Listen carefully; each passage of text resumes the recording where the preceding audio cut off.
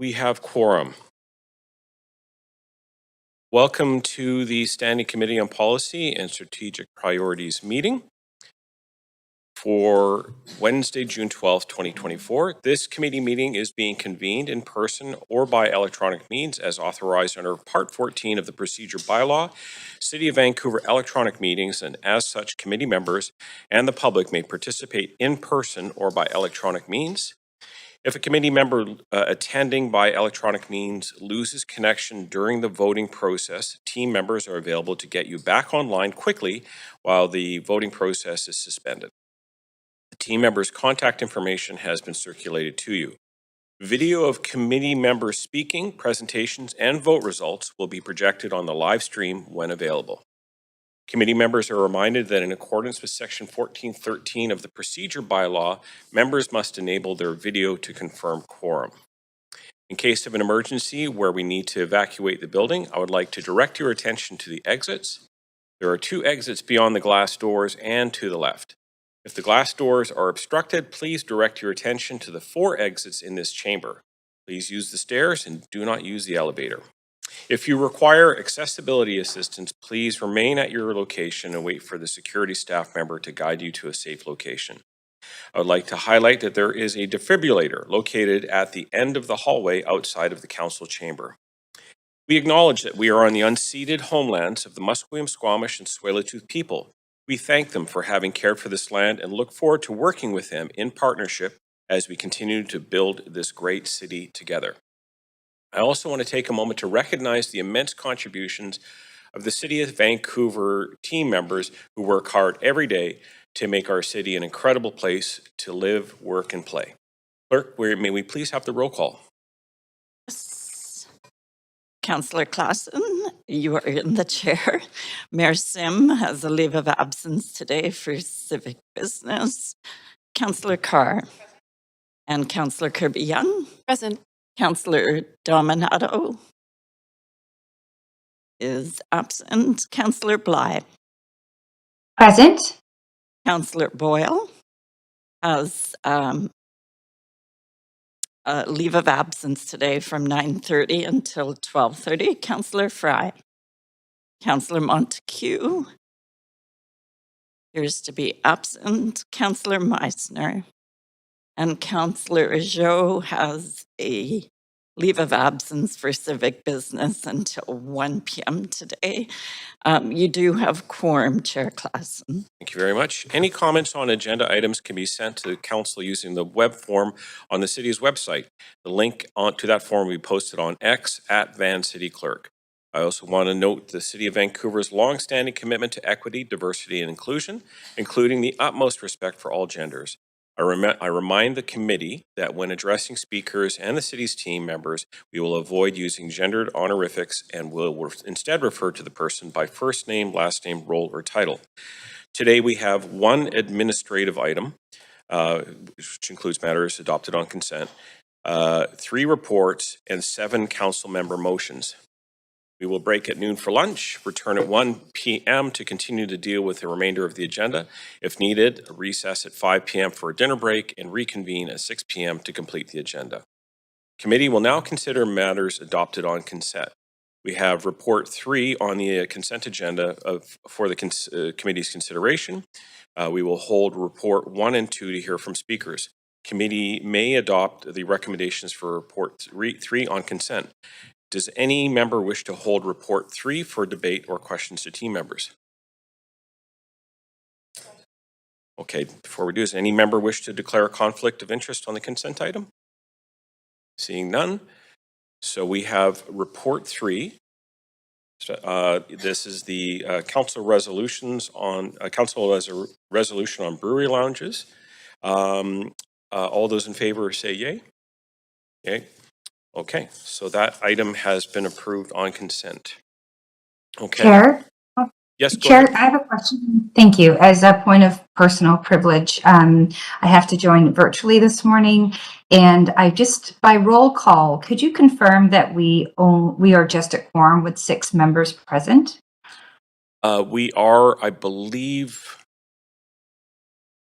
we're just at quorum. Okay. Yeah. Would it be okay, please, Chair, just to keep, it's difficult to see that from this side, and I do have a LOA myself that I'm not going to leave, of course, unless there is quorum. I just ask if the clerks or you as Chair could keep me up to date as to when we have more members become present, and that would help. Absolutely. Yep, I'm getting head nods from City Clerk, who will keep you apprised as to our level of quorum here in the meeting. Great, thank you very much. Very good. Okay, so we will now move on to Report 1, the Vancouver Official Development Plan, Project Scope and Terms of Reference. Does any member wish to declare a conflict of interest on this item? Okay, seeing none. We have team members here present to present this item. We have a number of slides.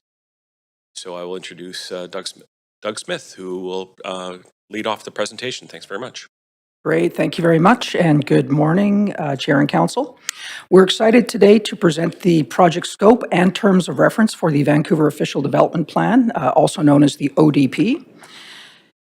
Over the next 2 years, staff will be taking the Vancouver Plan and transforming it into the city's first ever citywide ODP. This is a critical step in complying with the new provincial legislation that is bringing Vancouver into greater alignment with other municipalities in the province. Like Vancouver Plan, the ODP will be a long-term land use vision for the city, guiding growth and development over the next 30 years and beyond. It will also help facilitate more livable, affordable, and sustainable urban environment for everyone. The purpose of this report is to request Council's endorsement to proceed with the work program to complete the ODP, which will come back to Council for consideration in 2 years' time, including check-ins with you as appropriate to ensure we're on track. Next slide. We open our presentation today with an acknowledgement that we are meeting on the unceded and ancestral lands of the Musqueam, Squamish, and Tsleil-Waututh First Nations, recognizing lives, culture, languages, and peoples of this land. The Vancouver Plan seeks to build on our commitment as a city of reconciliation. Agenda. Thank you. Today, we will start with a refresher of the Vancouver Plan, including the goals, history, public engagement that informed the plan. The Vancouver Plan was the result of an extraordinary effort and will comprise the majority of the content in the official development plan. Then we will summarize the provincial direction that requires Vancouver to adopt a citywide official development plan and conclude with the project scope we recommend for that undertaking. Under provincial direction, we have 2 years to complete this work, so staff will highlight the proposed scope and approach to ensure we meet that deadline. I'll now ask Neil Rashowi, Director of Community Planning, and Lil Ronalds, Senior Planner, to take you through the rest of the presentation. Thank you very much, Doug. Good morning, Chair, Council. Pleasure to be here this morning. I will give you a quick refresher of the work that went into the Vancouver Plan and touch on quickly some of the Vancouver Plan implementation work underway presently.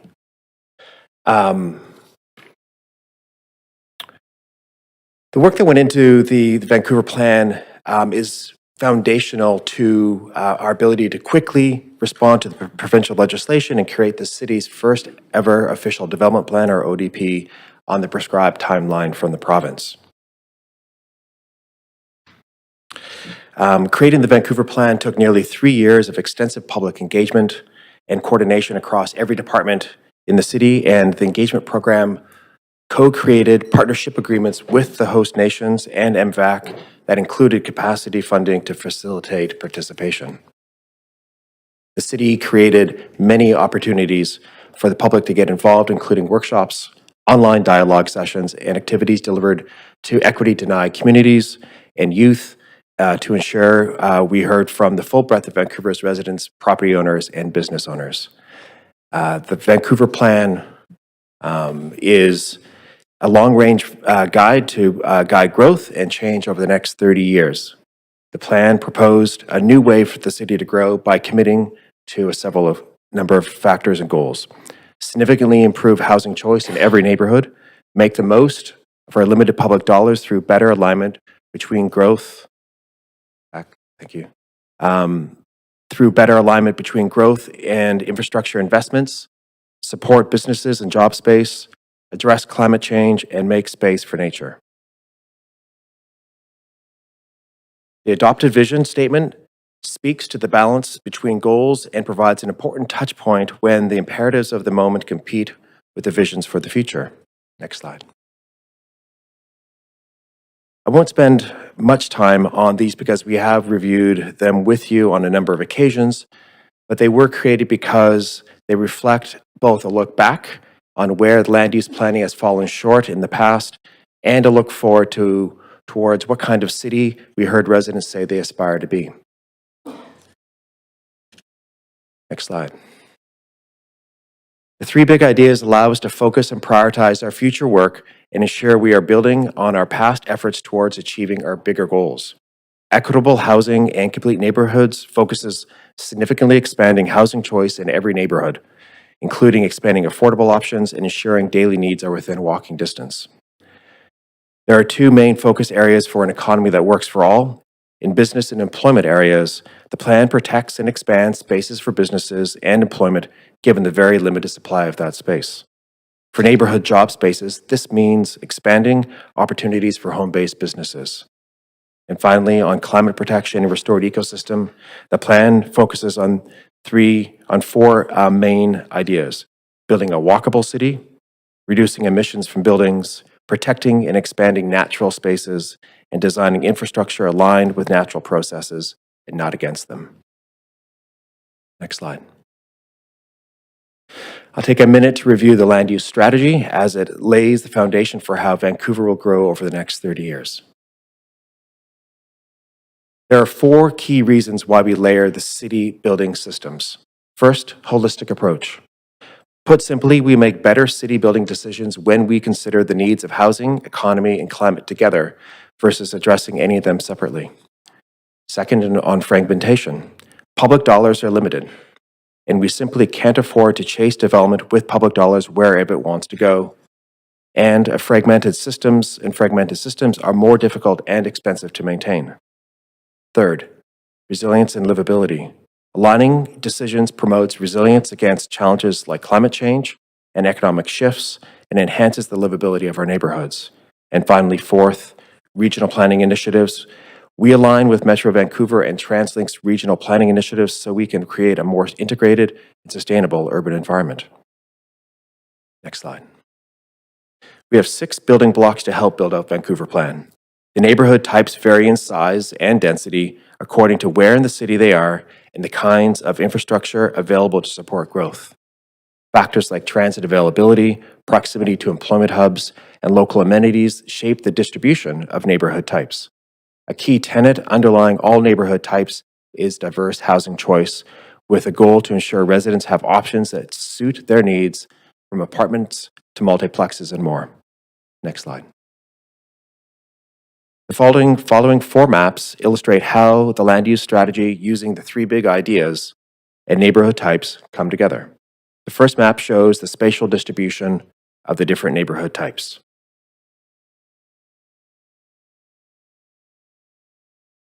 The second map overlays the key employment spaces and rapid transportation network. Next one.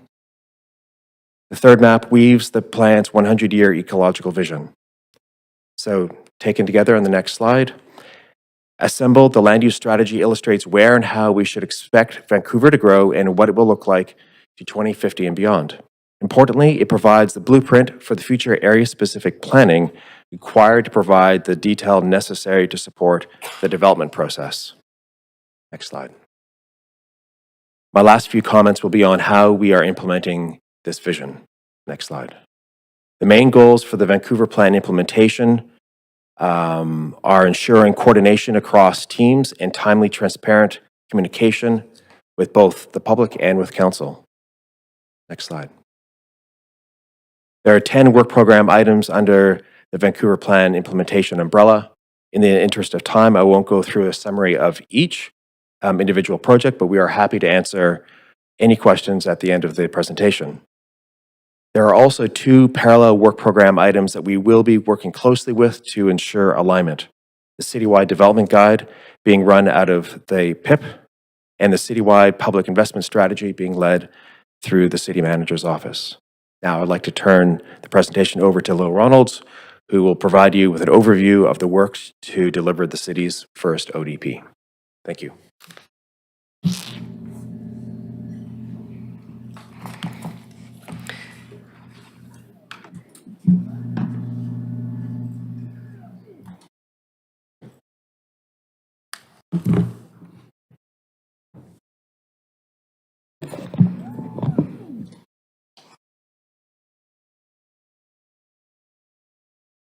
Thank you, Neil, and good morning, Mayor and Council. I'm Lil Ronalds, Senior Planner in the Community Planning Division. A key step in adapting or transforming the Vancouver Plan into an official development plan, or an ODP, is understanding the new legislative requirements in Bill 18, which I'm going to unpack in the next few slides. Bill 18 includes both content and process requirements. In terms of content requirements, the amendments to the Vancouver Charter under Bill 18 include a number of must-haves for the new citywide ODP. This includes statements and map designations relating to specific land uses and policies that will enable enough residential development to meet the 20-year anticipated housing needs. The ODP must also include housing policies and GHG reduction targets. While many of these are already covered in the Vancouver Plan, others, such as the regional context statement, will need to be added. The legislation also includes a list of content that may be included, like policies relating to social well-being, farming, the natural environment, and transportation demand management. The ODP may also designate areas for special projects or heritage conservation. The city currently has a number of existing ODPs that vary significantly from something like the Southeast Falls Creek ODP, which acts like a detailed area plan, to the rental housing stock ODP, which regulates the replacement of rental housing citywide. The legislation includes a phased schedule to meet requirements for current ODPs, meaning the current ODPs can be retained or amended until June 2030, and the new requirements won't apply to those existing ODPs. But by June 2030, Council must adopt one ODP for the whole city. And by this date, other ODPs either need to be repealed or folded into the Vancouver ODP. With regards to process requirements, these include consultation with persons, organizations, and authorities considered affected, consultation with the boards of education on planning for school facilities, and referral for comment to the Metro Vancouver Regional District regarding the regional context statement. There are requirements for Council to consider the ODP in conjunction with relevant financial planning documents and waste management plans. There's a requirement to hold a public hearing to adopt or amend the ODP. And lastly, there are requirements for updating the ODP. The first citywide ODP must be adopted by bylaw by June 30th, 2026. The next iteration must be completed by June 2030 to meet the phased requirements relating to current ODPs, and we must review the ODP alongside the Housing Needs Report updates every 5 years and amend the ODP if necessary. Because of the enormous complexity and effort that went into Vancouver Plan and the many initiatives underway that need to be reflected in the ODP, for example, the new transit-oriented areas, in order to land this by 2026, our operating principle is to keep it simple. We are working with Vancouver Plan as the base of the new ODP, which means we're already about 80% of the way there.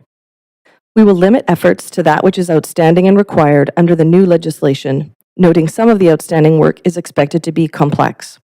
One of those complexities will be aligning with outside agencies, noting some will be required to assist with content, like the school boards and the need for projections for new school sites. Further, this is going to be a bylaw, so implications need to be deeply considered. Review will need to reflect the new role that this, as a bylaw, will play in the city. And the first ODP bylaw must be complete within the next 2 years. So as we see here, the Vancouver Plan will become the new Vancouver Official Development Plan.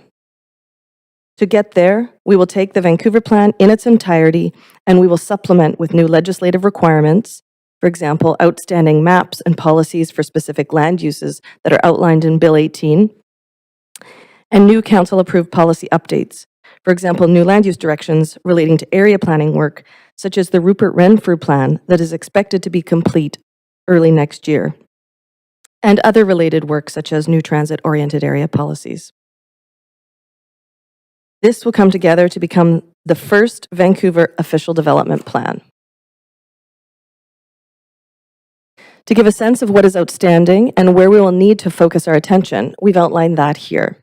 The stoplights signal the level of complexity anticipated for delivery, with green being the most straightforward and red being the most complex. The complexity around some of these items and the interdependencies is the reason why this project will take several years to complete. Noting process requirements will also impact timing and delivery. Without going into too much detail on each of these, we will need to supplement the current Vancouver plan with additional information to meet legislative requirements around housing needs and targets, ecological and hazardous areas, school planning, the regional context statement, and additional information on utilities and servicing. We need to amend the land use strategy to align with new provincial legislation, and we will make any necessary updates to reflect any updated or new council-approved policies that might impact the plan as well. One of the key new deliverables will be a generalized land use map, which I will provide more detail on later. And lastly, the ODP will include direction on implementation, including where we have rezoning enabling policies, future updates for the ODP, and a monitoring framework. So what is a citywide ODP and how does it impact our work? It will be very similar to the official community plans in other municipalities. It sets the vision and direction for land use and development in a municipality. Once adopted, all bylaws, regulations, development proposals, and works undertaken must be consistent with the ODP. And because the regulatory tools available to the city differ from those available to other BC municipalities which adopt official community plans, ours will be called an Official Development Plan, or ODP. It is also important to highlight what the citywide ODP is not. It is not a regulatory document like a zoning bylaw is. It is a statutory policy document.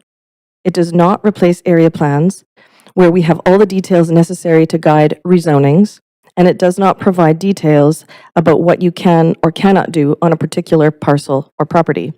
And this is the same for all municipalities within an OCP.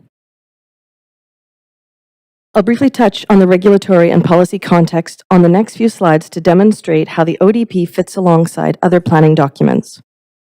This diagram shows the framework of land use management in the city, showing where a citywide ODP fits in that system. It's the green circle that you see on the diagram. Generally speaking, the circles show level of detail, noting the larger circles are typically broader in scope and scale, and the smaller circles are where we expect to see more details. For the most part, things should be in alignment with the layers above, and in some cases, alignment is required. The highest order policy here is the Metro Vancouver Regional Growth Strategy. It is a collective vision for how growth will be managed across the region to support the creation of complete, connected, and resilient communities while protecting important lands like industrial and agricultural and supporting the efficient provision of urban infrastructure. Next is the Official Development Plan and the top of the city's land use document hierarchy. It will provide the long-term vision for the city's growth and development over the next 20 to 30 years and beyond. The ODP must work towards the goals of the regional growth strategy. Area plans seek to land ODP directions at a local scale, providing finer grained direction for future land use, development, and building form. Examples include the Broadway and Canby corridor plans. And the Zoning and Development Bylaw regulates permitted land uses and development standards like building heights. And to complete the picture, you have development and building permits, which are the most detailed and align with the regulations in the Zoning and Development Bylaw. As noted earlier, one of the most notable new deliverables in the ODP will be a generalized land use map, which includes greater detail than the current land use strategy in the Vancouver plan. The current land use strategy will still be in the ODP, providing that really high-level, long-term vision.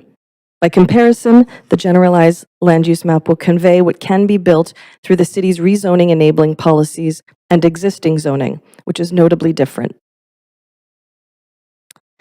Generally speaking, the generalized land use map is intended to provide some clarity around land use and development potential across the city. The land use map is not a tool for providing detailed rezoning direction like an area plan does, or a one-stop shop for identifying land use direction. Additional plans and policies will still be needed to refer to for these details. The generalized land use map is different to the land use strategy map in Vancouver Plan, which is a visionary map with a much longer term time frame and does not reflect rezoning potential. So this slide here shows the level of detail included in a typical area plan. This is the Canby Corridor Plan. If you tilt your head sideways, you might recognize this, noting north is to the left. We had to orient it this way to meet the needs of the presentation here. But it's an example of a detailed parcel-based land use map. This is more detailed than the generalized land use map will be, but we're showing it for illustrative purposes. And as I've mentioned before, if I were Goldilocks, I'd suggest that this map was too hot. By comparison, for this same geographic area, the Vancouver Plan land use strategy provides higher level categories and neighborhood types that are not parcel or block based and have more ambiguous boundaries. While we will still need this map to show the longer term vision for the city, Goldilocks would suggest this is too cold. The generalized land use map will be somewhere between these two levels of detail and will focus on the next 20 plus years and will be just the right amount of detail that's appropriate for an ODP. To give an indication of what a generalized map could look like, this slide provides a few examples from other cities, taken from their official community plans, noting that OCPs perform similarly to the citywide ODP. As you can see, there's some variation on the level of detail and number of categories each map includes, and no one-size-fits-all approach. It's worth noting, and likely not a surprise, that the types of land uses and range of uses in Vancouver are more complex than anywhere else in the province. We will need a made-in-Vancouver approach to our ODP, and can't just copy what others have done, but we will certainly borrow good ideas. Now I'll touch on the overall process and timing. The project is a continuation of the Vancouver Plan process. We will build on all the work that informed the plan, while also reflecting recently approved council policy and responding to provincial legislation. Consultation for the ODP will focus on this new content and will be targeted towards the boards, agencies, nations, and urban Indigenous people, ensuring we meet the requirements in the legislation. Many of these groups were involved in the making of Vancouver Plan, and not all will choose to participate given the limited scope discussed earlier. There will be an opportunity for general public to review the draft plan later in the process. As was highlighted earlier, we'll ensure our consultation activities are coordinated and streamlined with the other Vancouver Plan implementation initiatives. Many of the key groups and members of the general public who are involved in the development of Vancouver Plan may be interested in learning about the ODP and Vancouver Plan implementation. We want to maintain these relationships. Given the limited scope, we are planning to keep these groups informed through streamlined communication and connect them to other implementation projects that have more opportunity for engagement. One of the key messages we want to convey is the ODP is a continuation of Vancouver Plan, and it will carry forward this work as we adapt the Vancouver Plan into the ODP bylaw. The timeline here highlights the limited window we are working in to deliver a citywide ODP within this council term and within the deadline set by the province. Key deliverables include a council report with project scope being presented today, stakeholder notification and public information about the project over the next few months, and sharing the draft ODP publicly in fall 2025, with a public hearing and ODP enactment expected in spring 2026. To summarize, the new provincial legislation sets out requirements to adopt a citywide ODP by June 2026, with specific content and process requirements. The ODP will provide the long-term vision and roadmap for area planning and other implementation projects. Once the ODP is adopted, all future bylaws and works must be consistent with the ODP. The existing Vancouver Plan has the vast majority of the content needed for the new ODP, but additions are necessary to meet the legislated obligations. We'll work with all relevant bodies as we integrate the required new content. Updates to the plan will be as a result of new council policy or direction since Vancouver Plan was adopted, or additions to meet legislative requirements. And lastly, the ODP on its own will not provide new detailed area, site, or rezoning direction. It will continue to be the role of area plans to get to this level of detail. And for our final slide, I'd like to share a few key milestones over the coming months. Starting in May, we began sending project referral letters to the nations. In July, following this council report and direction to proceed from council, we will be sending out letters to agencies and boards to inform and invite them into our process. And in September, public communications and awareness building will launch, as well as meetings with agencies, boards, and nations. And that concludes our presentation, so we will open it up now for questions. Thank you. Thanks very much for that presentation. Okay. That's the end of our, so public speakers, hang on a sec, I'm just got a little jumped ahead here. The committee will now hear from committee members. You have up to 5 minutes to ask questions of team members. Are there any questions? Yes, there are indeed. Councillor Kirby-Young. Thank you. Thanks for the presentation. I'm wondering can I move for a second round, Chair, right off the bat? Seconded. All in favor, say yay. Thank you. Thank you. Thanks for the presentation. I want to ask some questions just to try to put this into lay person's terminology, because there's a lot of stuff coming down from the province and a lot of terminology, and essentially this is a bit of a paradigm shift for Vancouver. So can we start off by identifying, is Vancouver unique in not having an ODP? Do we know how many municipalities in Metro Vancouver have one?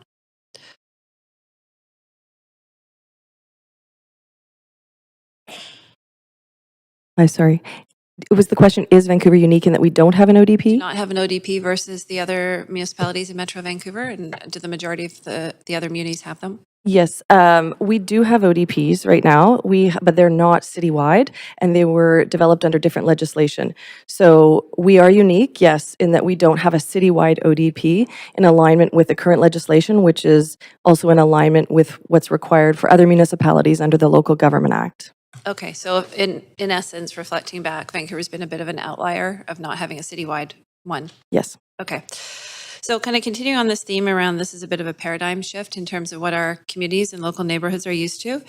I wonder if you can walk us through, maybe in simple terms, of what does it mean in terms of no longer having a requirement to have public hearings? When does that apply? What is council's role? And the other part of this, and this is a kind of a big question, I think it's the heart of it, is we're hearing a lot from community members that are trying to understand where their opportunity for community input is in the process. So what I'm trying to do is, people, I think, understand pretty clearly what it's like today. It's very localized. You can come in and you can comment on a specific particular project that might be in your neighborhood, your street, next to your house, versus what does it look like down the road for Vancouver for members of the public in terms of how and where they input, and what is council's role when you don't have a public hearing but we still have an approval component. So can you walk us through that, please, Templar?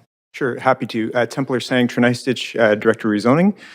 So current state, we've got a fairly robust public engagement process of both policy development and rezoning applications with open houses in Shape Your City, public engagement, and public hearings when there's bylaw changes coming forward, or council meetings where we're considering policy. Going forward, post Vancouver Plan ODP, the opportunity to have a public hearing will be changing, and effectively it's changed now through Bill 18 legislation, where the council is either prohibited or can waive the public hearing where the rezoning application is consistent with the official development plan. So right now, there's only about 6% of the area of the city that's covered by area-specific ODPs, so only rezonings in those localized sections right now could have a public hearing waived or prohibited. But post Vancouver Plan ODP, that number would likely grow, assuming they're consistent with the ODP. During that period, you'll still have open house, Shape Your City, engagement with the public. They can still provide written submissions. It's just that point of decision that'll be changing, and staff will be bringing forward a report explaining this in early July. Okay, so just for more clarity, On a council docket, will we still see rezonings or for approval, but it'll be done in a council forum versus a public hearing? I'm trying to get down to very kind of simple description here so people can understand how and where this happens. Fair question. And so on July 9th, we're bringing forward a report that will explain all of that in more detail. But in short, instead of consistent rezoning that's consistent with an ODP going to an evening public hearing point, it'll come to a daytime decision of council, and council can make that decision in the absence of having to have a public hearing or speakers. Okay. But and I don't want to preempt your report that's coming forward, but can you talk a little bit around the process for public input at the ODP level and what that looks like? Like how robust are those ODPs intended to be in terms of providing clarity or clarity, I guess, for residents and about what they can expect in their neighborhoods versus more of an ad hoc approach that's happened now? Fair question, and I'll pass this over to Lil in terms of the engagement during the ODP process.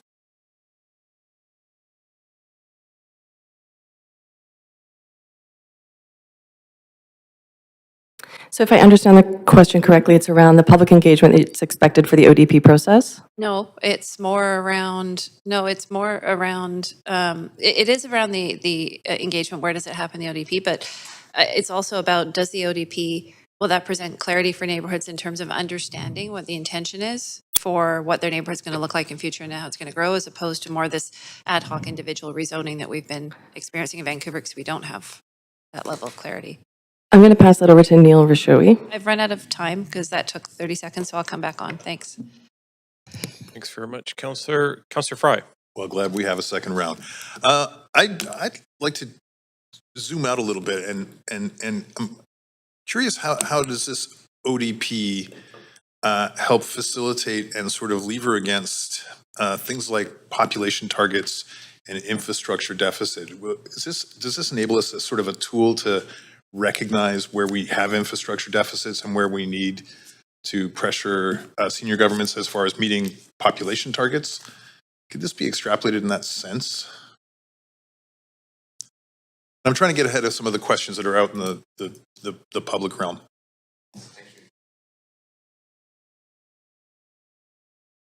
Can we get the mic for Donnie? So the intent of the ODP is that it'll capture and incorporate the housing targets out to 20 years. It also, one of the other must-haves in the ODP is a map that shows all the infrastructure investments that are required to support that growth. Right. So this is a tool to help us to achieve catching up on our infrastructure deficit as we contemplate these population targets that were being imposed upon us. That's correct. That's correct. It'll help us quantify the needs to support growth, and then the amount we need to support renewal will be all part of that. Perfect. Thanks. I want to level set a little bit so people understand why we need this. Thanks, Donnie. Appreciate it. This is, I think, probably more a question for Neil. And in the Vancouver plan, we articulated that as part of the plan implementation, future area planning, acknowledging the unique identity of Vancouver's distinct neighborhoods, recognizing existing conditions, landscape features, social cultural amenities, shopping areas and stuff. Where are we at with the neighborhood planning piece? Does this eliminate that? No, so the area planning is still going to be needed, and so the level of detail that the ODP provides, it won't be sufficient to support the development process, and so we'll still be going out to neighborhoods and talking to them about the exact nature of what that development could and should look like, what are the amenities that should be emphasized and provided through the area planning process and implementation afterwards. And so all those same conversations will happen when we go out and do the area planning work in specific neighborhoods. Right, so we still have neighborhood-based planning. How many neighborhoods do we anticipate will be? Are we reducing the amount of neighborhoods through this? So the Vancouver plan, and by extension the ODP, really takes a geographic approach to area planning in the city, and so it looks at neighborhood types and distributes those neighborhood types. And so there are times when that would neatly align with some of the current neighborhood boundaries.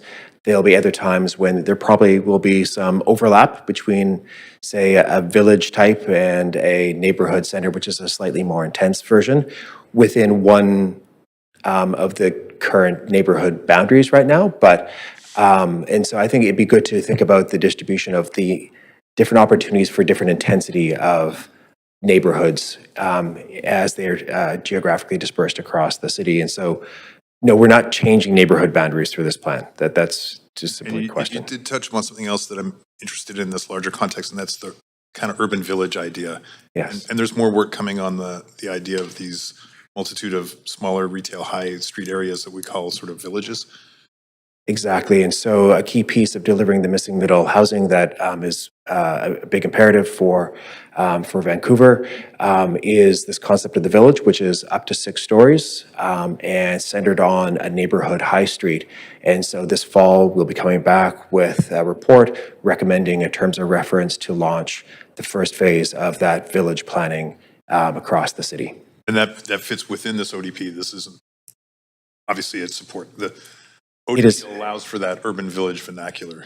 Absolutely, and the locations of those villages have already been highlighted in the Vancouver plan, and so we could go take a look, and the public can take a look and see where those villages are located today, and so we'll be using that as the basis for the future area planning starting this fall. Okay, thanks. I'll go back on it for another round. Thanks, Neil. Thank you. Thanks very much, Councillor Meisner. Yeah, thanks very much, Chair, and thanks to staff for the presentation, all the work on this. I just wanted to clarify a couple points around the public hearing piece. So I understand that as a result of the provincial legislation, public hearings will be waived or prohibited where there's local area ODPs. In Vancouver, is it a voluntary waiver, or will it be prohibited if the rezoning is compliant with the ODP? I just want to clarify that. Yeah, thanks for the question. So there's 2 components to that, one where it is prohibited and one where council has the election to waive it. So in the case of a prohibition, it's where the rezoning application is consistent, quote unquote, with the ODP and is minimum 50% residential, and any other use that is consistent with the ODP but less than 50% residential could be employment, commercial, a mixed use project. Council is at the election to waive it or not. Okay, so the waiver is just for, say, commercial projects, industrial, et cetera, that have less than 50% residential? Correct. Okay, otherwise prohibited by the legislation? Correct. Okay, thank you for clarifying that. So in terms of when that takes effect, is that for the interim ODP in 2026? And please correct me if I'm wrong with this.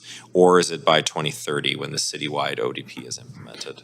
Also a good question. So right now it takes effect immediately. So upon royal assent, that legislation now is in play. So it applies to the existing 11 area-specific ODPs. So think Arbutus and Northeast Falls Creek and Southeast Falls Creek and EFL. So any rezonings that are consistent with the ODP would now be triggered by that. By 2026, when you adopt the citywide official development plan, that would then apply citywide and then continue through every iteration of updated ODP as well. Okay, and can you remind me of the stat somebody mentioned earlier about what area, like percentage-wise, what area of the city is covered by an ODP currently where this would apply? Geographically, it's about 6%, but population density application-wise, it's obviously a different percentage, but geographically, it's about 6%. Okay, great. And then quick question on the terminology. I saw a comment online this morning highlighting why is this an ODP in Vancouver versus an OCP elsewhere? And the person was just saying that's because it's development related. Can you just clarify why it's called an ODP in Vancouver and not an OCP? Good question. So under the LGA, it's official community plan. In Vancouver, it was always been established in the legislation as an official development plan. We've had different tools and resources through our charter versus the LGA on how that's applied. And so the decision was, since some of those tools continue to remain different from Vancouver to other LGAs, the terminology to help clarify that it is similar but a little bit different in terms of how we can apply some of the tools to it. So it's effectively the same content, the same process engagement to develop an OCP ODP, but it is still legislatively just called a different name. Okay, so it's essentially the same as an OCP, say in Burnaby or Coquitlam, for example. It's intended to serve the same purpose. Okay, and can you confirm, have those other cities had OCPs for quite a while? I'd have to check on the history of some of them, but they're into the many iterations of updates to their existing OCPs, and I'm 99% sure most of the Metro municipalities have OCPs. Not every municipality in BC has one, but certainly metros do. Okay, great. And then just one more question around the local area plans that Councillor Fry was asking about. In terms of changes to those, will any future changes to the ODP come up through those individual area plans? Is that the intention? I just want to get an idea of the framework of, I understand the ODP is an overarching policy. So if there's changes to be made to that in the future, do they come up through those local area plans? Great question, and Neil, if you want to answer that one. Thank you very much for the question. Yes, they can come up through updates through the local area plans. I imagine there'll be updates to the ODP that are generated purely by council policy and direction as well. And so there'll be a number of opportunities and motivations for updating the ODP, but certainly a significant one will be updates to the local area plans, yes. And in terms of consultation for updates to those local area plans, we're not proposing any changes there, or staff are not proposing any changes there, right? Staff is not proposing any changes to the consultation process for updating those local area plans, no. Okay, great. Thanks for clarifying that. Thank you. That's good for me. Thank you. Thanks very much, Councillor. Councillor Zhou. Yeah, thanks, Chair. Yeah, thanks, staff, for preparing this package. So exciting to see the ODP coming to Vancouver. So my question is, I understand the requirement of ODP is provincial legislation, Bill 18. So basically, it's a mandate for City of Vancouver. I think since yesterday, we council received a lot of email from the community asking us to oppose this ODP plan. So my question here is, does really Vancouver has the option here to not having an ODP?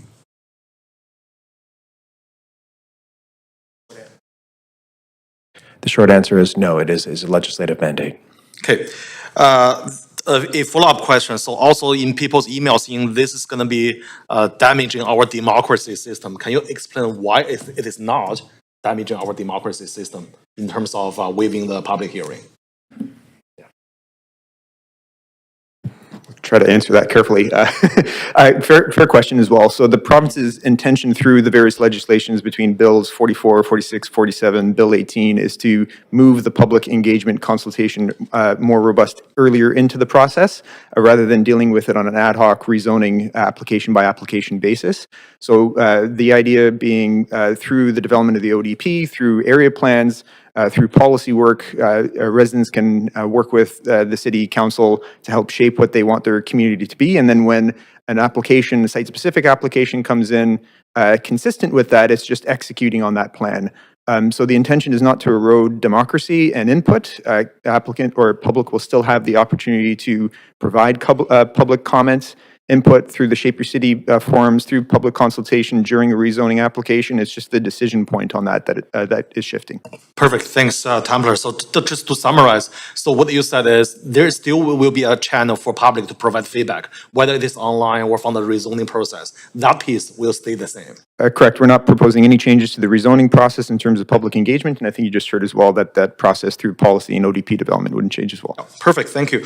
The other questions, I know the run for Rupert plan has been delayed to the early next year, even before the ODP become public. So my question is, how does the run for Rupert plan consistent with the ODP or the other way around? The ODP, thank you for the question, Councillor. The ODP will be made to be consistent with the Rupert Renfrew plan. And so the plan is preceding the ODP, and we will be integrating those land use changes into the ODP. Okay, so basically we have an area plan first, and that one has to be aligned with the citywide ODP. The ODP will be like other council direction, the ODP will be taking the direction from council on the Rupert Renfrew plan and integrating it into, for example, the generalized land use map. Okay, I see. So then I guess the follow-up question is, we're going to have ODP by 2026, and then run for Rupert plan, which is next year by 2025. And that means the run for Rupert plan will be only 1 year before the ODP citywide. So the Rupert Renfrew plan, like any other area plan in the city, is going to remain the building block for the development process. And so the importance and the role of the area plans will not change with the adoption of the ODP. The ODP, you can think of it as just a higher level, a little bit more generalized representation of what the area plans are. But the two will be consistent with each other. Okay. So the Rupert Renfrew area plan will still very much be in effect and be implemented after the adoption of the ODP. All right, so on that note, why we are only having the draft ODP for 2026 and then another official ODP by 2030, only for 4 years for the draft plan? So the first ODP adopted in 2026 will be a full official ODP. It will have all the legal and regulatory power of an ODP. Because of the short-term timeframe to implement the ODP, the province has recognized that, and it has allowed us to integrate further improvements and changes to the 2030 version of the ODP. It's given us a bit of a runway. And so the 2030 ODP is also an official development plan with all the, the rights and the legal and regulatory power, as is the 2026. The 2026 is just our initial version of it. It's not draft. It will be officially adopted by council. Okay, thank you. I don't think I have more time, so I'm going to come back. Thanks for the question, for the answer. Thank you, Councillor. I'm on the queue next. So does the ODP have in any way allow us to support the distinctiveness of our neighborhoods? That's one of the concerns that have been expressed from some of the communication received from the public. Thank you for the question. Definitely. So the Vancouver plan already acknowledges the need to honor the distinctiveness of each of the neighborhoods, and that's specifically articulated within the policies in the Vancouver plan. Those, again, will be ported into the Vancouver ODP, and we really start to see how that lands through the area planning that we've heard Neil Rishowi speak about today. So again, the Vancouver plan is that higher order document, but it does acknowledge that area planning does need to take place and that area planning does need to acknowledge the unique distinctiveness of each of our neighborhoods. How does what we're being presented with today either hamper or enhance the public's ability to tell us what they want for their communities? I don't see that it does. The Vancouver plan was an extraordinary engagement effort. Does hamper or enhance? Oh, sorry. I said I would say I would say it enhances.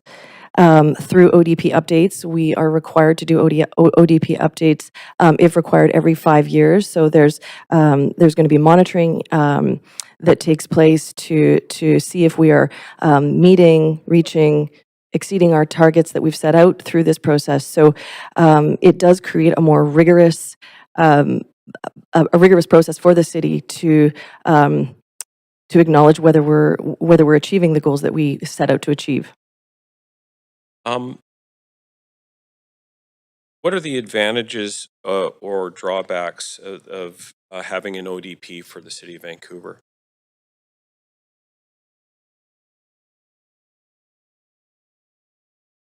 Building on your last question, Councillor Claassen, I think one of the ways that it enhances the public engagement is through transparency. And so what the ODP really does is provides a next level of transparency citywide, so you know exactly what is generally allowed at a block level across the whole city.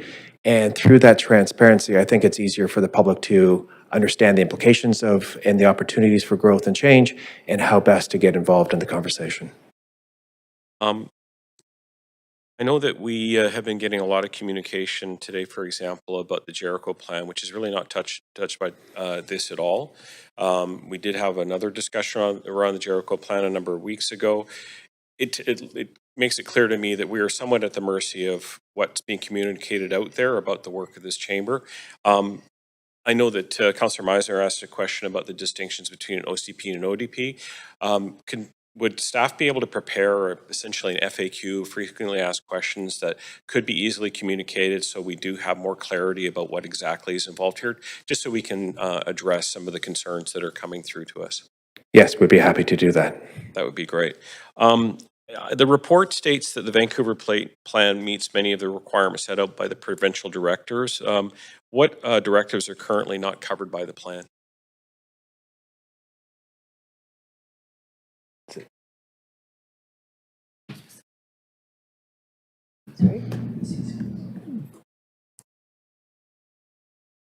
Are you asking about the directives that are outstanding that we will be working on? Sure, why don't we go there? So we do have to, the housing needs will, for the next 20 years, will have to be integrated into the area plan, looking at utilities and servicing, and that the requirements to support the population growth, hazardous lands, directions and mapping around that, ecological policies and directions around that. So there are a few outstanding things that are noted in the presentation, that stoplight signal that was referenced in the presentation. So the generalized land use map is another outstanding piece that we do need to get to.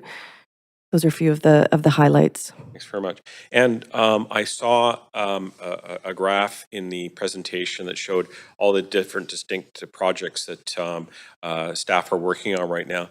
And so my general question is, what more could be done, in your view, to expedite the ODP to public hearing? In order to expedite the timeline to get the ODP, I truly feel like the timeline is as tight as it could possibly be, given that we have to engage with outside agencies and boards and align with the timing of their schedules and when they meet. We're also relying on outside agencies to do some analysis and some work, for example, the school districts. So I really do feel that time there, but from what I'm hearing is that some outside groups too have to be part of that engagement. Thank you very much. I'll move on to Councillor Carr. Sorry, my whole screen just went black when you said my name, which was very weird. The chair. Yeah, Chair, if you don't mind, I think often it's nice to acknowledge people who are here in chambers, especially if they've been formerly sitting at this table. So first of all, I love the fact that people do come in, and just want to acknowledge former City Councillor Michael Weeb for being here in the chamber today. Happily. First question, regarding the public's ability to still comment on things. I appreciate when it's been a public hearing that we get a report on those who come in with comments saying yes or no or sort of unclear, and we get to read all of those kinds of comments, right? So tell me how that could still get incorporated, that kind of report to council. I know you said people could, report through, various online programs, but are we going to get those reports of where the public is standing on different development issues? Good questions as well. So the staff reports today still have sections in there about the type of engagement that was undertaken, the feedback and responses that we're getting. You will still get those robust rezoning reports, including the bylaw and conditions, on your agenda package.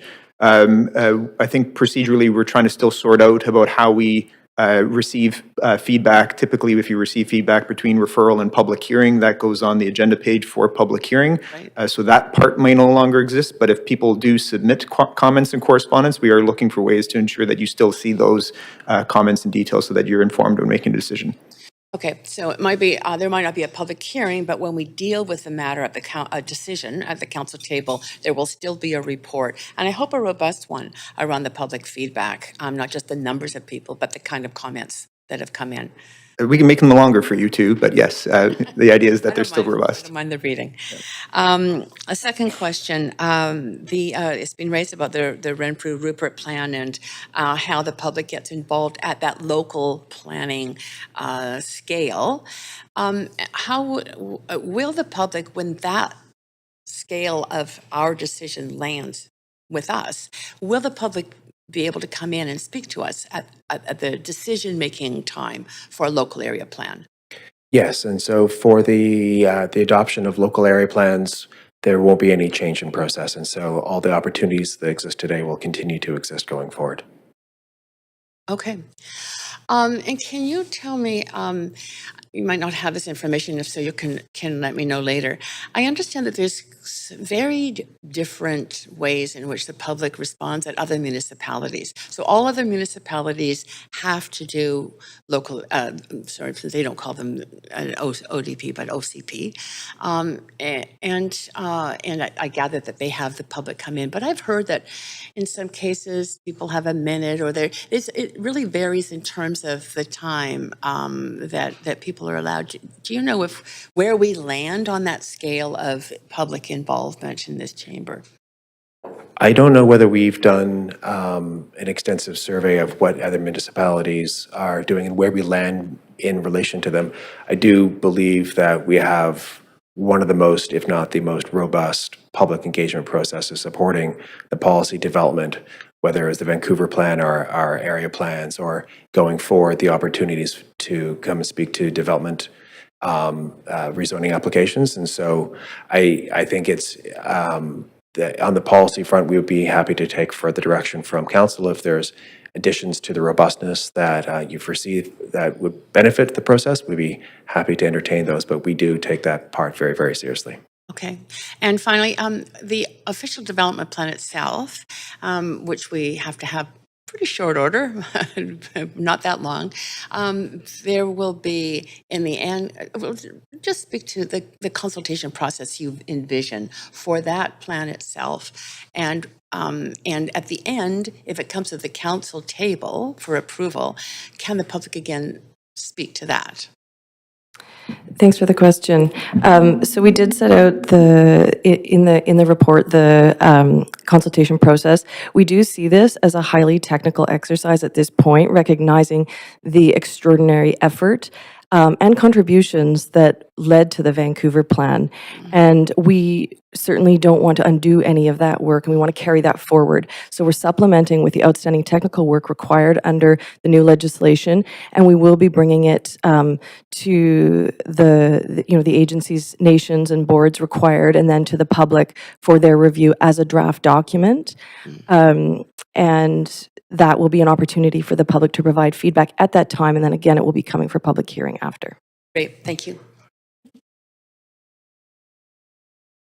Thank you, Chair, and thanks for the really thorough presentation. A lot of questions have been asked already. I just have a couple of follow-up ones. As we're looking at this in the context, you've got sort of the layers of the land use planning and the considerations around housing, the economy, green space. And I don't know if this exists in the model of an ODP, do we layer on the infrastructure needs for each of those areas? And is that a separate part of this? I know we have our 4-year capital plan and we'll be developing a new one, but is there a way to overlay the infrastructure needs in specific areas of the city? Because I think we've talked in the past, Nanaimo Station being one, huge investment necessary in order to support development there. So could you speak to that a little bit? Sure. Yeah, thanks for the question. It's absolutely a must-have as part of the ODP, and the layers for transportation as well as other utility servicing will be incorporated into the development of the ODP. Okay. And is that something for council that, and council can see on a neighborhood basis in a visual manner as well? This is where the deficits are, here's where the highest needs are. I'm using Nanaimo as an example, Nanaimo Station, because we've talked about that so often. I think the price tag was $1 billion of investment. But is there some way that we can see that and understand? And also a bit of a dashboard of, okay, are we on track? And what are the options we can leverage provincially or federally for funding? Yes, absolutely. I think the intent of engineering's involvement in supporting the ODP is to identify those high-risk areas that will be used to kind of inform the kind of 20-plus year plan. And also, it'll identify where the investments are needed the most to support that growth. So yes. Great, that's fantastic to hear. And then the other question I have, which is not, it's not as tangible at the specific land use, but we've talked over the last term, and there was a number of motions moved around the intangible part of city building, so the cultural heritage of our communities and our neighborhoods, and how are we, is that represented in here, or is that another component of work that we're doing as part of the city? Thank you for the question. Yes, the intangible cultural heritage of many of our neighborhoods is a critical quality that define the identity of our city.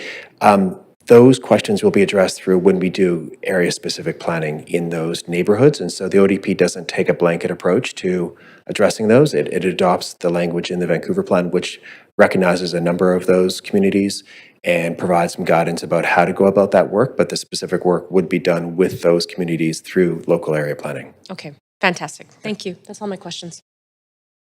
Thank you, Councillor. Okay, we're going back to our second round here. Councillor Kirby-Young. Yeah, thanks. I'm going to start with timing and picking up on Councillor Klassen's earlier question and looking at the timeline slide here towards the end of the presentation around completing by 2026. And to your point, there was pretty substantive public engagement done for the Vancouver plan. And I know this is more technical now. I guess my question is zeroing in on it. Which parts of the plan are currently insufficient under the provincial requirements? And what would prevent council from trying to advance this plan to a public hearing process sooner than the summer of 2026 specifically? Thanks for the question. Again, there is some outstanding work related to utilities that we need to look at, the housing needs that we need to look at, integrating and articulating some of the land use categories that are outlined in the new legislation. We need to work with the Vancouver School District and the CSF to look at the school needs, and they have to do work and analysis in that regard. So we are reliant upon them and their timelines as well. We have to meet with other boards and agencies on their timelines. So that's some of the major pieces of the outstanding work. Okay, I see Neil maybe wanting to supplement that.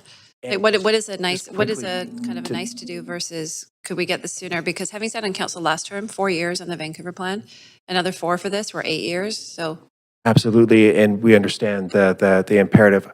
To your question, nothing is necessarily lacking from the Vancouver plan. There's no parts of the Vancouver plan that we're having to redo, and so we're not duplicating work. This is merely augmenting the Vancouver plan work with the legislative requirements that the provincial government has given us to fulfill. And this is our best estimate of what the time and resources it would take to fulfill those legislative requirements to augment the Vancouver plan. We're not redoing the Vancouver plan. So let me put the question another way. Could we conceivably go for an ODP approval now and subsequently do an update with augmented information to try to move us forward? Because I know we were already in the process of doing the housing analysis, for example. So just to supplement that, in the council report on page 9, it does outline the pieces that are required to meet the new legislative requirements. So they're not the nice to haves, they are the must haves. So housing needs and targets, which we don't have available at this time, ecological and hazardous areas, directions we don't have at this time, direction related to schools we don't have at this time, an updated regional context statement we don't have at this time, and utilities servicing plan regarding sewer, water, and waste management, treatment, and disposal sites we have, but we need to add that at this time. So there also is the generalized land use map that we do need to supplement with. All of that takes time to develop. Thank you. Doug, do you want to add to that? And I appreciate that level of detail. Thanks. Just to answer your specific question, could we bring one earlier? The answer would be no. It wouldn't actually meet the definition of an ODP without those pieces. And if we were to try to do it earlier, we would run out of capacity to actually hit our deadline for 2026. Okay. Can I ask the question a different way? Yes. What's our risk factor in delivering it by June 2026? What's our risk? Yeah. Kim, do we have any concerns or outstanding issues to do that? Yeah, we don't really have a choice. We have to bring it, but we're confident if we can get our partners to keep up, we should be able to bring the plan successfully. Okay. I'm just going to go back just to hit on the other point that I was asking earlier, and Councillor Klassen got it a little bit too, and it was this notion of transparency. Again, kind of straddling two councils. I think there's a lot of criticism in the public that it felt like Vancouver was one big ad hoc rezoning. And so just want to go back again to kind of that point around the transparency piece, that this is a long-term view. Neighborhoods might grow over 20 years, but it actually shows you at a sort of hyper-local level how neighborhoods will grow and what they will look like. Correct. The transparency should be much better with a citywide ODP, and that will not preclude us from still doing the detailed neighborhood work and working closely with the neighborhoods. But on top of that, they will see a much broader picture of what the future will look like as we do that work. Okay. I'll leave it there for now. Thanks. Thank you, Councillor. Councillor Fry. Thanks, Chair. And again, trying to channel some of the questions that we're receiving and so that the members of the public who are watching can benefit from some of these answers. And this, at the risk of sounding logocentric, why is it called an official development plan instead of an official community plan? Because that's how it's been defined in the Vancouver Charter. So the official community plan is what other cities are directed by the province to do. The official development plan is the language that's used in the Vancouver Charter. And while they provide similar outputs and intentions, we actually have additional powers within ours, which is why the province has allowed us to keep that term. Okay, so there's not a subtext here that we're excluding community per se. It's just that's what it was in the charter written in the 1950s or whenever it was done. Okay. Correct. Now, this is not once and done. This is expected to evolve over time and respond to needs and changes. Is that a generous interpretation or? That is correct. So while the deadline is 2026, we will be required to update it every 5 years. The first update will be 2030, and that will be ongoing. So it will require continuous, pretty well engagement with the community to ensure we're keeping up with what council and the community expects of us. Great, thanks, Doug. One of the points that's come through many times is that there is a lack of convincing and effective consideration of existing capacity of the area. Now, is this a chicken and egg kind of conversation, or? It is a chicken and egg. There's the only caveat I would put there is when we develop a local area plan or the ODP, it's based on future. Even a local area plan will take 20, 30 years to build out, and rarely will build out completely. So even though the plan may have this much, the reality is we're probably only going to see this much get built, and ideally that will fit within that future capacity of the neighborhood, whether it's transportation or utilities. So, and following up on that, one of the points that we've heard in many of the letters is excessive population targets. Now, my understanding is, regardless of whether they're excessive or not, we're responding to population targets. Correct. So there are provincial population targets. They do align with the housing targets the city has been developing and council and the community has been supporting. So we're not being pushed to do something we think is unreasonable. And our population density is actually, downtown it's quite high, but the rest of the city is very low. There's lots of potential to grow and still be a very balanced, thriving city. Now, this is a perfect Doug Smith question. There's also several points made about embodied emissions are too high. And I'm assuming that's contemplating concrete construction, maybe not necessarily mass wood construction, but. Yeah, so two responses with respect to embodied carbon. One of them is a complete community actually reduces your carbon significantly. If people can walk and live and play within their neighborhood and not have to drive everywhere, that makes a massive reduction in GHGs. And then on top of that, for all of the new construction we're doing, we are requiring lower embodied carbon.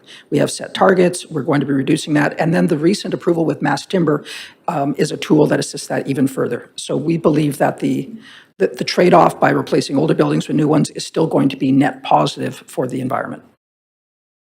Perfect. Last question for me then. And how else does the ODP facilitate the delivery of housing and amenities beyond these sort of targets? Does it actually provide more certainty around planning, permitting, that kind of thing? And I guess, could it speed up?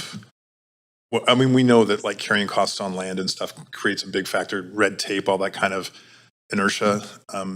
Yeah, absolutely. That's part of the whole intention here is to provide certainty for everybody, the community, the builders, developers, industry, and staff, so we can plan for what's coming. This includes our utility planning, this includes our transportation planning, and also our housing. So the intent would be to allow us to speed up the delivery of those housing in areas where it works. Which could, in a theoretical sense, reduce the cost of housing and rents and stuff? Especially when you're considering time. By speeding things up, it will reduce costs. Okay. All right. Well, and I'm mostly almost out of time, so thank you. Thank you, Councillor. Councillor Zhou. Yeah, thanks, Chair. A couple more questions. So I think Metro Vancouver, they also have the regional growth strategy for the whole region. So how does our ODP align with the Metro Vancouver strategy, or do we have to align with them? Short answer is yes. We will align with the regional growth strategy, and if you look in the report, there's the big circular diagram that shows the layers. that indicates where we fit in that hierarchy. Okay, thanks. The other question about the community engagement. So I know this ODP is so important for Vancouver, for the future planning and development. And I'm watching very carefully from the media, especially the media from our cultural community. So I still didn't see any news report about ODP from our cultural communities. So I wonder, what is our strategy to reach out those cultural communities and make sure their feedback will be incorporated into the ODP? So that won't happen at the ODP phase. That will happen at the local area plan phase. And so as we're doing local area plans, like we're doing with Rupert Renfrew, we will be working very closely with the cultural communities to ensure that their voice is included in part of those detailed designs. I would say that the larger feedback was included in Vancouver plan already, and that will inform the ODP. So why we don't need to engage them at ODP phase? The ODP is such a high-level document that it would have very little impact on the ground with respect to some of the detailed cultural nuances in a neighborhood. I see. Okay, thank you. Last question. So I'm looking at page 10. At the end of the report, it says many of those organizations were involved in the Vancouver plan, so their continued participation is uncertain. Can you elaborate on that? So would that, affect our engagement strategy?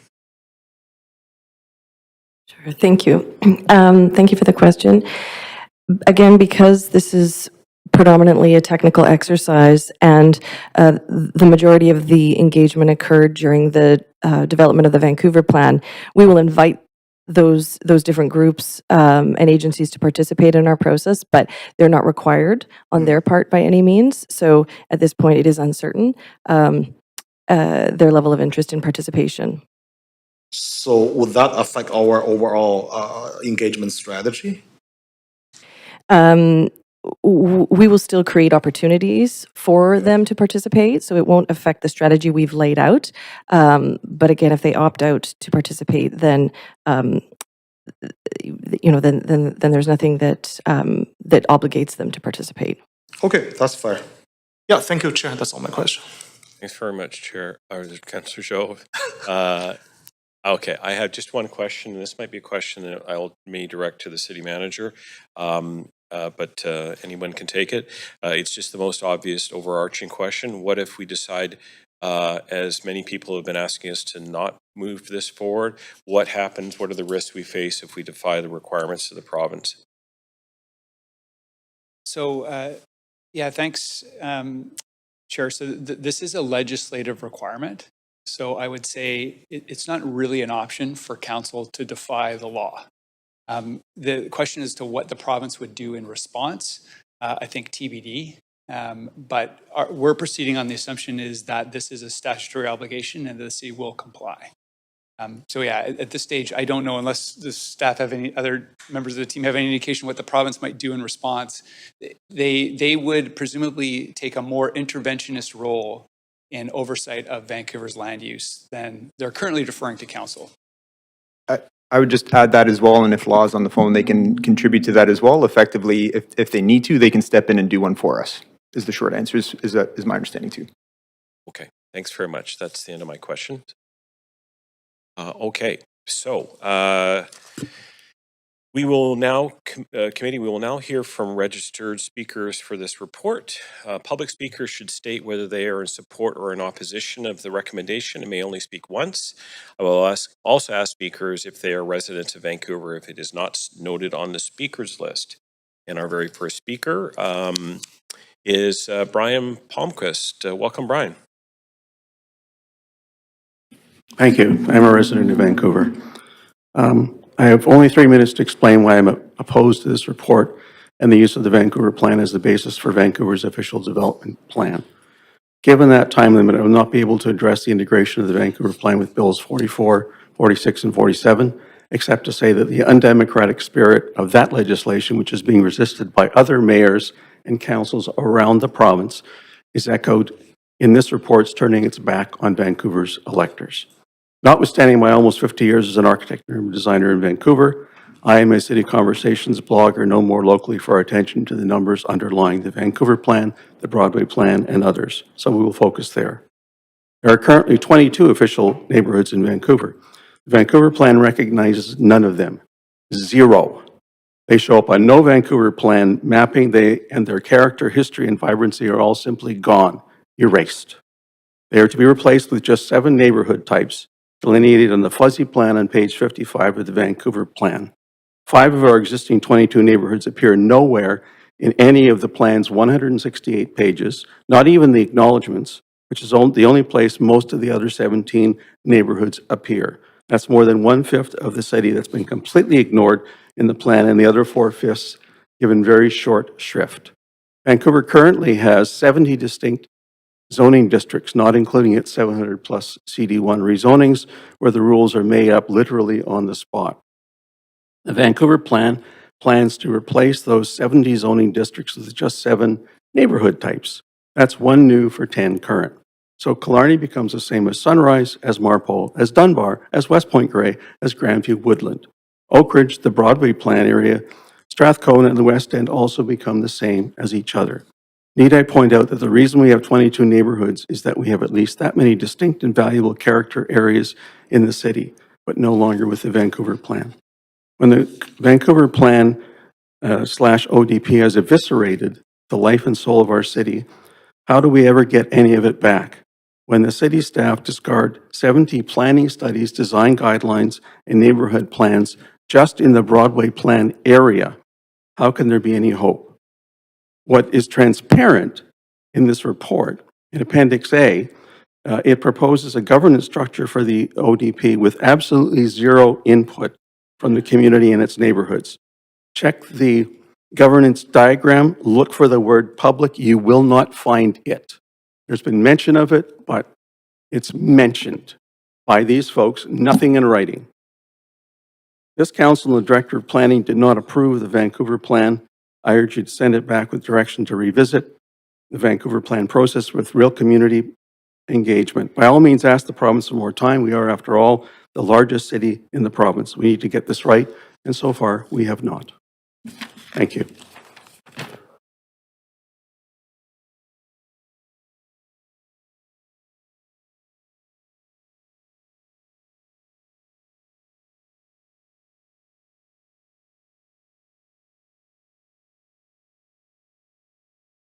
Are you there, speaker? I had my microphone off. M. Wickham, are you there? Yes, can you hear me? Please, I'm sorry about that. Please go ahead. Wonderful. Good morning, I'm Marlene from Vancouver. I'm here to express my opposition to the ODP project scope in terms of reference. This may be the last time I can express my opinion in public on land use policy, as various levels of government strip away our rights to have a say in how our communities are developed. What is the rush to produce this particular document? The provincial government can change this fall, and so can the direction of this ODP. I do not believe that this land use policy represents people like me, parents. There is nothing in this document that says the needs of families are forefront. You need healthy, thriving children for a city to be healthy and thriving.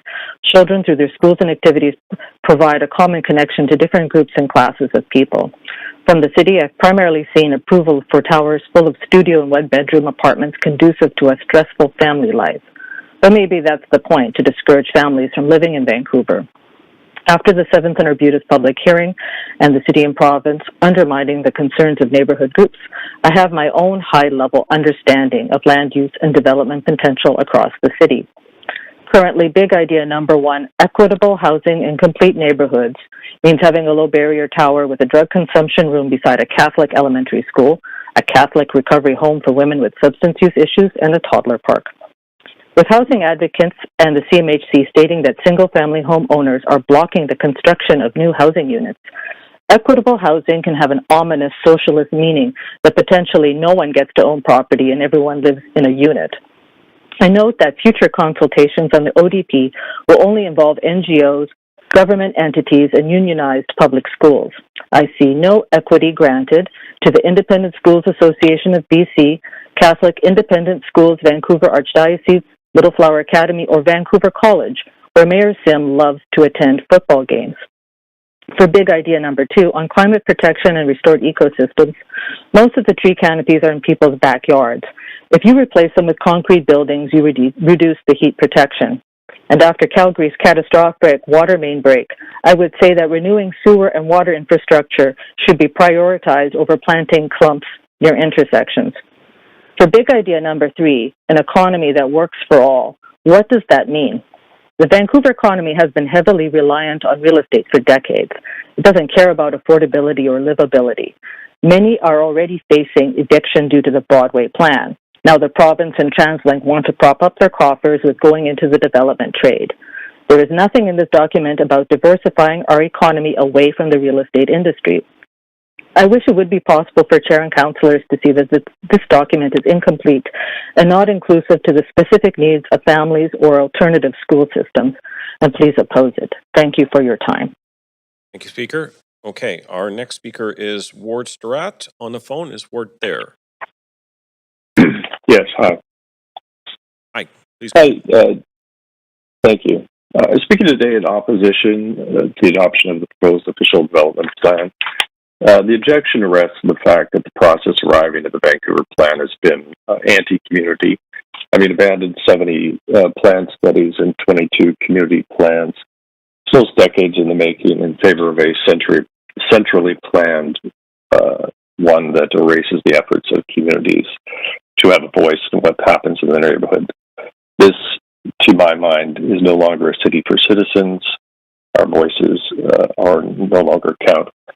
The New York Times, formed in 1851, states in its byline, "Democracies die in darkness."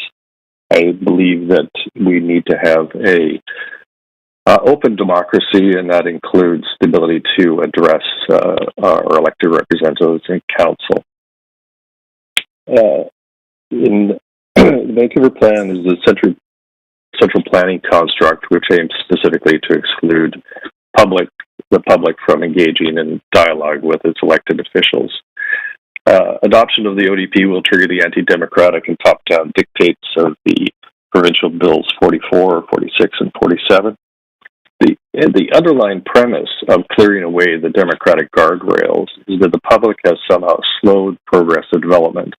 This is entirely unfounded.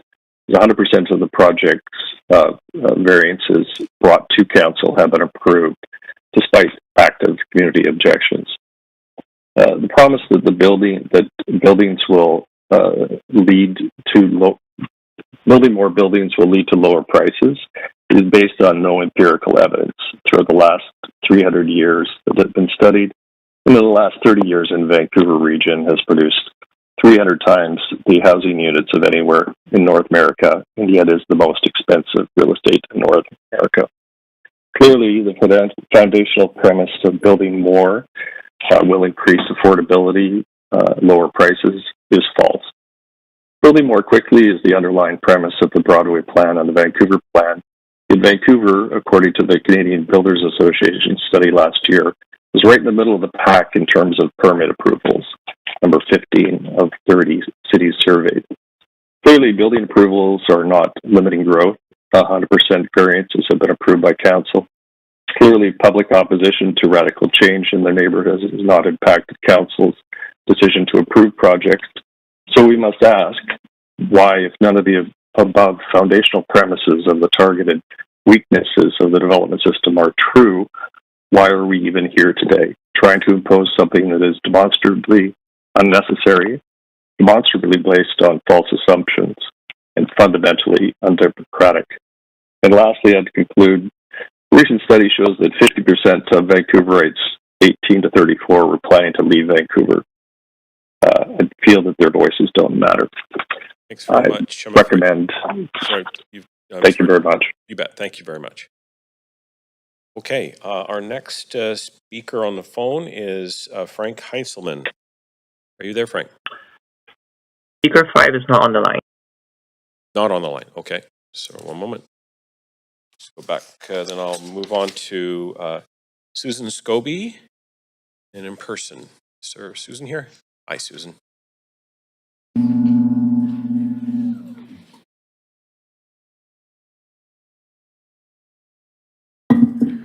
Three minutes. Good morning. My name is Susan Scobie. I'm a concerned homeowner who's lived in friendly Kitsilano for 35 years. Despite what I've heard this morning from planning and staff, putting a good spin on this change of plan for Vancouver, when I read the council report for this meeting, I felt sorry for the city of Vancouver. Just 5 years ago, work began on the Vancouver plan. A lot of staff time that we paid for was spent holding workshops in the existing neighborhoods and defining new character areas that would be called villages within the city. Now, with a broad brush, the concept of neighborhood and village are gone, replaced by buildings designed according to their proximity to a transit node. Because of big idea number 2, equity, all areas of the city, even Shaughnessy, will include low-income housing and they will all look identical. So much for aspiring for something better in life. We will all be equally poor. We live in a huge country with a below replacement birth rate. In BC, it is 1.1. In a generation or two, our population would be half of what it is now. Our young folks could then have hope that houses would come onto the market and apartments would become abundant. But no, our federal government has made Canada into a UN champion country for the implementation of the UN Global Compact for Migration. Canada has one of the highest immigration rates per capita of any country in the world, and the feds demand that the cities accept them and provide homes for them. In Calgary last month, 750 citizens spoke at a public hearing about the blanket rezoning of the single-family neighborhoods, with approximately 3/4 speaking against. Calgary is also being forced to accept large numbers of immigrants. It will receive $200 million from the feds for this. Will Vancouver receive federal funding, and would $200 million be enough? The council report lists extensive areas of work required to achieve the ODP goals. In it, it states significant capital funding will be required. I hope this doesn't mean that we citizens will have to fund it through higher taxes. Vancouver citizens are already overburdened in a weak economy with high prices for food and heat, high taxes, and high inflation. If this imposed densification is forced on us, let's hope that the government will at least give us as much as Calgary got, which still won't be enough. Our premier, in his heavy-handed way, has alienated many people with his bills 18, 19, 31, 36, 37, 41, 44, and 47. The people of the province are justifiably angry, and it appears that he will lose the fall election. We should not sign up for anything right now. We should wait for a more democratic provincial government next year, which would strike these bills down. Like North and West Vancouver, Coquitlam, and other municipalities, we should stand up to the province and the federal government and chart our own course. All over the world, power has shifted further away from the living people. We need our cities to start thinking locally and acting locally. Thank you. Thank you very much. Our next speaker in person is Louis Villegas.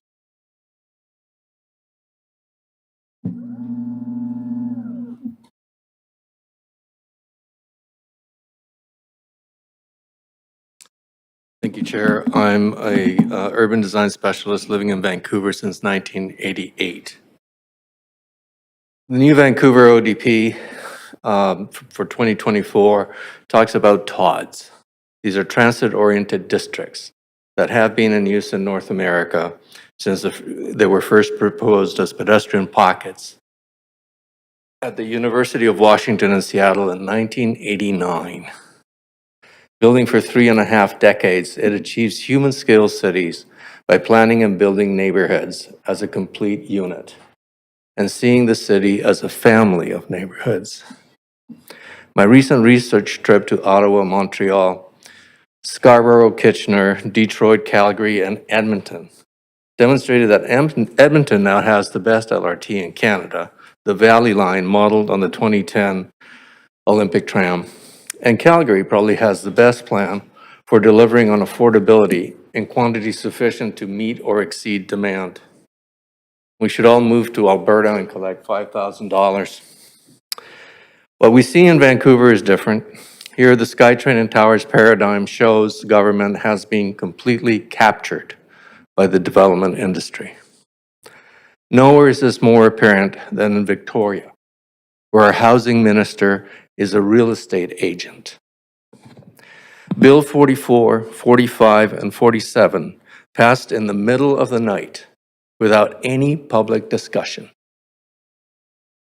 and provides as of right 20-story towers to landowners within 200 meters of a transit station, 12 stories within 400 meters, and 8 stories within 800 meters. In all, 500 acres of neighborhood are zoned by decree from Victoria, sight unseen, with no concept or guidance about the resulting quality of the urbanism. This ODP looks to cash in on that gluttony. Very much like the Broadway plan, capacity is missing for building a city as a family of neighborhoods.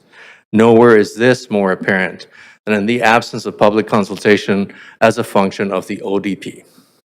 For the Mount Pleasant Plan of 2012, I was an MPIC volunteer, serving at the will of council on the Neighborhood Plan Implementation Committee. The neighborhoods will not be consulted if you pass this ODP as it stands written.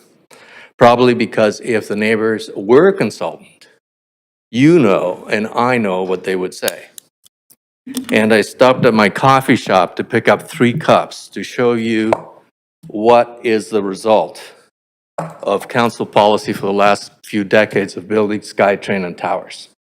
Federal government guidelines say that 1/3 of household income should be devoted to housing. But we know that in Vancouver, housing is twice that number in cost.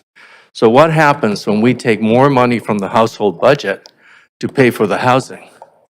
Well, this is money that was meant to circulate in the neighborhood as disposable income. Let you know You take it away and you're left with this. appreciate the prop. Half. And half of the businesses are closing. And this money over here, it's all going to be invested globally. It's not going to stay locally. Thank you for the extra time, Chair. Thanks very much for your time here. Appreciate you coming in. Okay. Our next speaker is Colleen Hardwick. Colleen, are you on the phone? Yes, I am on the phone. Can you hear me? Yep, please go ahead. I have 3 minutes to speak. These 3 minutes are likely a total waste of time that I can never get back, but notwithstanding, I feel compelled to state for the record that I profoundly oppose the staff report and its implications for the future of the city I love. I urge council to vote in opposition, as other municipalities have done. But if they vote in favor of this report, members of City Council will show themselves to be ignorant, complicit, or both in dismantling local democracy and Vancouver as a livable city. Whether they do so not naively or intentionally, pursuing this course of action will be a stain on the future of this city. There is so much wrong with what's happening here, so much misinformation, but let's cut to the chase. It's all about land and money. This is about promoting growth, which is ultimately driven by profit. The objective is to remove any obstacles to growth at all costs, and that includes our democracy, like requiring public hearings and land use in the land use adjudication process. Residents are impediments. The biggest obstacle to growth at any price plan is the people who call Vancouver home. What we should be doing is managing growth in the interest of livability. After all, isn't that why people want to live here in the first place? Vancouver was the poster child for the livable city, but no longer. Today we hear that 1 in 3 residents is considering leaving. So what do? Make things worse? Steamroll our neighborhoods? Disempower our communities? Play whack-a-mole with development? Bulldoze block by block? Vancouver was once a city of neighborhoods, a tapestry of character and natural beauty. We had a community planning process that recognized the nuance of neighborhoods. Instead, we now have predators circling, eyeing up the meat. Early last council term, before COVID hit, I embarked on my 50 Neighborhoods initiative. Vancouver had never completed the city plan process led by former planner Anne McAfee. Her former co-director of planning, Larry Beasley, managed the legacy of Vancouverism. And I want to focus attention on the city's neighborhoods so we could plan with neighborliness, to quote a term coined by legendary former planner Ray Spaxman. The idea was to plan incrementally at the neighborhood level in order to advance the principles of the livable city, meaning a balance between housing, mobility, community amenities, commercial activity, and affordability. And this involved genuine public consultation, not the current shape your city tactics that lack democratic legitimacy. There is still time to turn the city around. Just say no. Don't pour more gas on the dumpster fire. For the sake of Vancouverites today and in the future, please don't fall for the false supply side narrative. This is not the way to plan for our city's future. Remember, local government is the closest form of government to the people. This goes beyond partisan politics. It's a question of saving democracy itself. Don't let the province undermine our local democracy with autocracy. Please look into your hearts and do the right thing. Thank you. Thank you. Okay, our next speaker is Tatiana Berlova. Hello? Hello, please go ahead. Thank you. I work in higher education and I live in Vancouver since 2001. I oppose enacting the ODP. My concern is the undemocratic nature of the process with the ODP, since the provincial housing bills require that once the ODP is approved, all projects consistent with the ODP must be approved without a public hearing. I hear that public hearing will be prohibited by legislation on the ODP. Waiving public hearing is a damage to our democracy, which affects also ecology and affects our social and cultural environment. The risks, environmental and social, are becoming more urgent every new season. We all see that. We all feel it. At this time, ODP updates targets are set only every 5 years. Also, it is not clear whether any public consultations are planned to be announced in advance and conducted as proper discussion in a reasonable time to address these new and emerging problems. The undemocratic spirit of this document is resisted by a number of municipalities, which I am proud of. And I think we too should stand up to the province proposal together if we deserve to live in the city to which development we have been meaningfully contributing and still able to meaningfully contribute. We live here, and I ask the council, do not let the province to establish this kind of autocratic way of dealing with us, with the people. Thank you. Thank you very much. Okay, our next speaker is Tom Quilly on the phone. Tom, you there? Speaker 10 is not on the line. Okay, thanks very much. Speaker 11, Thomas Croker. Thomas, are you? Hi, Thomas. Come on into podium. Welcome. Hi. Good morning, Council. I'm Thomas Craker. I'm 18. I'm a lifelong Vancouverite and an economics and geography student at UBC. I'm here because I oppose the plan before you today, and I see it as a step towards a grim future for the vast majority of the people of Vancouver. Making the Vancouver plan the official development plan for the city is a top-down method to silence the voices of residents as they face the onslaught of your government-led gentrification. Assuming it passes, each rezoning application in line with the radically deregulated Vancouver plan will be arbitrated by your council behind closed doors, with no public hearings, a total exclusion of the public you are supposed to represent. Who will be represented and heard in these considerations for these rezonings are developers and their lobbyists who have regular access to the ears of this mayor and council and who filled the campaign coffers of at least 8 of you in the last election. Their investment is clearly bearing fruits at the expense of our local democracy, and more, the material conditions of the working people of Vancouver. Vancouver Plan deregulates almost the entirety of the city's land use, justified by the narrative that it will make housing more affordable because it increases the supply of housing. This damaging ideology has guided the City of Vancouver's development policies for the past 20 years, and the results have been that we have the most expensive housing relative to wages in North America. The Vancouver Plan is sweeping but unspecific. It creates bubbles of upzoning along transit corridors and at village centers. an uncertainty crafted to charge speculation.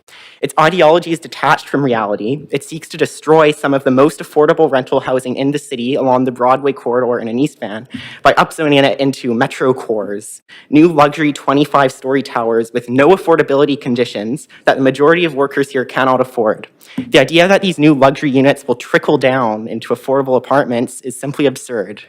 The new multiplex zoning across the city will further unleash a tidal wave of land speculation as land values respond to their prospective value in the global market rather than their current use value. Upzoning without conditions represents a privatization of a public asset. Development rights or the prospective intensity of land use are vested in the Crown. It belongs to the people of Vancouver. By handing over development rights to big real estate without conditions or taxation, you are funneling billions of dollars of wealth into their hands, letting them build whatever they want at whatever price the investor market will bear. A majority of new builds are bought by investors. Indeed, it is common for developers to sit on land for 10 or more years until it is most profitable to flip. There's been no trickle down. There's no benefit for the people who have to actually work for a living here. Instead, our existing affordable housing is destroyed. People are displaced. We lose valuable public spaces that build community character. Established small businesses are forced out of the city by the high rent. This may be one of the last public hearings in this place, as your council eagerly removes them to comply with Bill 44. This would not be the first time in Vancouver history that such an effort to remove the people from the making of the city has been made. You can attempt to silence people all you want, but eventually there will come a point where we've had enough of the corporate governance. Nothing I say today will change council's vote on the proposal. It has already been decided irrespective of public input. But rest assured, your actions will not be admired in history by the future generations of Vancouver who have to clean up your mess. Thank you very much. We went over time. Thanks very much. Okay. Yes?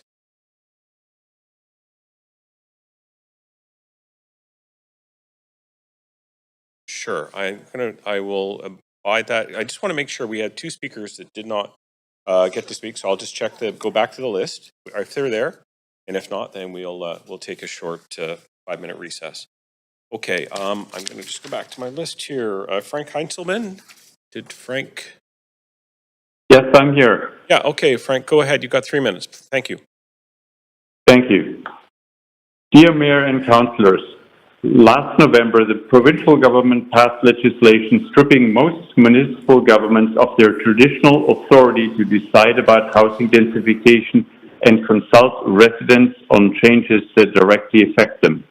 I oppose the provincial government's overreach into municipal affairs. Residents in some BC towns and cities can look to their elected mayors and councillors to stand up for them and work in their best interests. As Vancouver's mayor and councillors, I want you to defy the provincial government's high-handedness as well. Instead, you go beyond what the province requires. I wish you were sufficiently dedicated to a livable city to tell the province that one size doesn't fit all and that the powers in Victoria do not know best. I oppose the density on steroids approach that the city promotes without considering its impact on neighborhoods. There are 22 official neighborhoods in Vancouver, but the Vancouver plan will replace them with just 7 neighborhood types. I oppose and resent that the city's many distinct and valuable character areas are to be removed and streamlined by the Vancouver plan, which will eviscerate the life and soul of our city.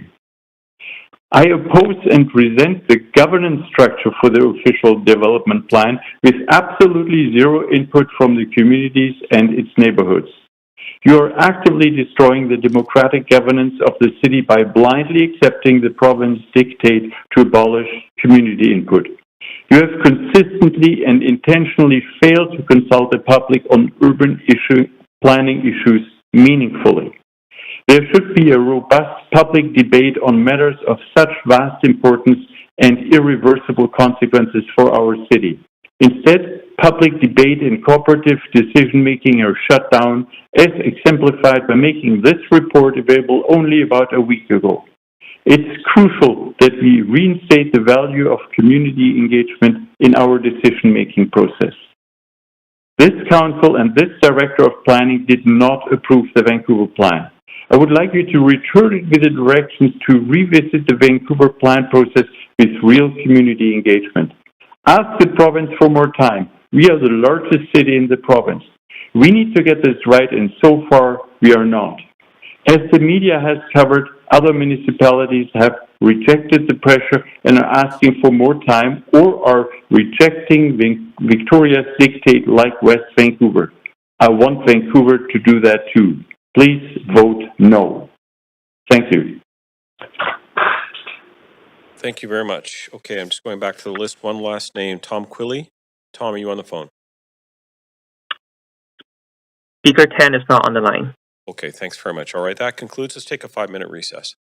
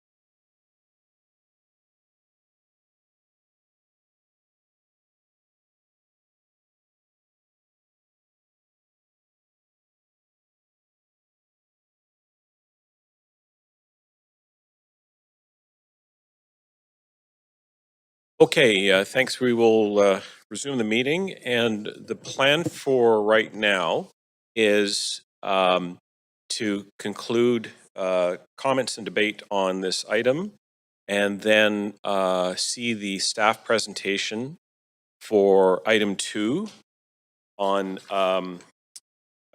establishing a Chinatown cultural district, and then we will break for lunch. The lunch will go till approximately 15 minutes over. So if we break at noon, we resume at 1:15 to hear from speakers, or rather, I should say, ask questions of the presentation, and then hear from speakers after that. Okay. So 1 moment.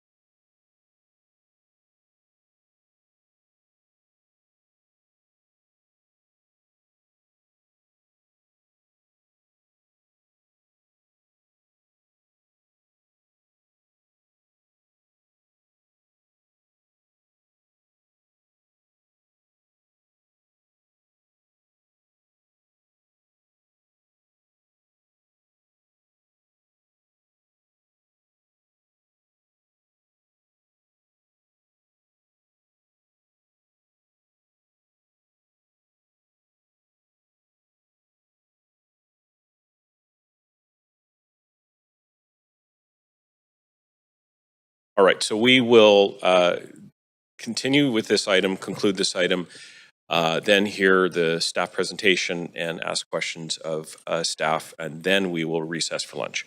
All right, 1 moment. Derek, can I ask a point of procedure? Just on the queue for Councillor Kirby-Young? Yeah, can I ask a point of procedure? What is the plan if we don't get, are we looking to extend past noon if we do not get through the presentation? Because we still have debate on this item, and then we will have a presentation, which is an important one. And so are we looking to extend past noon? I'm just not clear. We would to be able to conclude hearing presentation item 2, then ask questions. We would conclude that. We'd probably limit it to a certain time, but assuming how many speakers or how many questions we have from council, but we would go no later than 12:30. To Councillor Dominado's point, can council debate this? Because I'm just feeling like it's going to get truncated up quite a bit. Is there an opportunity to do like a later lunch break or something, and try to be a bit more thoughtful about getting through both a presentation and speaker and questions, for example, or set a time? I think that was the intention for item 2. Yeah, but I guess I'm not clear if council will also have a chance to ask questions, if we're going to have a hard stop at a certain time, like by 12:30. I'm just looking for a bit of clarity on that. It seems to me that we're attempting to try and get into item 2, hear the presentation, and get questions from council, and then we would break. At what time will we break? I'm sorry to ask the question, but I have a. I said I don't think it should go any later than 12:30, but I'm assuming that we could be able to do that. If we we do need a formal motion, I believe, procedurally to extend, and that's why I'm just looking for clarity, so that council are aware. Okay. You're going to move a motion now?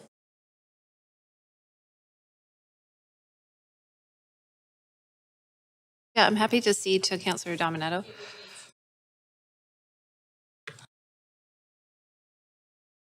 Put your microphone on, Councillor. Go ahead. It would be to complete item 1, the Vancouver Official Development Plan, and then break for lunch until 1:15, and then resume starting at item 2, which would be the presentation followed by questions. So we don't have to break up and I don't know about other people's schedules. So would that work for everyone if we were to finish item 1 and then break for lunch and return at 1:15 in chambers? Yep, me too. Or 1:30, I'm flexible. I don't see a thumbs up. That work? Okay, 1:15? 1:30? 1:30.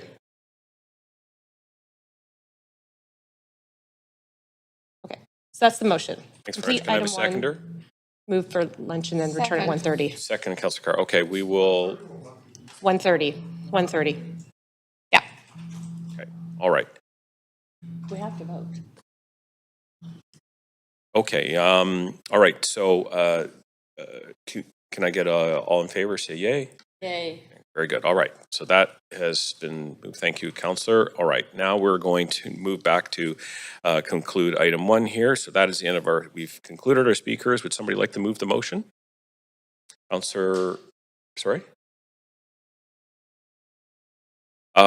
Yes, well, you're going to move it, but we have your opportunity to make remarks now. We'll have discussion right after the item is moved. Yeah, okay, thank you. Second by Councillor Kirby-Young. Okay, committee members, are there any discussion? All right, Councillor Carr, we'll put you on the speaker. Yeah, through you, Chair, if I can ask some points of information of staff on this. And they come out of the speakers and questions that were raised in my mind by the speakers. One speaker was a youth at the end, said that council will now just decide things behind closed doors. This means no public hearings. I wonder if you could just respond to that accusation or statement. So Doug Smith, Deputy General Manager, Planning, Urban Design and Sustainability. So our public process will continue to be robust as it always has been. We will meet with communities, we will get their feedback, we'll incorporate their feedback into our plans and bring those plans for council's consideration. The additional step of not doing a public hearing for certain rezonings will reduce that slightly, but there will still be significant input upfront, both through the official development plan and also through the local area plans. So there will be no overall reduction in the public's ability to provide input and council's ability to weigh in. Appreciate that. Now, my next question is for staff involved in the consultation process through the Vancouver plan. My understanding, and I'm just looking for verification or not, my understanding was that the Coalition of Vancouver Neighborhoods, the different neighborhood groups, were asked to set up meetings that they could have some very specific input to staff, but that they failed to do so or declined to do so. So I wonder if staff could respond to that.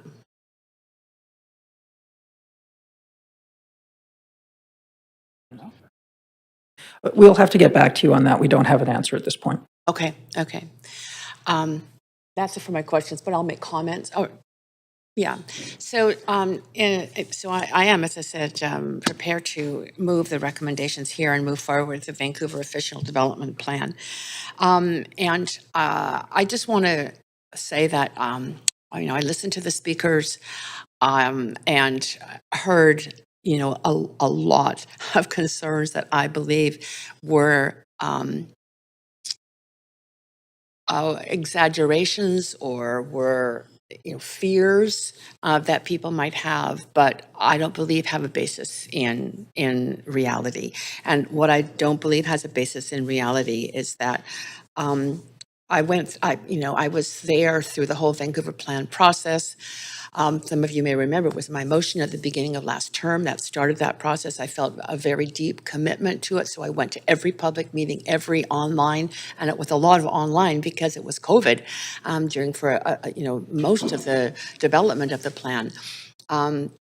But there were public in-person meetings, went online. There was a lot of participation, a lot of input. There was a lot of very different ways, little wagons and trailers out on streets at the community level, and a lot of input. I think if I remember, it was something over 20,000, inputs into the plan, and I was there in those sessions when people got really excited about talking about the kind of neighborhood they wanted. And everything that our speakers today emphasized about neighborhoods were raised by people and incorporated into the plan. When I think about the idea of the complete neighborhoods, it's exactly what people have said they wished were in the plan.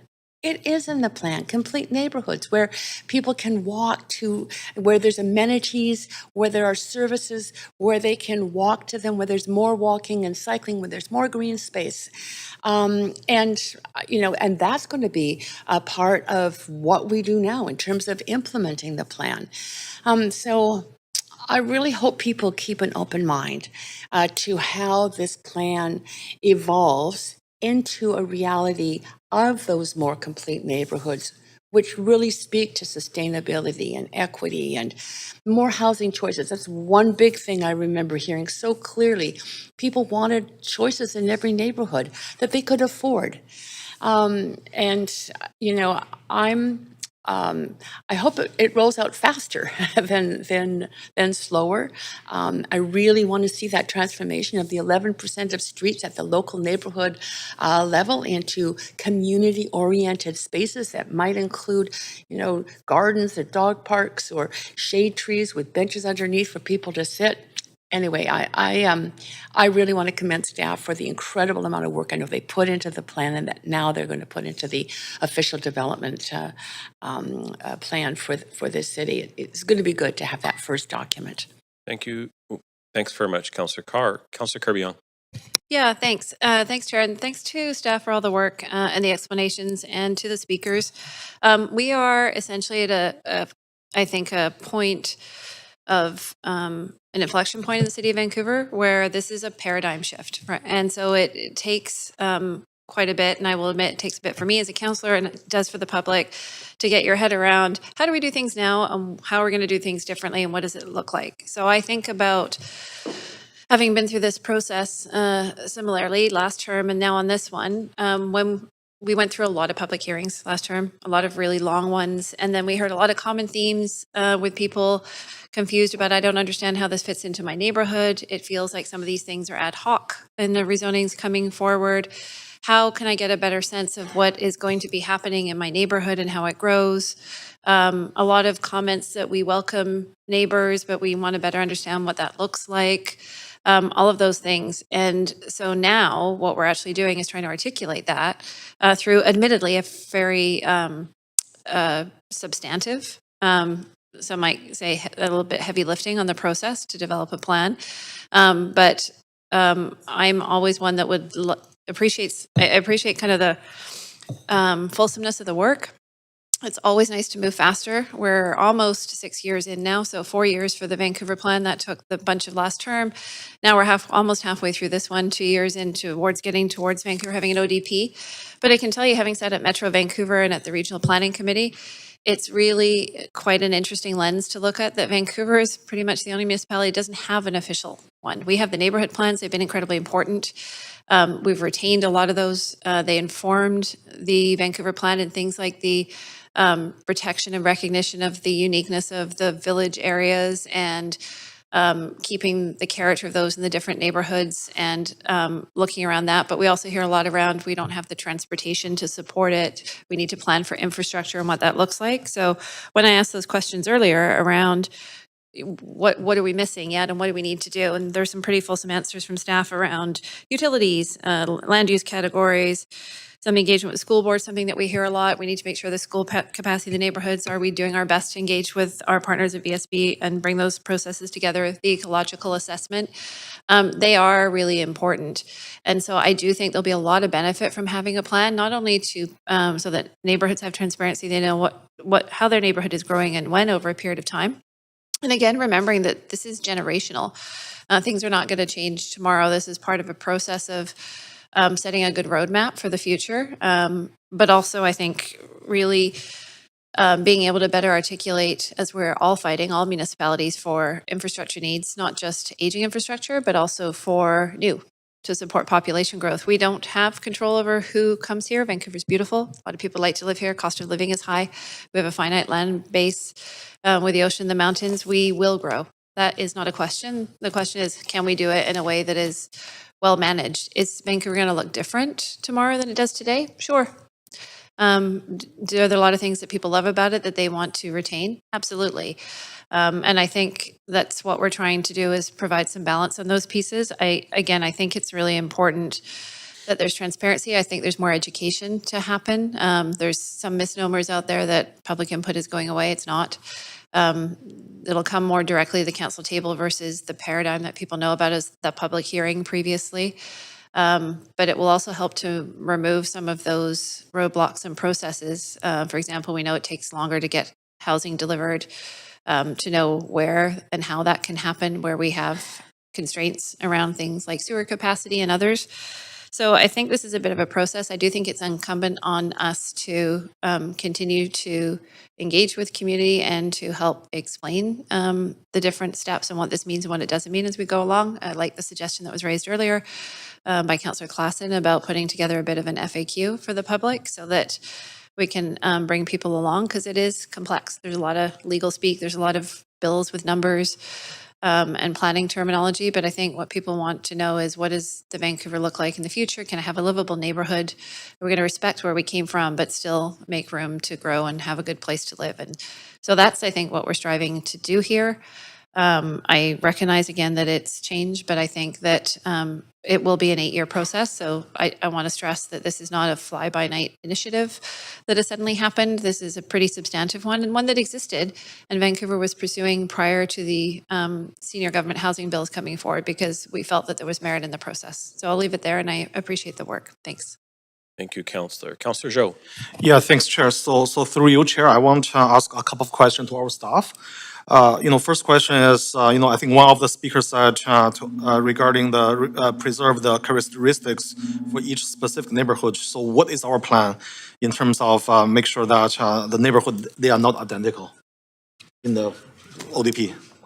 So the ODP will identify that the neighborhood culture and distinction is important and it needs to be considered, but the actual details of how we do that will happen at the local area plan level. Okay, so but ODP will differentiate. There's a very different characteristics in different neighborhood. Sunside will be It will say it probably at the same level I've just said it, that that there is distinct character that needs to be considered. Yeah. But probably with not much more detail than that. Okay, thank you. The other question is, how many of the cities in BC right now, they don't have public hearing for development project? I do not have that answer, but Templar may. Thanks for the question. So up until November, when Bill 44 came in, it was just an option for the LGA municipalities to waive the public hearing. I was aware of maybe one example that I could think of at the time, but since Bill 44, they've got the same requirement in terms of prohibition of public hearings where they're consistent with the ODP. And again, I don't have a current stat on all the different municipalities, but we can certainly find out a bit more information if that's relevant. Okay, thank you. That will be really helpful. Thank you. Okay, so I'll make some closing remarks. So I like to speak support this report.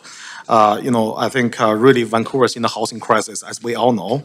And if we look at all the social issue facing by the city, I think the fundamental reason here is the lack of housing, lack of affordable housing. I do understand concerns from people who are against this ODP. I think there's some fear from the community. Vancouver will be different. Will be different in 10 years, 30 years, 50 years for sure. And when I came to Vancouver almost 20 years ago, it's different from what Vancouver looks like now. So we have to think about our children, their children, and future generations. We cannot just live in the past. We have to live in the future, because of if we don't do anything for them, and they will be in a big trouble. So I think the simple fact is, by 2050, there will be another 300,000 people coming to Vancouver. Where are they going to live? And we need more density to accommodate all those people in the city. And I think also from what we heard from the staff, this is not hurting our democracy process. And people will have a chance to communicate their message either from the online platform or sending the message to council directly. And some other municipalities, they are exploring exactly the same thing. I'm pretty confident this will not hurt our democracy, and it will be still a very robust process for us to moving forward, to have more housing and to make Vancouver is still livable for the future generations. So I'll leave that here, Mr. Chair. Thanks.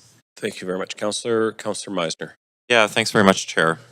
First off, I'd like to thank all the speakers who came out to Council today and called in for your engagement on this plan. As we heard today from staff, the requirement to adopt a citywide ODP is mandated from the province through legislation. It is a statutory requirement and a provincial change that applies to all municipalities, not just Vancouver. And the intent behind this legislation is really to make headway on the housing crisis province-wide, while still balancing the need for local input. And I am satisfied, given the information that's come forward from staff today, that these changes will result in that balance there. Using the Vancouver plan as a foundation for the development of the ODP, I think, is a smart approach, given the extensive consultation that went into the development of that plan, which included over 500 engagement events and 52,000 touch points, as mentioned by Councillor Carr. There was also many other ways to engage with the development of that plan, including a storefront. There were mobile wagons with staff engaging with residents in different neighborhoods. In my opinion, the consultation was very thorough and robust. And I was one of those residents at the time that engaged on the plan prior to being elected to council. So this is an overarching citywide plan for Vancouver, which has been sorely needed for a long time. We've been one of the only major cities in BC without an OCP. And this will reduce the number of spot rezonings and uncertainty around development for residents.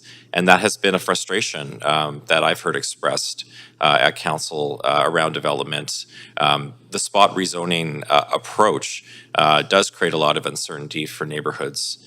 So this is going to help address that, and I believe that's a positive step.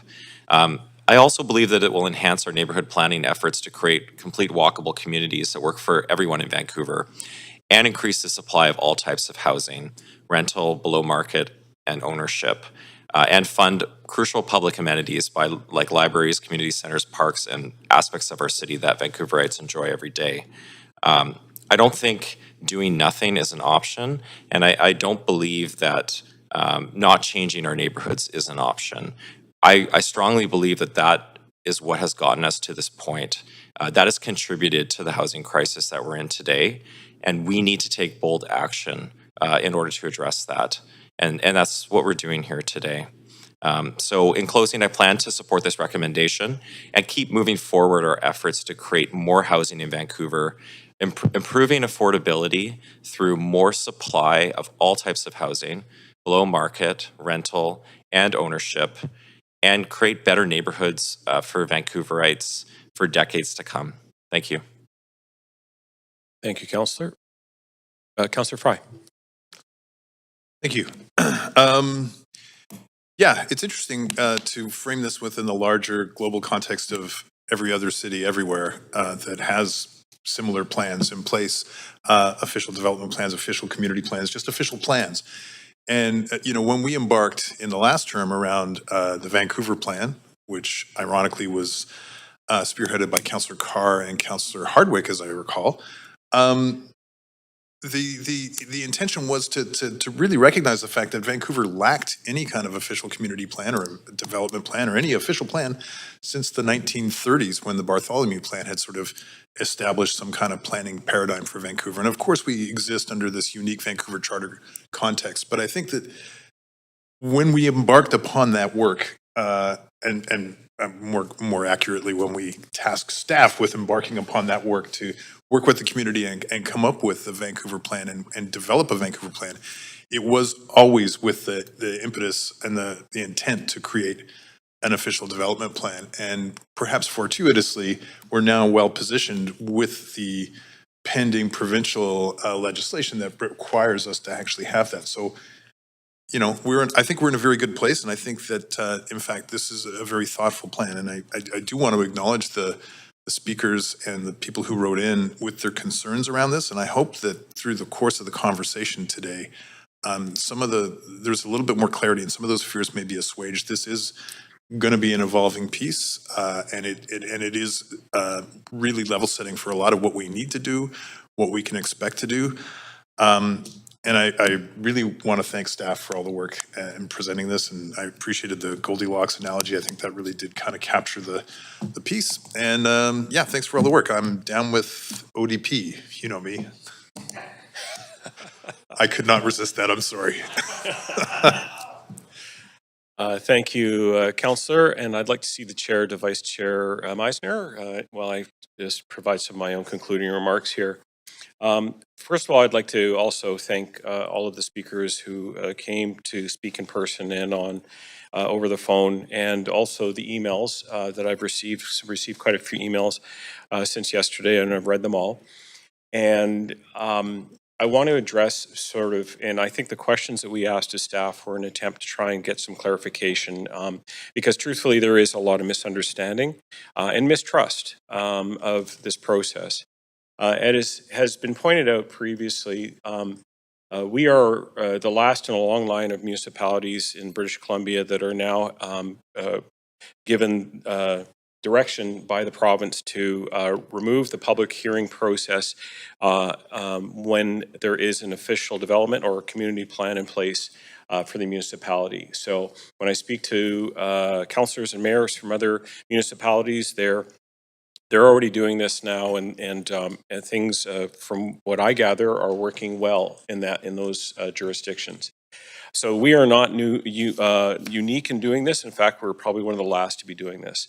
There were a lot of concerns that were expressed, and I also just want to kind of generally comment about how important it is that we do communicate these things. I think every single person in this chamber and all the staff that work at this city are driven by a passion and a conviction to try to make sure that we make this the best city possible to live in.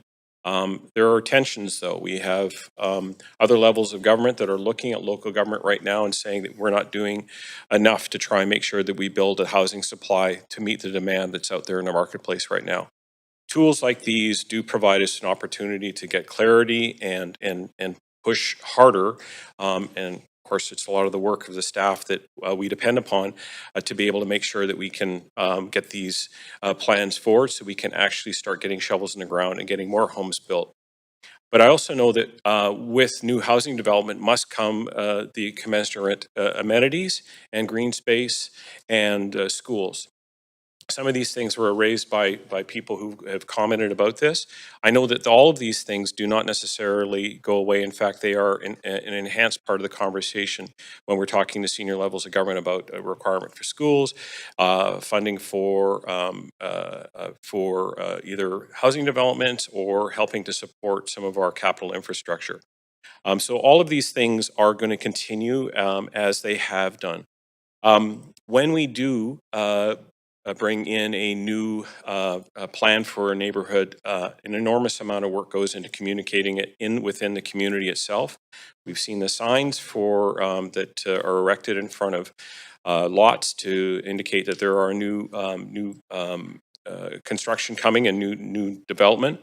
We also have numerous ways of being able to communicate with staff and with council through online submission forms. But I also think that we are duty bound to really make sure that we communicate what is the actual goal here and what's really going on. And unfortunately, some of the information that we've seen right now, for example, I mentioned earlier that I've had numerous emails about the Jericho lands. The Jericho lands is not on the agenda today, but somebody went out there and got the community members who are concerned about that issue and got them very concerned, and as a result, they saw fit to try and send emails today, even though it's not even on the agenda today. So that just tells me that we've got to do a lot more work in terms of being able to make sure that we're communicating what we're trying to do, and also communicating that conviction towards making fantastic neighborhoods.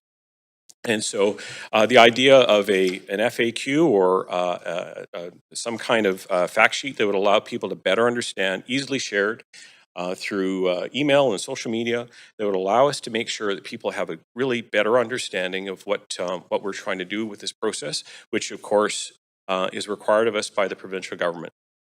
So we are, as that sort of the level of government that is closest to the public, and as many people say, are here to make sure that we are hearing and working with community leaders to make sure that we are building fantastic, wonderful, distinct neighborhoods, not cookie cutter neighborhoods, but ones that really reflect the diversity and the character of the various corners of our city. So I look forward to seeing this work concluded and getting this ODP up and running so we can actually do the job of building our city.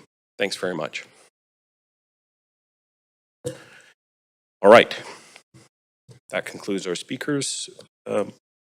I guess we will now be able to call the vote.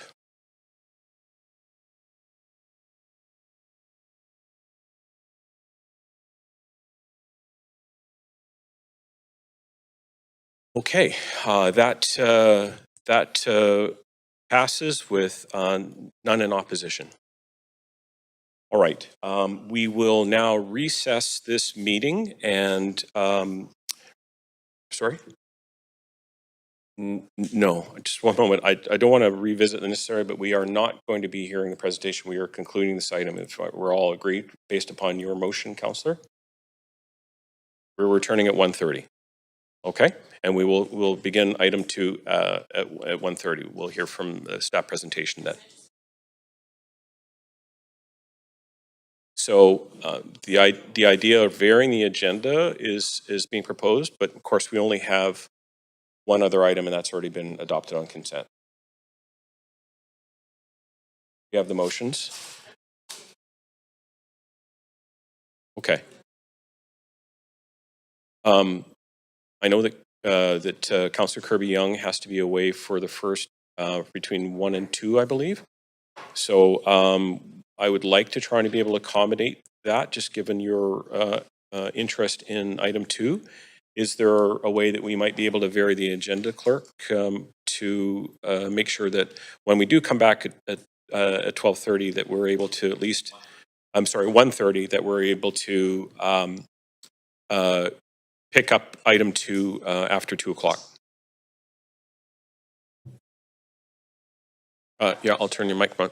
Would it assist to move a motion to vary the agenda and to start with the council member motion, anti-racism and decolonization education, and deal with that item, and then we could go back to report number 2 and then continue with the other motions on the agenda? Okay, one moment. That Thanks very much. I'm just going to no, it's just work with the clerk here. One moment. Yeah.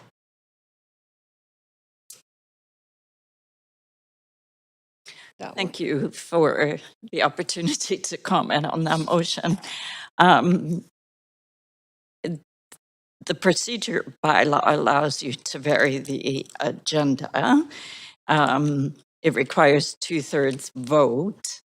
I just want to point out that the council member motion, item number 2, I believe has speakers.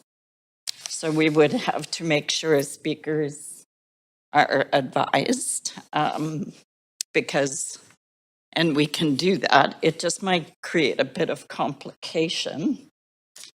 Could I make another? Well, would it possible, just in light of the speakers, there's another scenario, we could vary the agenda to deal with motions 3, 5, 6, and 7. None of them have speakers. And they're all UBCM resolutions. And so I don't anticipate there'll be much other than introductions. And that would probably, with just presenting those, maybe about 15 minutes or something like that to present all of those. I think if we're quick with our comments and just deal with those at 1:30. All right. And then deal with report number 2 and then go back to the motion 2 and motion, it's only motion 2 with speakers. Motion 2 and. Oh, sorry, and 4. 4, yeah. Does that make sense? Okay. I know Did we this do is, that, clerks? Is that possible? this is clear as mud, but maybe I can restate it if it's helpful. Your talents of being able to interpret our dialogue on the floor here is, we're depending on that today. So it would be to move to vary the agenda to deal with motions 3, 5, 6, and 7 at 1:30? And item 1.2, request for leave of absence as well? Yes, I don't have that on there, Right. but So what I'm hearing is varying the agenda so that we will come back and do council member motions 1, 3, 5, 6, 7, and then proceed with item 2. So that's the motion from Councillor Domino. Can I have a seconder? Second, Councillor. So all in favor? Very good. All right. We will be back at 1:30 and continue the business of council. Thank you. thank you.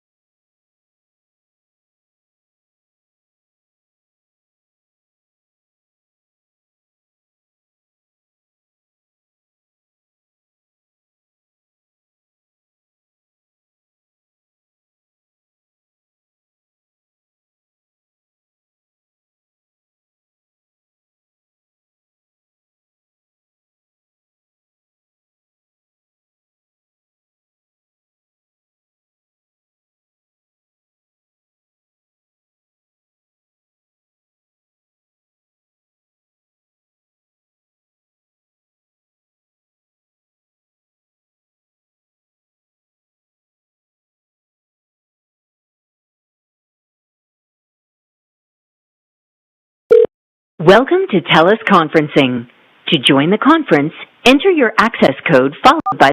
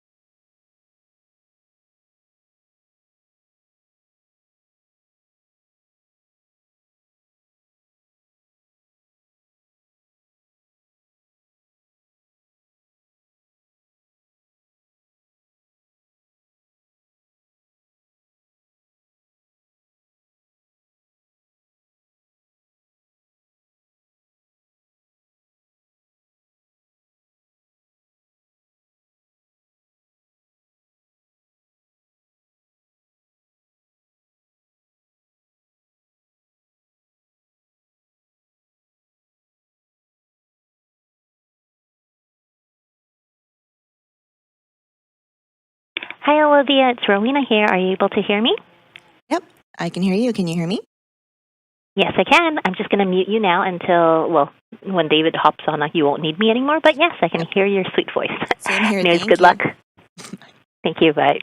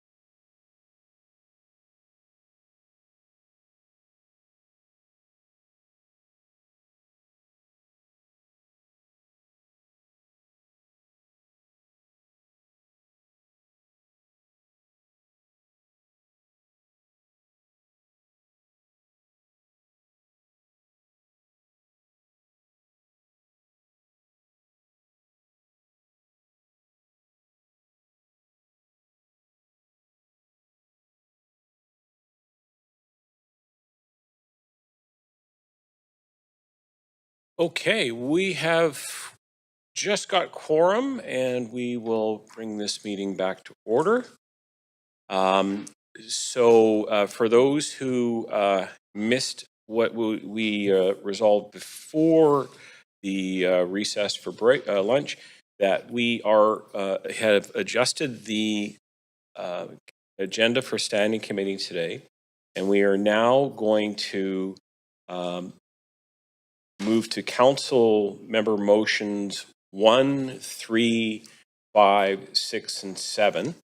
And once we have concluded those, we will move back to report 2, hear from staff, and then from council, and then our speakers. And then after that, we will go to council member motions 2 and 4, and that should conclude the day. With that, I would like to bring the item motion 1, request for leave of absence. We have the following request. Mayor Sim for civic business from meetings on June 20th from 6 p.m. onwards, and Councillor Fry for personal reasons for meetings on July 25th, 2024 from 6 p.m. onwards. July 26, 29, 30, and 31, 2024 from 9:30 a.m. to 5 p.m. Do we have a mover? Seconder? Seconded by Councillor Zhou. All those in favor? Yay, say yay. Very good. All right, so that passes unanimously. Okay. Thanks very much. Okay, we were going to move to item 3. One moment. Council member motion 3. UBCM resolution safer funding for seniors. And this is to be moved, introduced by myself. I can do that because I guess I've already brought this forward. I would have moved it. Is that correct? I can relinquish the chair just for I'll relinquish the chair for Vice Chair Meisner, and I will speak to this item really quickly. Okay. Just before you do that, Councillor Klassen, I just would like to ask if any member has a conflict of interest or to declare a conflict of interest on this motion. Okay, hearing none. Councillor Klassen, you have 2 minutes to introduce your motion. Thank you very much. So, as a province, we must address the critical issue affecting our senior population. The Shelter Aid for Elderly Renters, known as SAFER program, plays a vital role in making rents affordable for seniors with low to moderate incomes. However, the current funding and resources for SAFER and seniors subsidized housing programs are not keeping pace with inflation, the growing seniors population, and changing market conditions. Reports that a growing population of older adults are winding up homeless due to the rising cost of rents is not something we can let continue. It is imperative that we call on the provincial government to increase funding and resources for these programs to reflect the current market conditions and improve the quality of life of our seniors across the province. So I hope Council will vote to support bringing a resolution to UBCM calling upon the provincial government to increase SAFER funding to support elderly residents and ensure that they have access to the affordable housing they deserve. Thank you very much. Hey, thanks very much, Councillor Klassen. Do we have a seconder for the motion? Okay, seconded by Councillor Fry. There are no registered speakers for this motion. Committee members, is there any discussion on the motion? Councillor Fry, is that you on the queue? Yes, it is. Thanks. Thanks, Acting Chair. I just wanted to reflect, I'm very supportive of this and the intent and where this is coming from and what it could achieve. I do want to advise, as the chair of the Resolutions Committee, I will be receiving this and that we did have a very similar resolution that was endorsed last year from Vernon. And so it may come to pass that this will not be entered for debate, and just to acknowledge that this is current UBCM direction that has been well received. So, but I'll happily bring it forward at Resolutions Committee. Great. Thanks very much, Councillor Fry. Okay, I'm seeing no one else further on the queue to speak to this item. I'll now call the vote. Clerk, if you could please take us to the voting screen. And if you could please register your vote on the voting panel, please.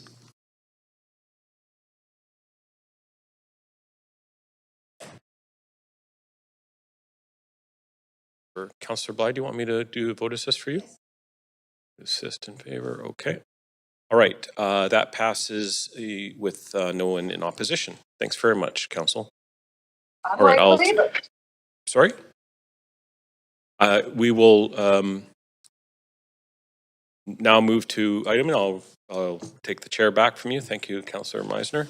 Okay, one moment here. So the next item is item 5.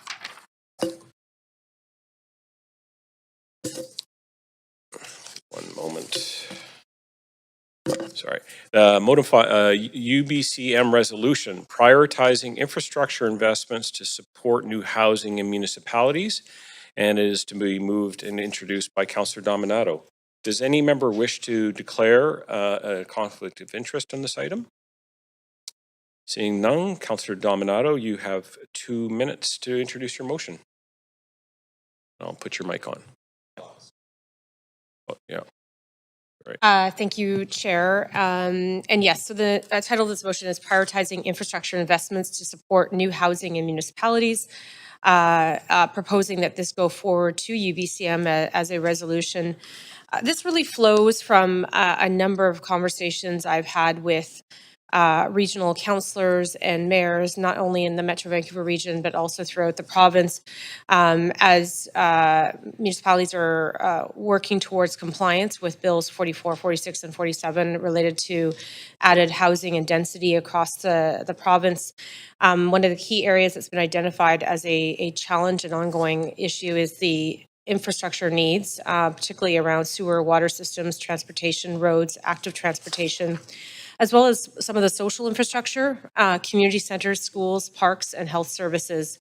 And I think it's noteworthy that in bringing forward this motion that in the Metro Vancouver region is expected to grow by over 1 million people over the next 30 years, and we anticipate $11.5 billion in growth-related sewer and water infrastructure. And as has been noted previously by FCM, municipalities manage more than 60% of Canada's public infrastructure. And so I'm bringing this motion forward with the view to engaging the province in further and more sustained support of municipal capital infrastructure as we add more housing to our communities. Thanks very much. Do we have a seconder for this motion? Councillor Bly is a seconder. Are there no registered speakers in this motion? Is there any discussion? Councillor Joe, did you have your... Okay, very good. So we'll advance that. So we'll take this to the voting panel, please.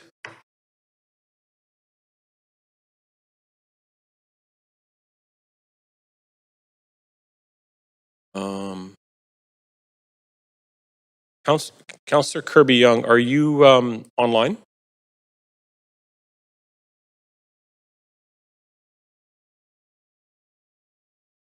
Stepped away from her, so oh, she's absent for this one. Very good. Okay.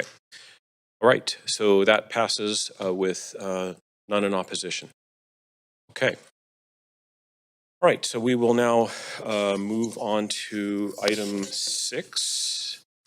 Council motion 6, UBCM resolution, parental leave, and is to be moved and introduced by Councillor Bly. Councillor Bly, I will put you on the queue. Go ahead.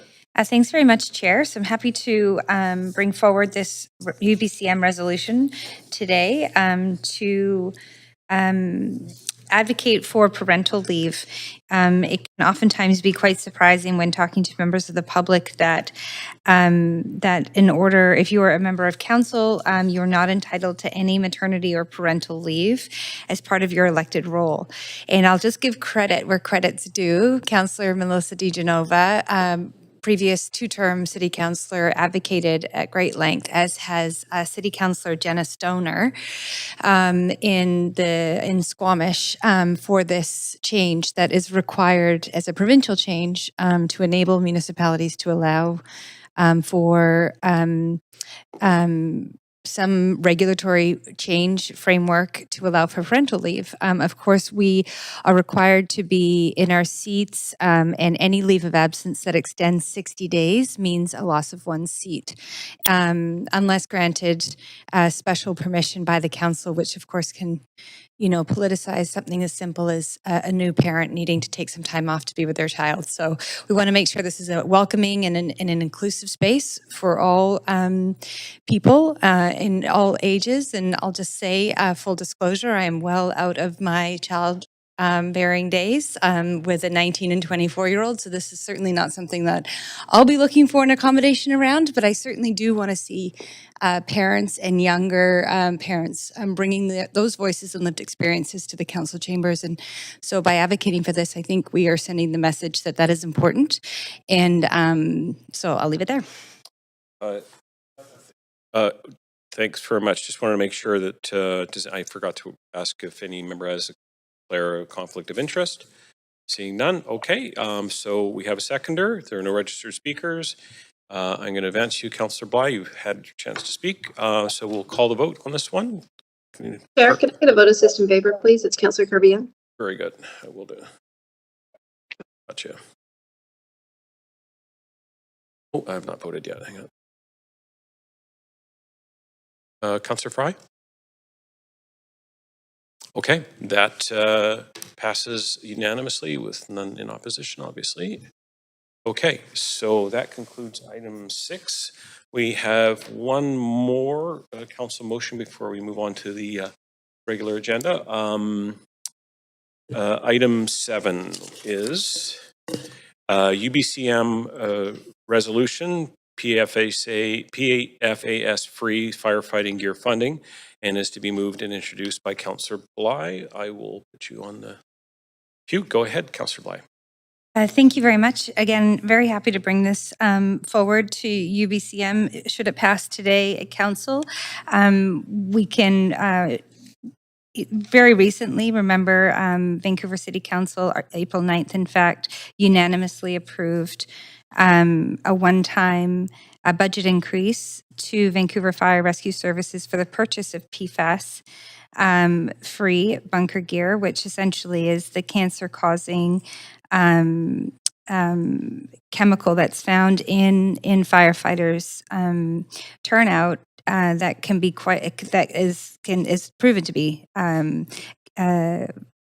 very harmful and put our firefighters at great risk of cancer. And so we have, of course, invested in that. But through that discussion, it became very clear that there are many firefighters across our province that volunteer and are members of very small communities that do not have the revenue to be able to fund that through their local government budgets. And so this UBCM motion is asking for the province to consider their role and responsibility in providing funding to smaller municipalities and local governments for this type of life-saving equipment that our firefighters who show up every single day in service of their communities for the safety of their residents deserve protecting as well. So very happy to bring it forward. And I'll note that it was also shared with the firefighter union, and they're very grateful and happy that this is being brought forward as an additional advocacy piece to the province.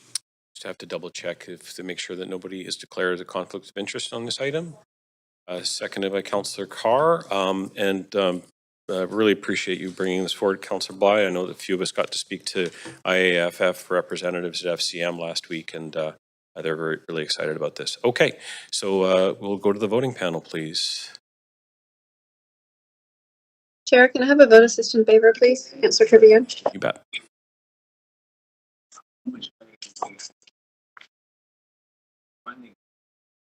Okay, that passes with none in opposition. So that concludes item 7. All right, so we will now be able to, it's a little bit earlier than we thought, but I think we're going to be okay to move back to report 2 and on establishing a Chinatown cultural district. So let me just pull up my script quickly here. Okay, does any councillor wish to declare a conflict of interest on this item? Okay, seeing none, then we have team members here to present this item. So we'll let them. It was me turning it on. Very good. Great. Okay, thanks very much. Please go ahead. Thank you very much for having us here today. So we're here today around report 15529, establishing a Chinatown Cultural District. This report seeks Council's approval of a Chinatown Cultural District framework that would establish a comprehensive approach to support the renewed vibrancy of the neighborhood, including both economic and community development, along with direction to come back with an early implementation plan by Q3 2024. Staff are also recommending the establishment of an advisory committee to provide ongoing advice to Council on Chinatown-related issues, including the implementation of actions under this framework. We have a short presentation for you today that will go through the background, so just some brief background information, an overview of the framework itself, as well as the committee, and then talk a bit about implementation and next steps. The proposed framework is intended to help support renewed vibrancy in Chinatown, recognizing its rich cultural heritage and its importance to the community and to the city. This work builds off of existing council direction regarding support for Chinatown, including the recent work on uplifting Chinatown, the Cultural Heritage Asset Management Plan process, the Northeast Falls Creek Plan, and overall direction to council priorities in Vibrant Vancouver and in the Vancouver Plan.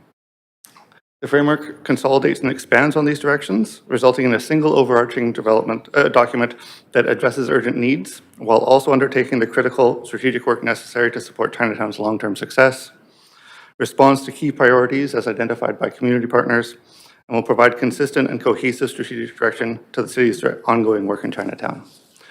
I'll now have Bell Chung come up and provide an overview of the framework.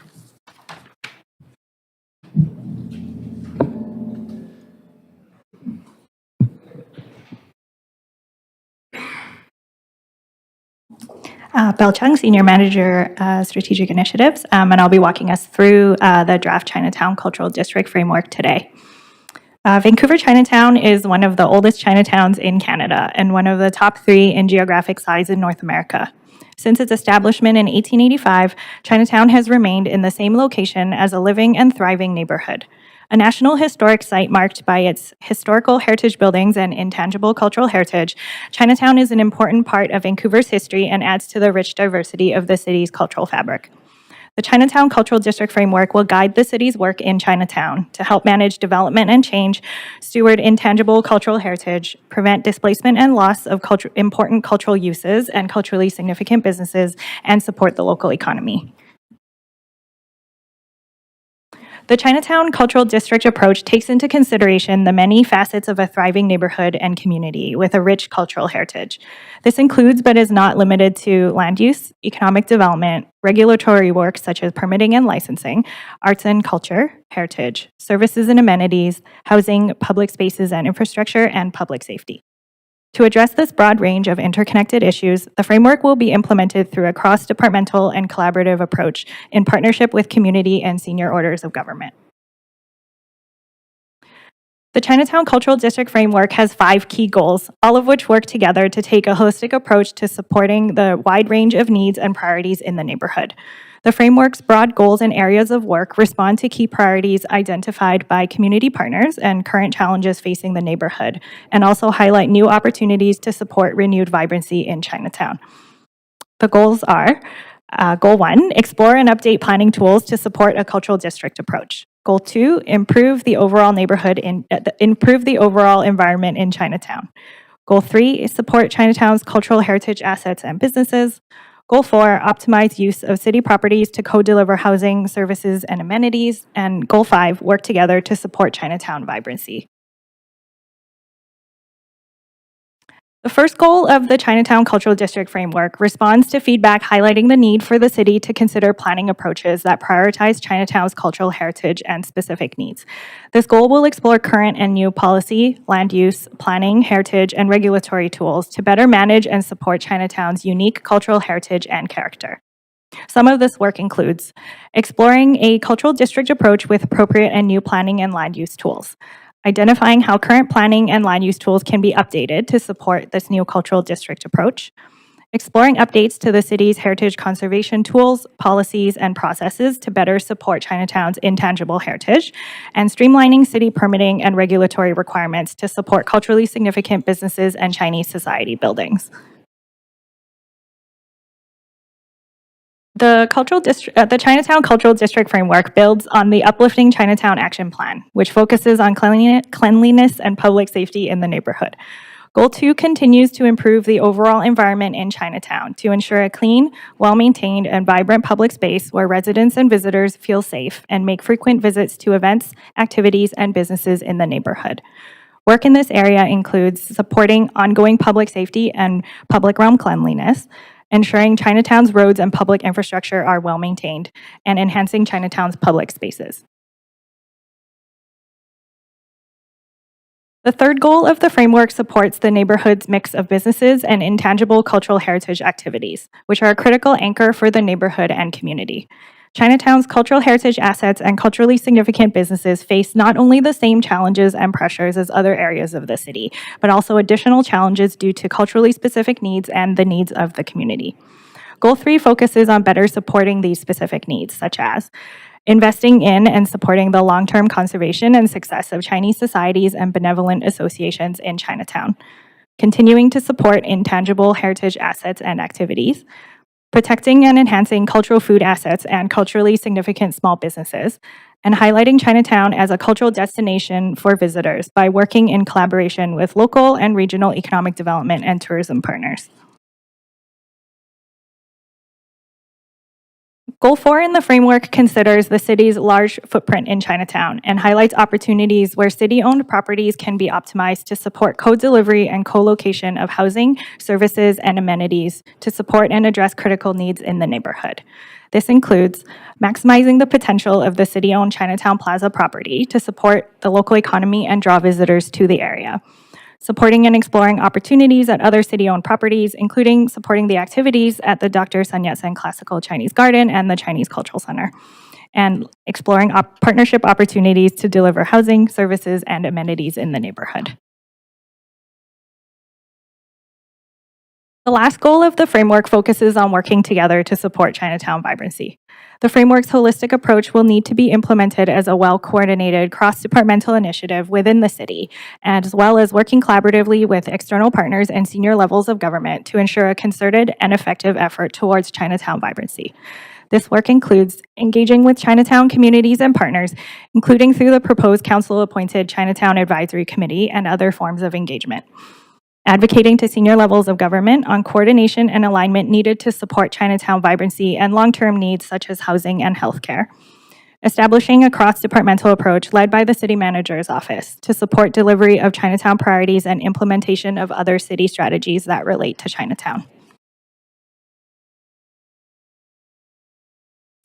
The Chinatown Cultural District Framework includes the proposal of a council-appointed Chinatown Advisory Committee. The advisory committee would provide advice to mayor and council on citywide priorities, policy, and work programs that may impact the neighborhood, including advice on the implementation of the Chinatown Cultural District Framework. The recommended composition of this committee would reflect a range of community perspectives with areas of interest in business and economic development, community serving organizations, arts, culture, and heritage, and also include residents of Chinatown. If approved, the Chinatown Advisory Committee would be one engagement venue for Chinatown-related work and will be supplemented by other topic-specific engagement by staff that would support framework implementation.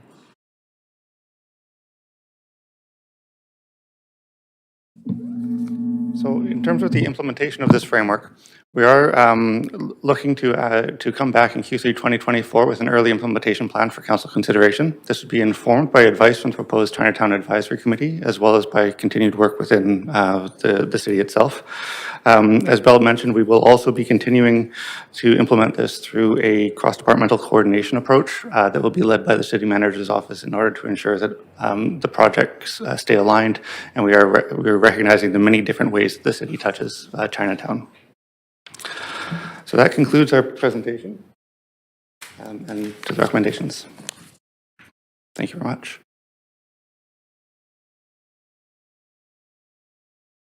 Thank you very much. Okay. Community members, We have up to 5 minutes to ask questions of team members. Are there any questions? Councillor Zhou. Thanks, Chair. Yeah, thanks for the presentation. It's so exciting to see this district coming to Chinatown. So I got a few questions here. So first question is, we have a lot of initiatives, plans, aiming at revitalizing Chinatown, the Uplift Chinatown, the CHAMP report, a lot of things. How does this framework different from the previous plan and the initiatives? So this plan draws on many of the learnings from the previous ones. I think what is different about this one is the focused and coordinated approach to it.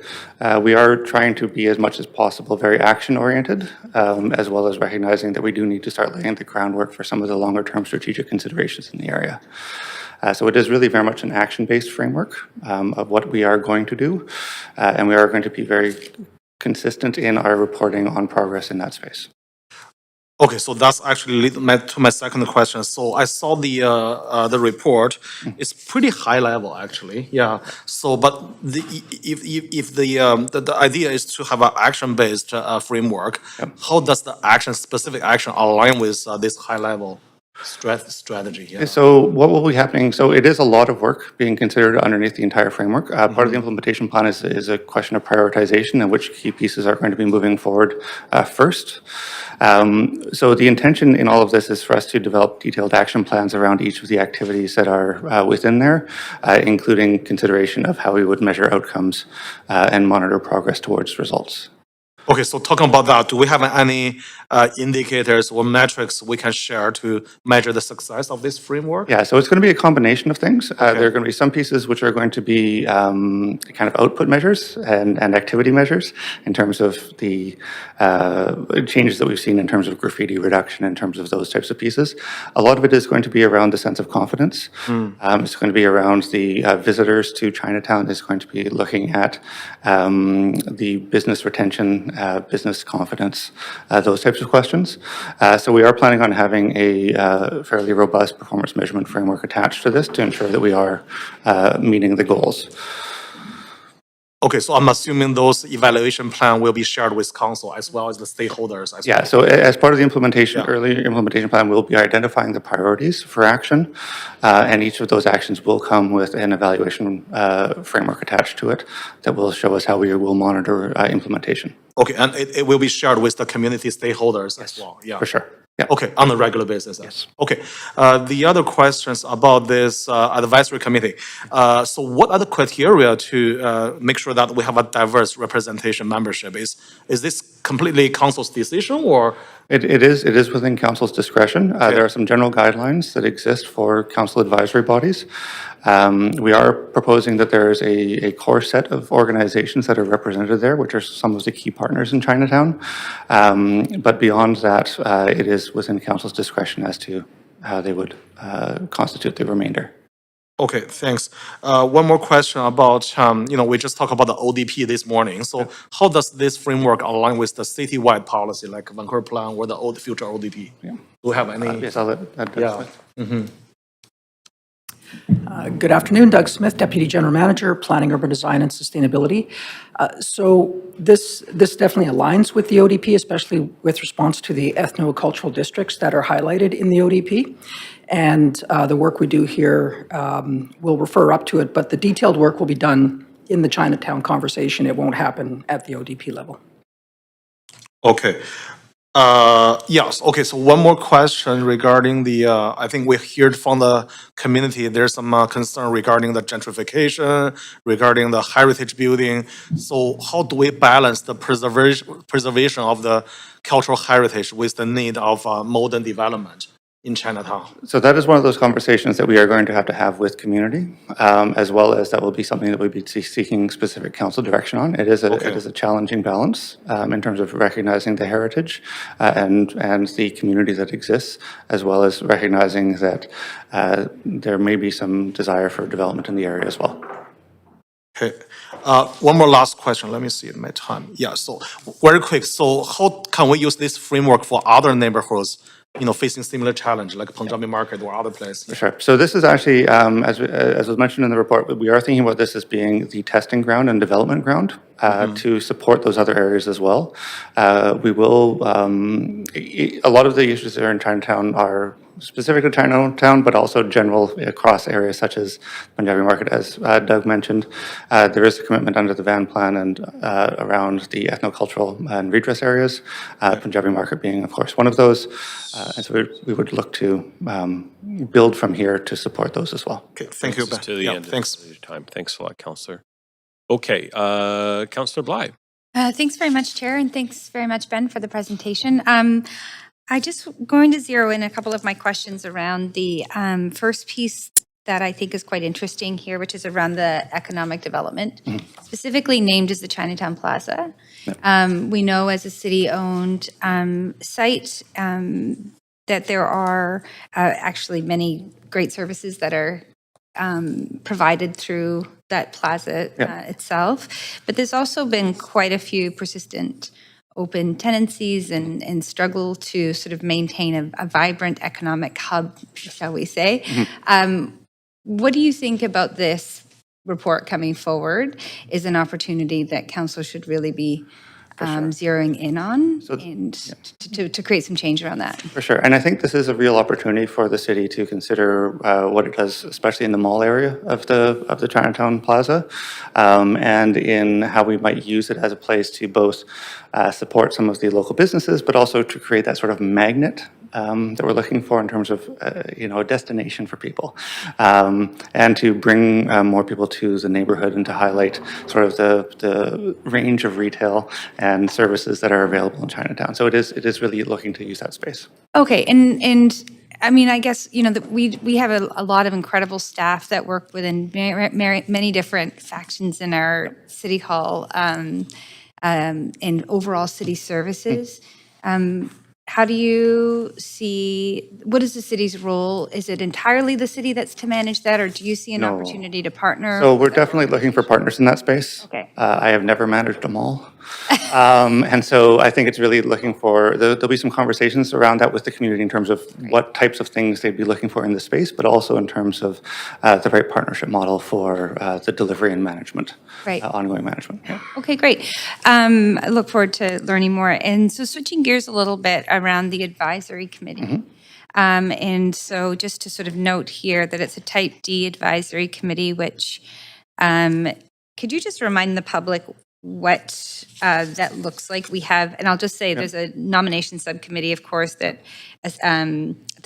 is comprised of members of this council, and they select who's going to be on that committee. So my interest in this is, will it follow that procedure? And also just hearing from staff in terms of, there has been consternation, let's just say, in the past with citizen-led advisory groups in Chinatown. What is your hope that going this route, maybe we will have a good balance, or what's that going to look like, and how's it going to solve? So we are looking for a balance. I think what the staff in putting forward this proposal, we're really looking for some of the key partners to be at the table and to provide that ongoing advice, because a lot of the work that's happened under Uplifting Chinatown has been in that very collaborative space. And we think for the work in Chinatown to be successful, it has to be done in partnership with some of the key partners.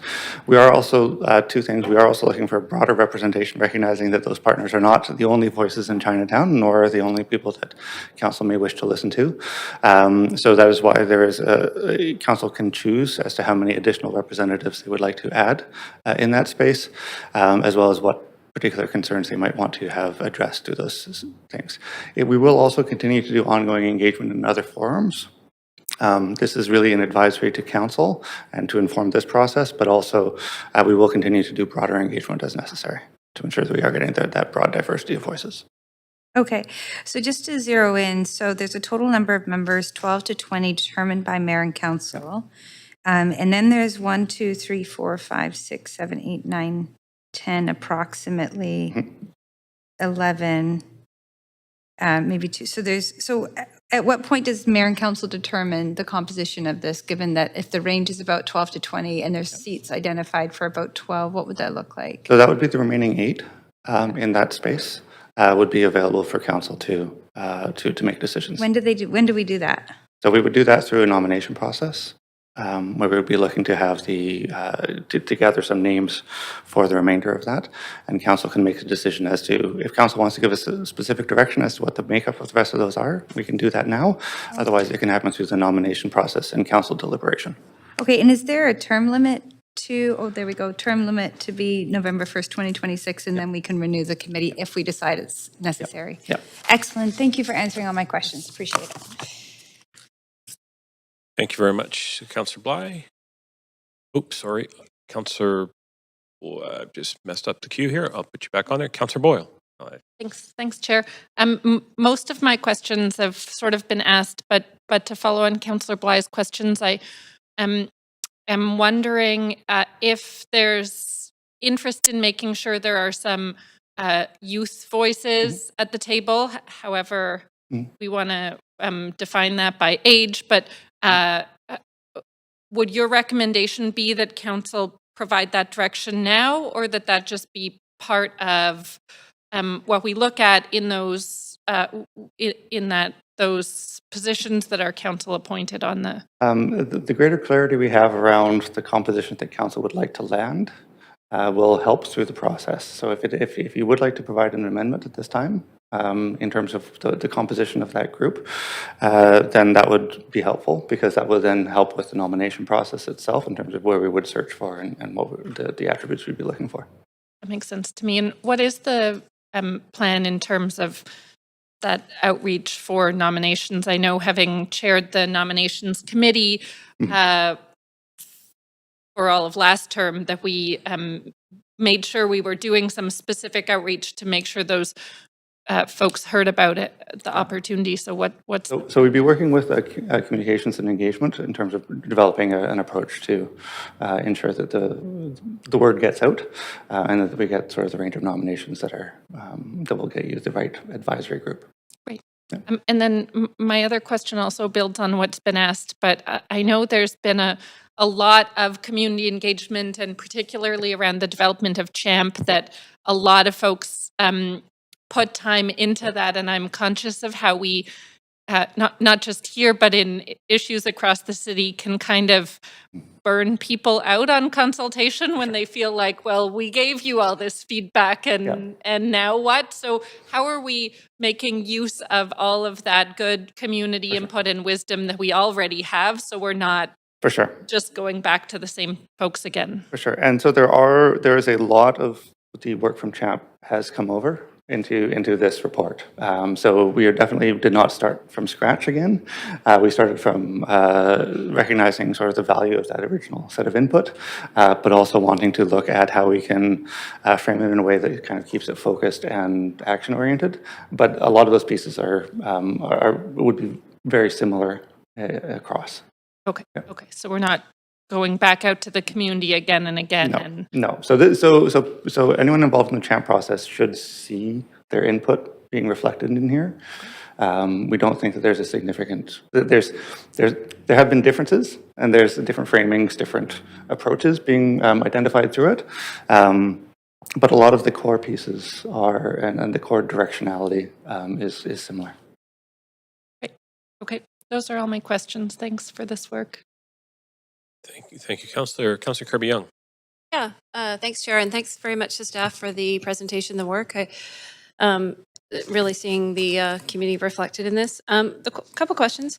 One that I have is there is an explicit reference to UNESCO on page 4 that says at this time we've not included a potential application for the UNESCO status. That was really kind of in the past work, the goal line in front of it. And am I correct in sort of reflecting back that there's been a bit of a taking stock and sort of a backing up to sort of say that you reference the immediate as well as strategic needs of Chinatown, and really focusing on we need to have a healthy, vibrant Chinatown first before we can even get there, and that's where the work is going to be focused now? Yeah, and so council can at any time continue this, give direction to pursue UNESCO. However, we feel that this is kind of fundamental foundational work for both the community as it exists now and where it's going, but also would be supportive of a UNESCO piece if council decides to go in that way in the future.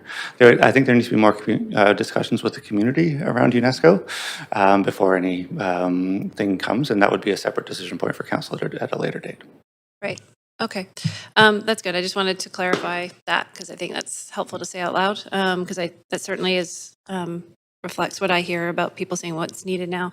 My other thing, and I'll sort of keep it as a general question, is really around the balance. There's a couple small references in the report around the provincial changes coming in with respects to various housing legislations, reference of the unique nature of the HA and HA1. And so can you just clarify again that while there will be adaptation, there are kind of protections in place in terms of intention of enhancing vibrancy and adapting and modernizing, but we're still going to be retaining the fabric and kind of the unique nature of Chinatown?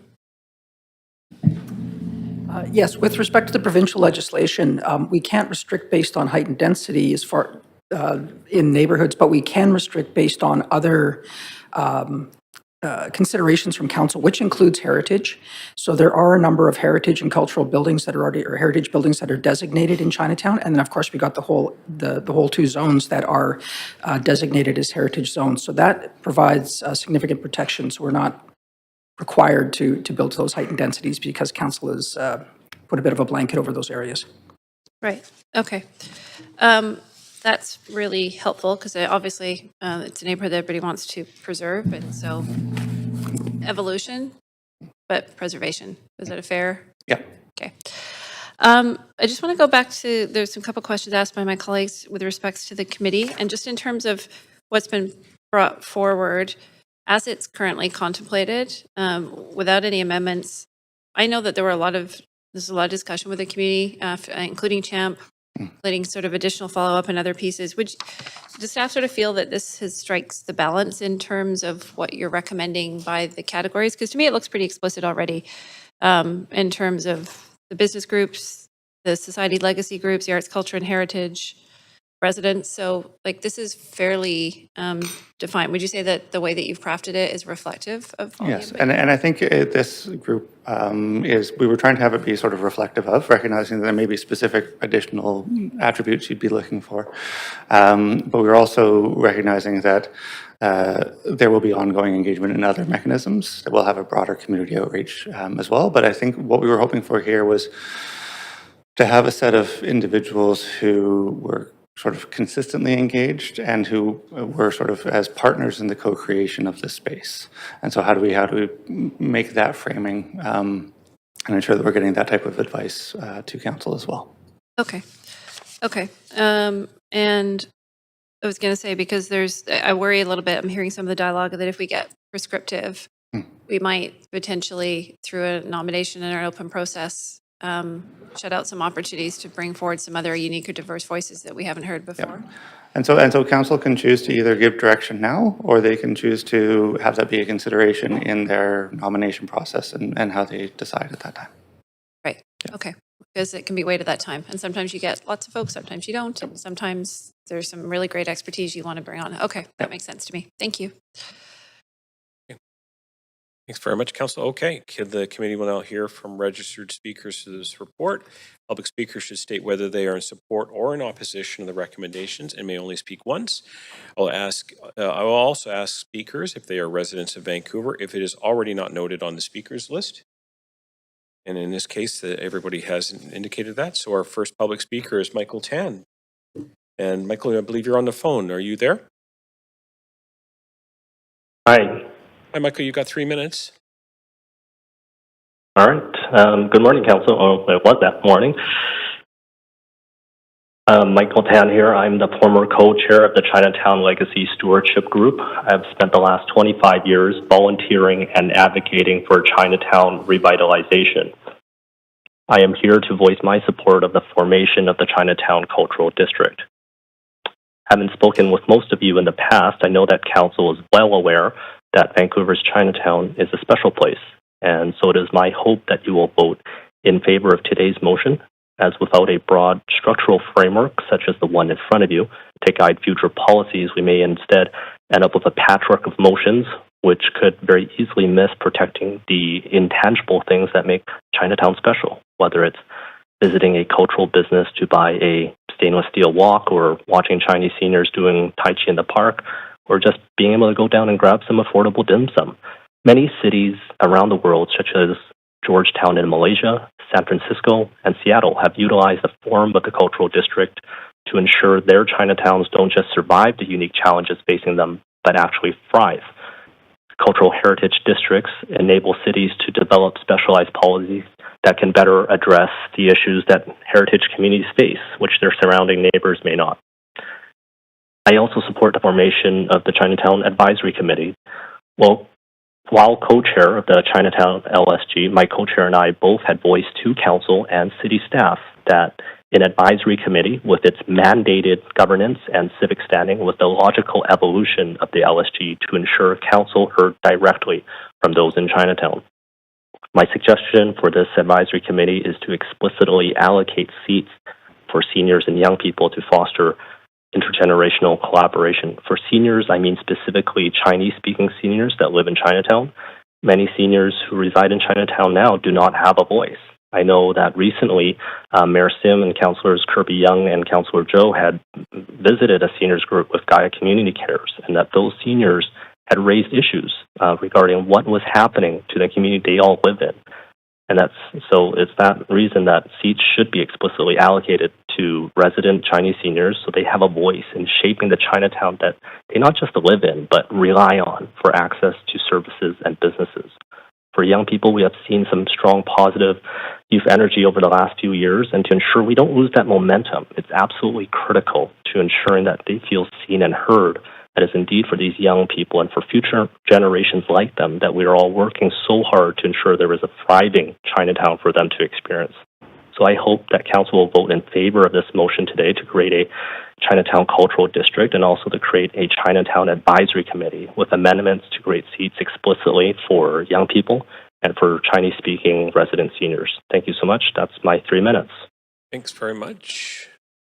Okay, and thank you for reminding me that many of you were waiting this morning, and the business of this committee was stretched into the afternoon, so I thank you for your patience. So our next speaker on the list is Henry Tom. Hi, Henry.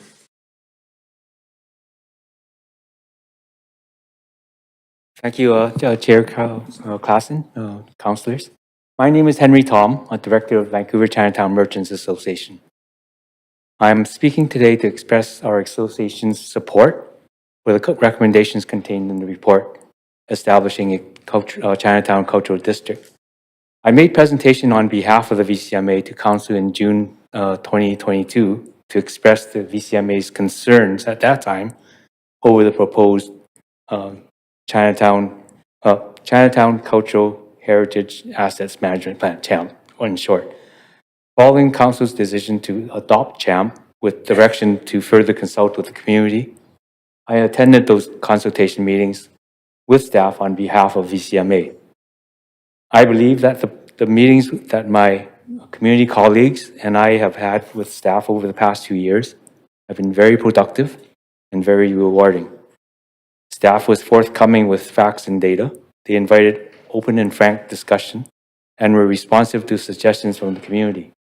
No doubt, staff is following the current council's lead in recognizing the importance of a safe, vibrant Chinatown to the city. I report back to the board and membership of the VCMA regularly on the progress of these meetings. The VCMA is very pleased with the results, and we are very supportive of our continued participations in these community consultations.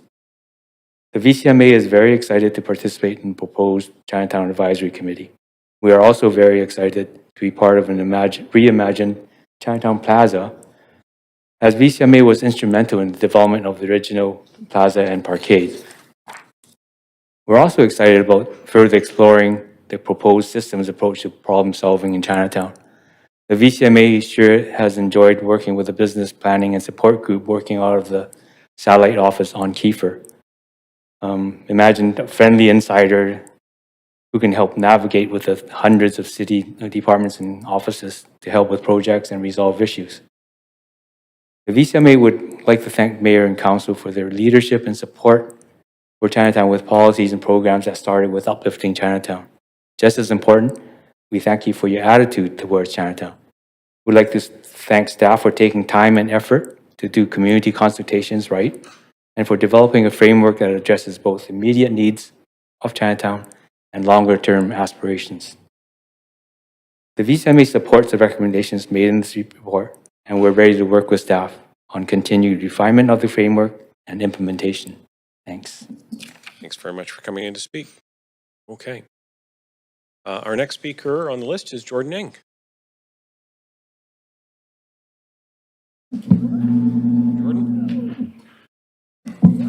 Good morning, I guess good afternoon, Deputy Mayor and Council. It's almost exactly 2 years ago that I spoke to a very different City Council here and regarding the Chinatown Transformation CHAMP plan. And then as now, I speak on behalf of the Vancouver Chinatown Business Improvement Association, VCBIA, which represents over 400 businesses and 250 property owners in Chinatown. In 2022, I expressed concern with CHAMP. As the chair of the Small Business and Economic Development Subcommittee of the Legacy Stewardship Group, the process was full of good intention. CHAMP was full of good ideas and aspirations, but too heavily weighted on academic and ideology. It had little capacity to execute meaningful results. And amid COVID, LSG remained focused on achieving a distant North Star, but failed to address and recognize the immediate issues and realities facing Chinatown. Basic safety and security, anti-Asian sentiment, crime and vandalism, and random attacks on our vulnerable seniors. However, today I'm here in support for the Chinatown Cultural District Framework and the request for city staff to prepare an implementation plan. The new framework provides a realistic balance of economic development and cultural heritage preservation. Of importance are the following. Chinatown will be recognized as a distinct cultural neighborhood both physically and on a planning perspective, the first of its kind in Vancouver. The framework is a comprehensive approach to support the neighborhood from its most urgent needs to its key long-term priorities. The working group of stakeholders includes legacy organizations, many that felt muted through CHAMP, with representation from cultural, heritage, residential groups, business interests, recognizing that we have a very diverse community. It is supported by a whole city approach to planning with city staffs and a council liaison, which will provide capacity, which will create a more effective community engagement and implementation of community-led initiatives.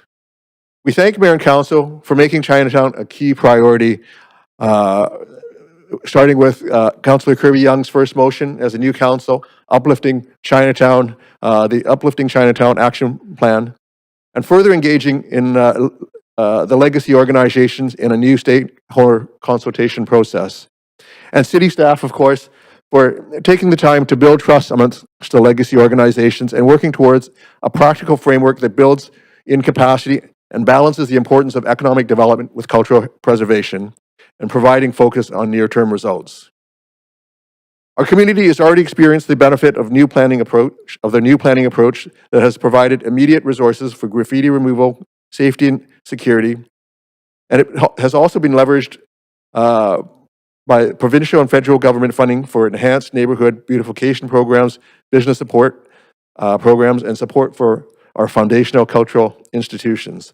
So we look forward to being actively involved with the process of shaping the future of Chinatown through the Chinatown Cultural District Framework. Thank you for letting me go past my 3 minutes, and I'm inviting you all to Chinatown Festival, July 13th and 14th, and hope to see you there. Thank you. Thanks a lot, Jordan. Okay. No worries. Good to hear that invitation. Our next speaker was Henry Liu.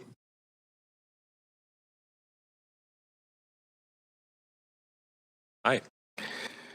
Hi, everybody. Dear Mayor and Council, thank you so much for this opportunity to speak here today. My name is Henry Hang Lu. I'm the executive director of the Dr. Sun Yat-sen Garden Society, which governs the Dr. Sun Yat-sen Classical Chinese Garden. And on behalf of our society's board of directors today, we support the establishment of Chinatown Cultural District. This support includes our unconditional agreement with the proposed Chinatown Cultural District framework and the creation of a Chinatown Advisory Committee. The garden has participated in all discussions between city staff and Chinatown's legacy organizations that have led to these proposed policies. We thank Council for setting this initiative in motion back in 2022 and appreciate the knowledge, skill, and time that staff have given to this important work.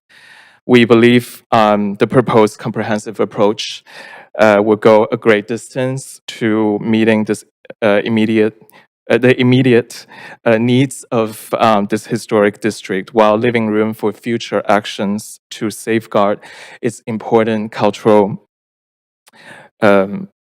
heritage and heritage values. The garden is convinced that the measures presented in this framework will enhance the garden's ability to realize its own purpose. And once again, on behalf of the society, we unconditionally lend our support to this initiative. And on a side note, because I sit on the city's Arts and Culture Advisory Committee, and I would like to also relay a note of support from the committee for this initiative. Thank you. Thanks very much. Okay, our next speaker is Ross Lamb. Ross. Good afternoon, councillors. My name is Ross Lamb. I'm a resident of Vancouver, and I'm speaking in favor of the agenda item. I am currently serving as a director on the board of the Chinatown Merchants Association, the Chinatown Business Improvement Area Society, and am on the Chinatown Historic Area Planning Committee. I've also been a member of the Chinatown Legacy Stewardship Group, which was the city-appointed group that preceded the advisory committee being proposed, and on the Chinatown Revitalization Committee, which came before that. Today, I'm speaking to you as an operator of a family-owned legacy business which evolved since 1988 in this historic and never-changing neighborhood. Based on my experience, I believe that this proposal for the creation of the Chinatown Cultural District to be managed by the City Manager's Office on the advice from the Chinatown Advisory Committee, as proposed, will be nimble and effective, and a way to steer our neighborhood through our current and future challenges. I would like to thank the city staff for their hard work and dedication in preparing the proposal before you. It has resulted from many years of consultation and planning. I would also like to thank all of you, as I feel that we've never had such a united group on council with a focus on uplifting Chinatown. I hope you will all vote in favor of the creation of the Chinatown Cultural District. Thank you. Thanks very much. Okay, next speaker is Carol Lee.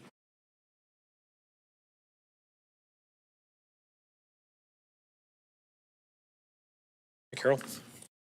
Hello.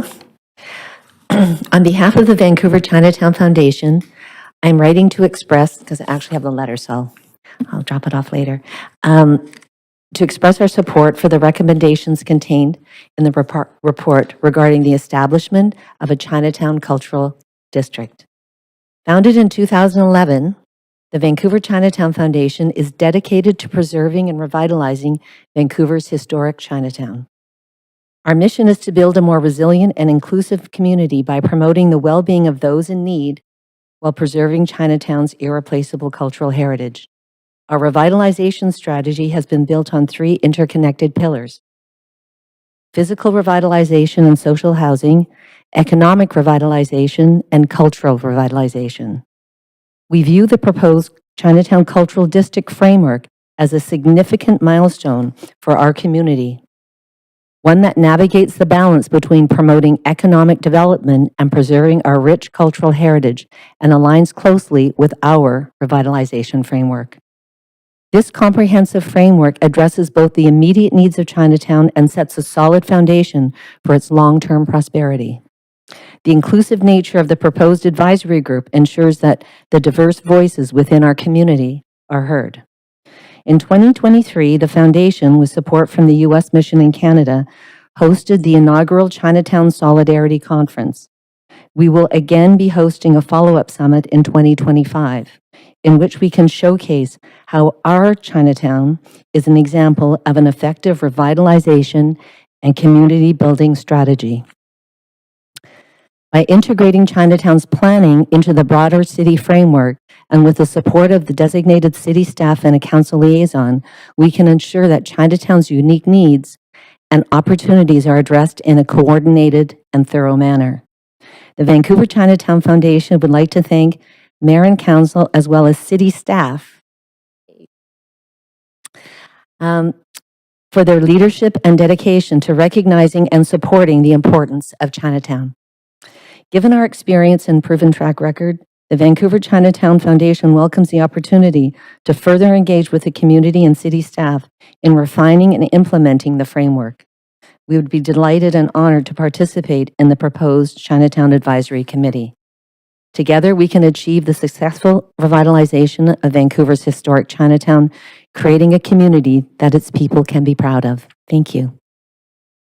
Thank you very much, Carol. Okay, so our final speaker is Louis Villegas. Louis?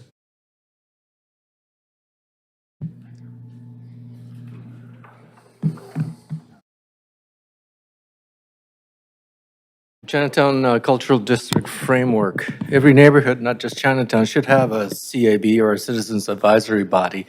Following on my presentation earlier today, Chinatown's Committee and Cultural District Framework should be directed to implement neighborhood design projects, coordinating and shaping construction in private lots and public lots to achieve high levels of support for social functioning.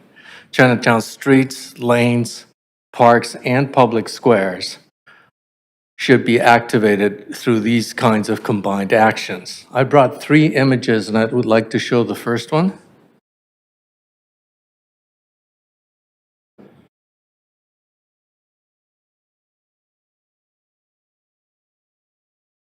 I'm afraid the presentation came late, so we are unable to get it into our queue.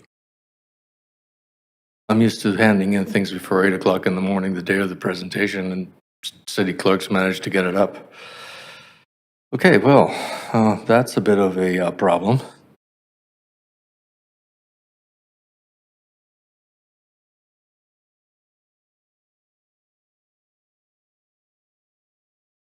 So the images that I'm not able to show would be an example of how the cab in Chinatown would function. A developer has a site next to a culturally significant site, and the cab initiates a land swap, whereby the building is moved somewhere else, freeing up the space for a cultural context. I showed in those diagrams a Chinese-themed pavilion, a reflective pool, significant addition of trees to the neighborhood, and then the square was lined with storefronts and with doors that led up to renovated or revitalized SRO buildings, which are now either leased or owned by people, because there's a GAP program in place, which the Chinatown GAP Committee would also be able to do, or CAB Committee would also be able to look after. And it is this idea that if we are looking for cultural expression and we don't have affordable housing, the kind of cultural expression we're going to get is cultural expression of the very, very, very wealthy. And if we want to have a real community in Chinatown, which is what I used to go to in the late 70s, when the sidewalks were filled with people with Asian hair and I was the only one that was not, that kind of viability is possible again. But it's only possible again if we take very careful notice of this affordability problem that's been haunting this room for at least 15 years. Thank you very much. Thanks very much, Luz. All right. All right, committee members. I'm happy to move the recommendations. Okay. Second. Okay, that was moved by Councillor Kirby-Young, seconded by Councillor Bly. Committee members, is there any discussion? I see there is, absolutely. Councillor Kirby-Young. Yeah, thanks, Chair. First of all, I want to start with a resounding thank you to Ben and Belle, and I see Doug's here as well, and all the team that have worked on this one.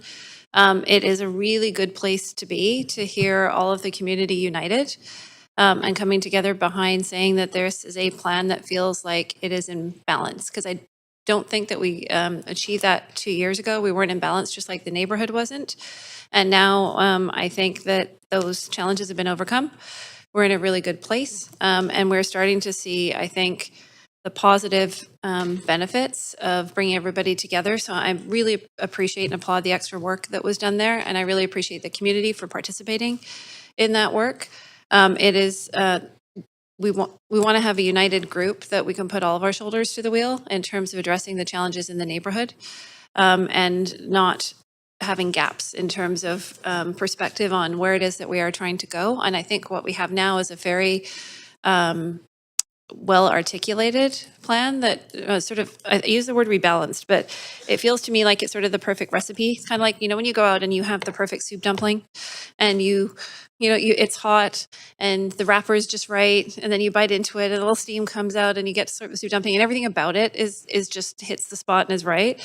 That's kind of how I feel about this plan and this moment in time today, because it feels like it has brought in the other ingredients in the recipe that are essential for a healthy and thriving Chinatown. And so when I'm seeing words like, in addition to what was identified previously, like arts and culture, heritage, the food component, but the importance of safety, cleanliness in the neighborhood, the heritage societies, for example, but also the fact that economic and cultural revitalization go hand in hand and they need to support each other. And so I think that we sort of rebalance the scales there, if you will. I'm really pleased to see the building blocks in terms of the visionary pieces around how to thoughtfully manage growth into a neighborhood that keeps it thriving and keeps it vibrant and keeps people going, respects the architectural and historical heritage of the neighborhood, the heritage buildings, and sort of the built environment, looks to ways to revitalize assets like the Chinatown Plaza, and in my view, brings together a very thoughtful committee composition to guide the work moving forward. And so I'm very happy to support this report entirely as it is. I don't think it needs any tampering with the recipe. I think, you know, if you use the Goldilocks thing, we kind of got it just right at this point in time. And I think we're starting to see some of the efforts pay off now in terms of cleanliness, graffiti programs, public safety. People are excited to go back. You go down to Chinatown now, not just during the day, but in the evening, you see people down there enjoying it. There's a sense of pride that has returned to the neighborhood. Not to say that we still don't have the challenges in front of us, but we've got some momentum, and if you will, and sort of some wind beneath the wings. And so I'm looking forward to what's coming next and building on it. But I think that you guys nailed this one. I think the community voice is really reflected in it. And again, thanks to everybody for working together, because we all love Chinatown, and I'm excited that we're going to get to love it a little bit more as it continues to revitalize. Thank you. Thanks, Councillor. Oh, okay. All right. Very good.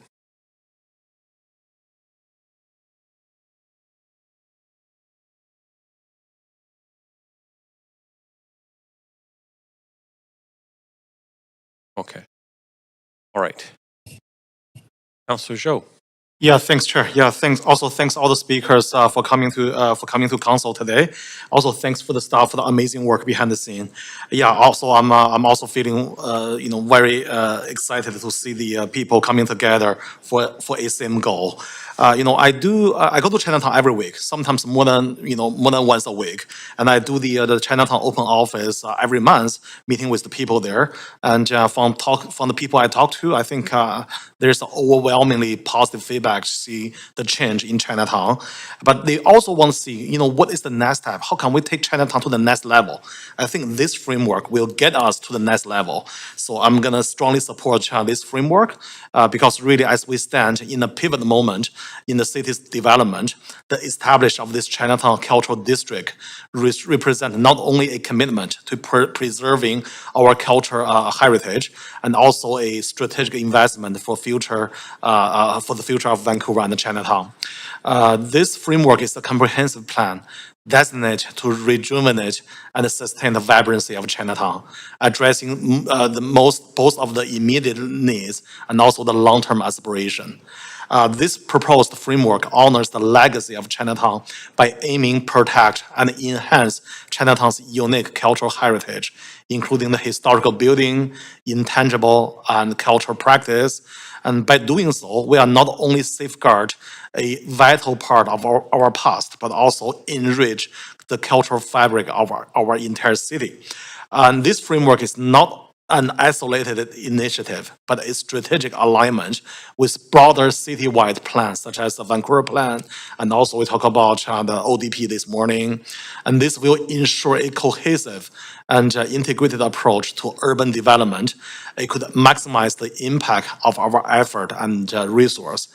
And also the advisory committee. So I have a very high expectation of this advisory committee because it will provide ongoing and informed guidance to ensure the framework remains responsive to communities' needs moving forward. Yeah, and also I saw there's a huge consultation and engagement with the community partners. We saw some of the amazing partners here in the council chamber. So it will reflect a diverse range of voices and perspectives. Yeah, so overall, I think this establishment of this Chinatown Cultural District is a visionary steps towards preserving our cultural heritage while promoting our economic vitality and community well-being. It will embody our city's value of diversity, inclusion, and respect for our long history in Chinatown and the city of Vancouver. And it will set a precedent for the thoughtful and strategic urban development. It could use as our a very good foundation for other neighborhoods, which we need a similar plan in the future. Yeah, with that, I'm gonna keep that short. So 100% support this framework and look forward to more report back from staff. Thanks. Thanks, Councillor. Councillor Fry. Oh, thanks, Chair. I'm wondering actually if just off the top, through you, I could ask a question of staff. Actually for Ben. So off the top, Michael Tan was talking about representation of seniors and young people in the committee structure, the advisory committee. I'm just looking through the guiding principles and third bullet under number 5, ensuring that the committee holistically considers all the areas that make Chinatown unique, including but not limited to arts and culture, history, seniors, youth, blah, blah, blah. Is that intended to ensure that there is that kind of diversity representation in the committee? The idea would be that that would be something that council would consider as they identify the range and number of individuals that would sit on the committee. Which will be coming to us in camera, presumably, to make that. Okay, great.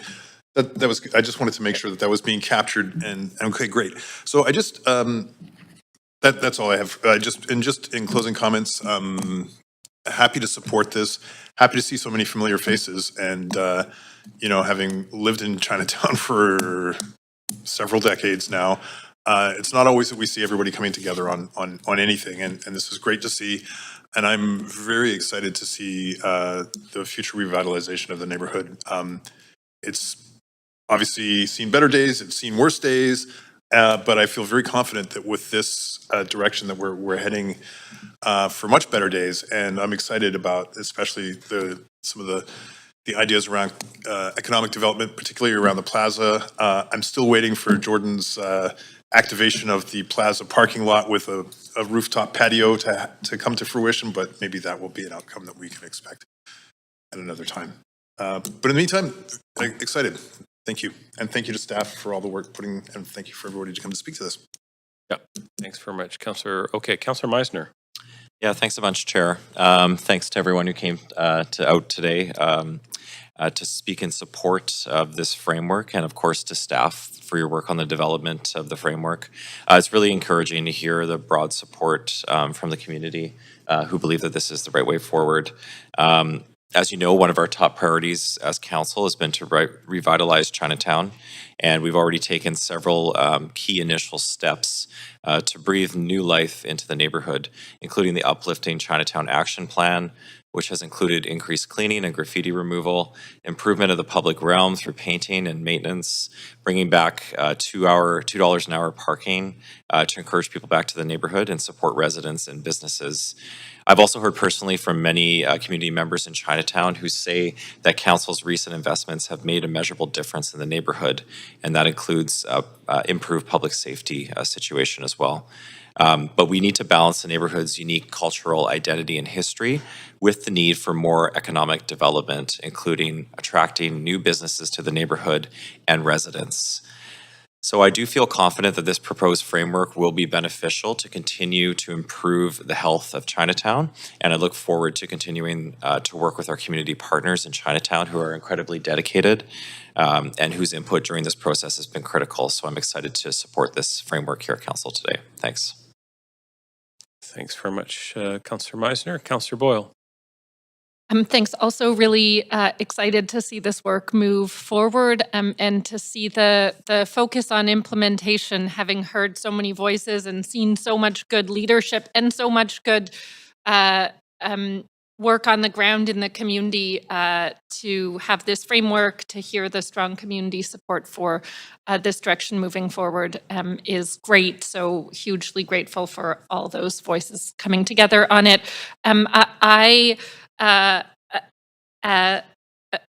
Will echo what we heard from Michael Tan, that I think it's really important that we make sure that there are voices of youth and seniors included in this. I had circulated an amendment, but hearing, as Councillor Fry said, that it's articulated and that Council is speaking here to the hope that comes forward in the names and recommendations that we have to look at to make appointments, and then that decision will be up to us. I won't bother with that amendment. We don't need to go into whether it's frivolous, et cetera. I hear that there's interest. We know that that's important to have that diversity of voices, and so look forward to supporting this work as it continues. And again, just really grateful for all of the work that has gotten to this point. In moments like this, just feel like we're so lucky to get to just cheer it on and vote to approve it, and all the hard work happens in the community and on the ground. And I'm grateful to get to be part of supporting it. Thanks. Thank you, Councillor. Councillor Dominato. Thanks, Chair. And I'll be brief, but I do want to thank our staff and members of the community for the work to where we are today, and strong acknowledgement of my colleague, Councillor Kirby Young, who also has really led the charge at Council in this, going back to last term. And to simply reflect that over the last 6 years on Council, one of the things I have grown to appreciate and learn is how important our cultural heritage and identity is in the city, and particularly with Chinatown. And I know Chinatown has faced very difficult times for a variety of reasons that my colleagues have already highlighted in their comments. And I'm really proud to be a part of this council and this team in moving towards a better future for Chinatown that really supports the vibrancy of the community, the history, the heritage, the identity, and the culture, but also a strong economic future. And so just suffice it to say, I'm really excited by this work and really grateful for all the diverse voices that have contributed to where we are today and hard work. And so I will be supporting the report and look forward to joining you for celebrations in July, again, as I have on many years. So thank you. Thank you, Councillor. Councillor Carr. Yes, I'm on to just shortly say thank you. Thank you to staff for all the work on this, and it's gone on for many, many years. But thank you particularly to the community. Going through some really tough times and really maintaining that faith and belief that Chinatown is a really, really important place and part of our city. So without your work, there have been some times when I think it would have been difficult to keep it going, especially I think COVID really did play it created a very difficult situation, particularly for Chinatown, which was always so vibrant. And the stores there really took a hit during COVID. So thank you for continuing to maintain your faith and your desire to see that Chinatown remain this real icon of an experience for every Vancouverite. So, thanks to both staff and the public. Thank you very much, Councillor. Councillor Bly. Great, thanks very much. It sounds like there's going to be a lot of support around this chambers for this report today, which is very, very encouraging and exciting. So like others, and I'll just be really brief, I think thank yous are definitely in order to the community, to those that came to speak today, but also just for the consistent showing up in community that are really heroes to those that come to appreciate Chinatown and how it is related to it in terms of a cultural hub, but also the economic piece, which we know is critical to many merchants and folks that have their businesses in Chinatown that rely on people wanting to come and shop and spend time in Chinatown. So thanks to staff for all of your work on this, as well as Councillor Kirby-Young, as was mentioned, and Councillor Zhou, who's certainly picked up some of that momentum as well since coming on council. So, I think that, and of course the mayor, who I'm sure would love to be here for this particular report and decision specifically, and is away working on other things for our city. So I think it's just worth noting as well.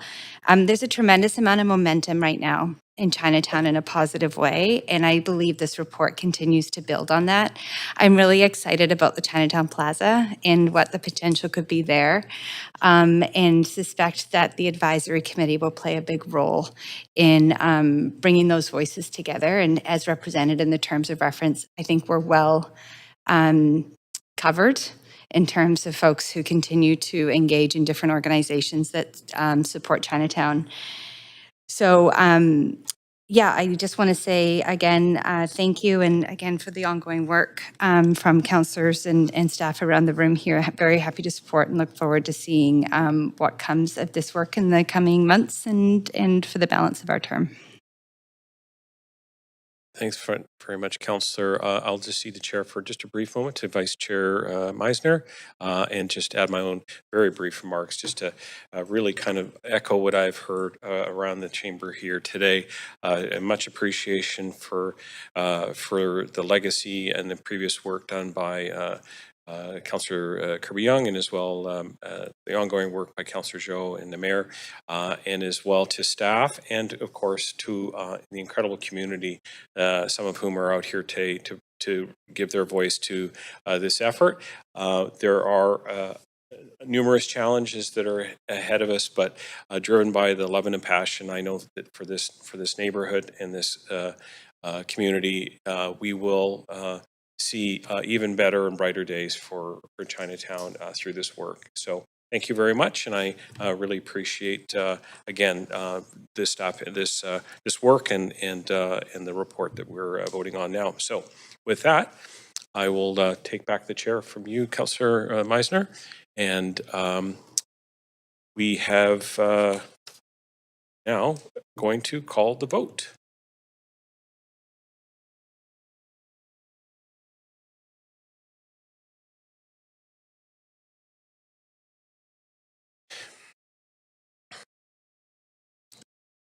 Very good. Okay, so that passes with not an opposition. So thank you very much, and thanks again to speakers.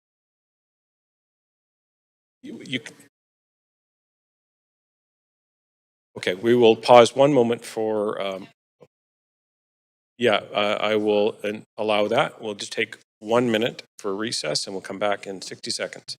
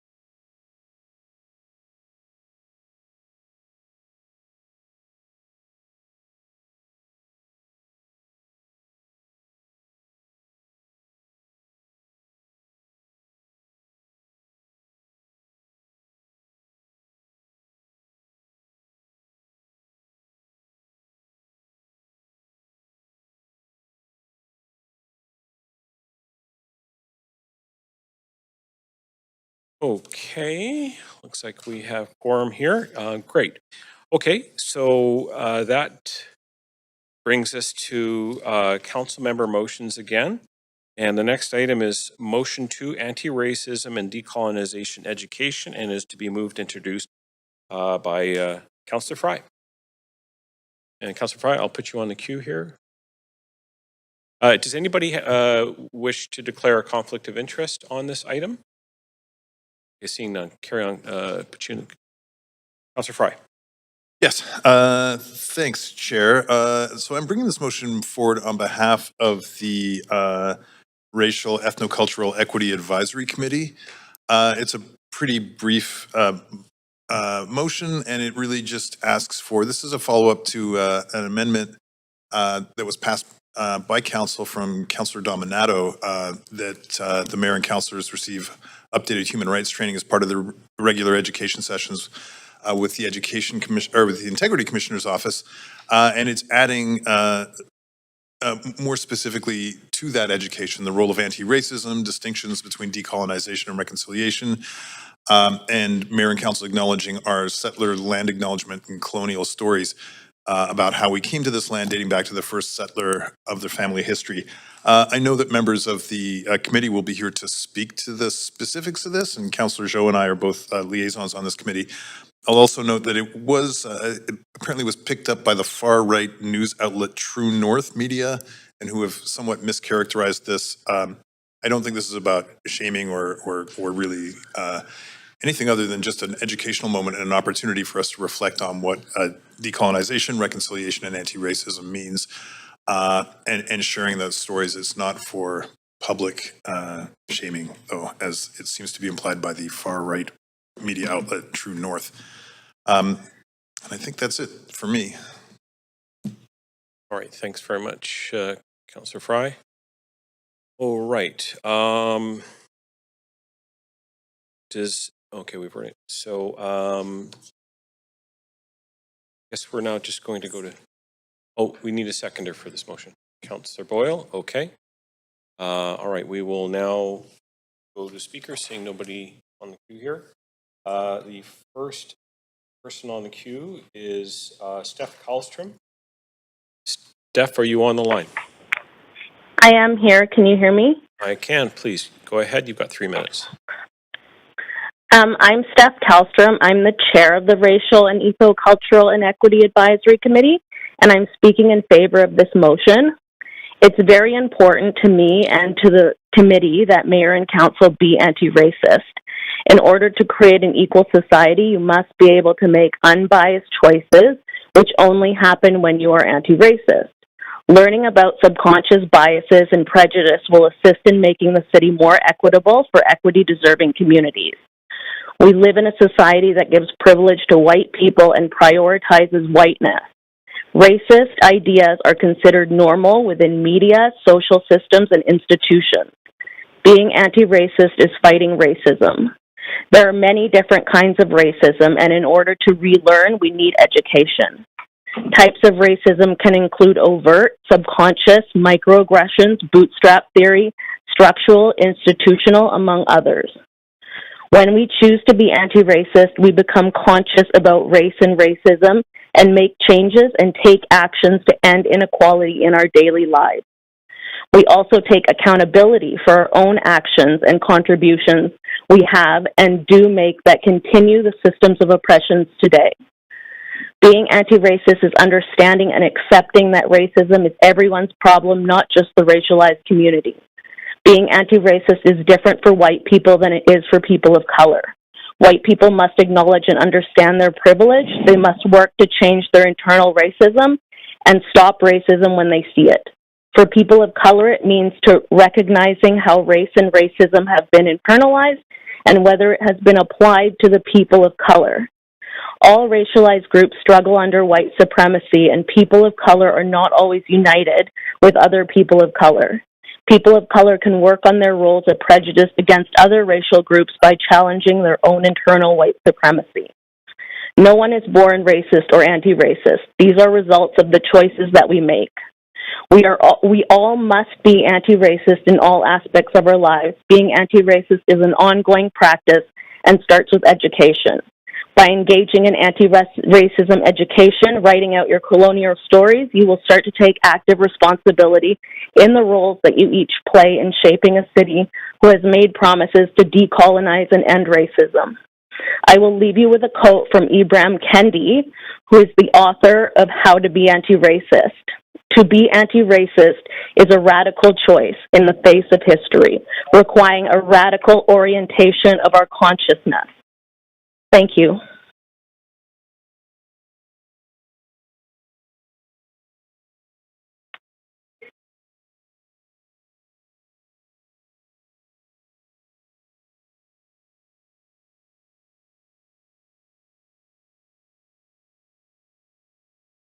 I'm sorry, our next speaker is Jessica Chikaonda. Hope I pronounced your name correctly. Jessica, are you there? Speaker 1 is not on the line. Okay, very good. Okay, then our next speaker on the list is John Tolentino. John, are you there? Yes, I am. Okay, go ahead. Good afternoon, Chair, Council, and committee members. My name is John Tolentino, and my pronouns are he, him, they, them. By trade, I am a registered social worker, university administrator, and community support worker. But before you today, I come to you all as a racialized person, specifically an Asian person of Filipino descent. I am in favor of this motion because, as evidenced by the BC's Office of the Human Rights Commissioner's inquiry from August 2021, there has been an exponential rise of hate speech throughout the province and our city. Given the heightened sociopolitical and racial climate we are in, these incidences of racial violence in the form of micro and macroaggressions are truly unspeakable. Ignorance is all around us, whether willful or blissful, that further breeds racist comments. To combat this, I believe that education is not only instrumental, but essential if we are to become a city that is truly informed. While I appreciate the exercise within this motion for the mayor and councilors to acknowledge their settler lands and create stories to showcase some knowledge of this timely issue, I strongly feel that this is the bare minimum. As the highest governing body at the municipal level, I have the highest expectation for elected officials in 2024 to be actively engaged and not cause racial harm in conversations. In other words, I don't want your political speak and lip service. I want justice. I want racial justice for my communities in tandem with resources. I don't want your thoughts and prayers for what I have been through in this world. I want your solidarity in action. To end, I reverberate my point that I support this motion as A, it aligns with the new legislated BC Anti-Racism Act, B, the need to ally with the growing racial diversity in our city, and C, to remind the mayor and councilors to do your job to dismantle this systemic racism. Thank you. Thank you very much. Okay, our next speaker is Nana Varshni. Nana, are you on the phone? Speaker 3 is not on the line. Okay, the next name is Brenda Kyle. Brenda, are you on the line? I'm on the line. Hello. Very good. Go ahead. You've got 3 minutes. Hi. I won't take your 3 minutes. I just want to speak to the motion that I totally support it, and that TikTok. Let's get going because the clock is ticking, and this is stuff that needs to be talked about now and dealt with now, and people need to have this education now. So I'm just speaking for it. Thank you so much. Thank you for your calling in. Okay. We'll go back to the top of the list here. Jessica Chikaonda, are you there, Jessica? No new speakers have joined. Okay. And and Nana Varshni is not on the line. No new speakers. Okay. Thanks very much to make that clear. Okay. All right. We'll go back to council here and hear from council. Go ahead, Councillor Fry. Yeah, just to add a little bit more to this conversation that maybe wasn't captured with some of the speakers that I hoped might be. I think we all have, and I know you all here on council, and I know we all have complex intersecting colonial settler stories that reflect the diversity of this country and the diversity of this room. And each touches on us in different ways. And I think in exploring those conversations, and, you know, I myself, on the one hand, my father's family are literally colonizers, British military. On the other hand, my mother's family were indentured laborers and slaves, and were the subjects of colonization. So our colonial stories are complex and intersecting, and I think in sharing those kind of pieces and learning more about that diversity and complexity, we in fact will better understand anti-racism and how we decolonize our way of thinking when it comes to the policy and the conversations we have and the way we treat folks who come and speak to this council. And I think it can only be a good thing. And I hope that it is received in the spirit of understanding and education, which is, I believe, what the intention is with this. So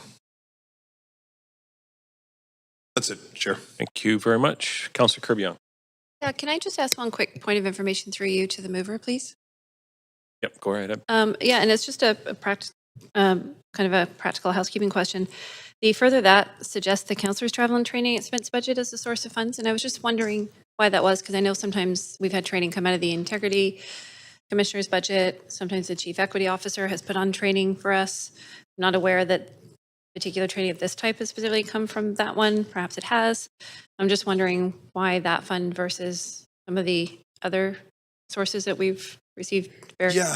Mostly because I thought the question may come up, where the funding may come from, and I know that the Integrity Commissioner office budget is pretty much tapped out right now, and that we anticipate this will come in the fall. So without presupposing that there will be a top up for the Integrity Commissioner budget, I thought that this would be an opportunity to offset that otherwise. Okay. And not like the equity officer, like I know when we previously received training came through there. Was that a consideration or? You know what? I honestly just added it to flesh out the opportunity so that there was, you know, a funding avenue rather than just general. Thank you. Appreciate it. If I can just provide a quick comment, Chair. Yes, please. Yeah, I wanted to thank the speakers for their comments. And I just thought it might be helpful to reflect a couple of points back here, and that is just to let everybody know that, you know, this is my second term on council. I sat on the park board previously, and it was sort of a suggestion that we needed to get going right away on this, and there was no time to delay. And just to assure that this is not new for mayor and council, that we receive training on a regular basis. I myself have participated in reconciliation training in a number of different forums. Some have been through our chief equity officer here. I remember we've done it with this council.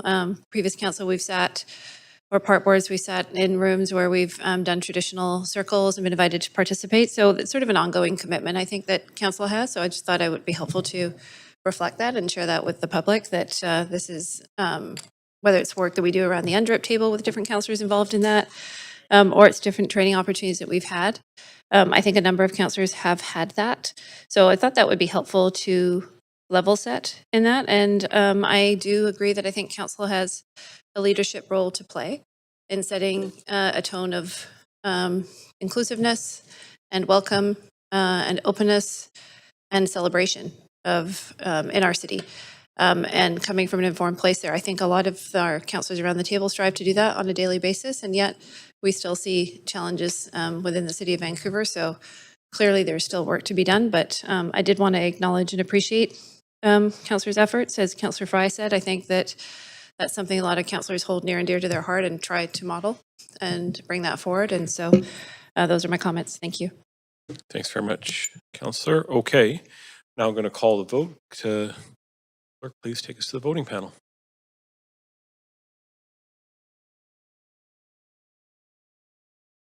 Okay, that passes with none in opposition. Thanks very much. That concludes Councilmember Motion 2.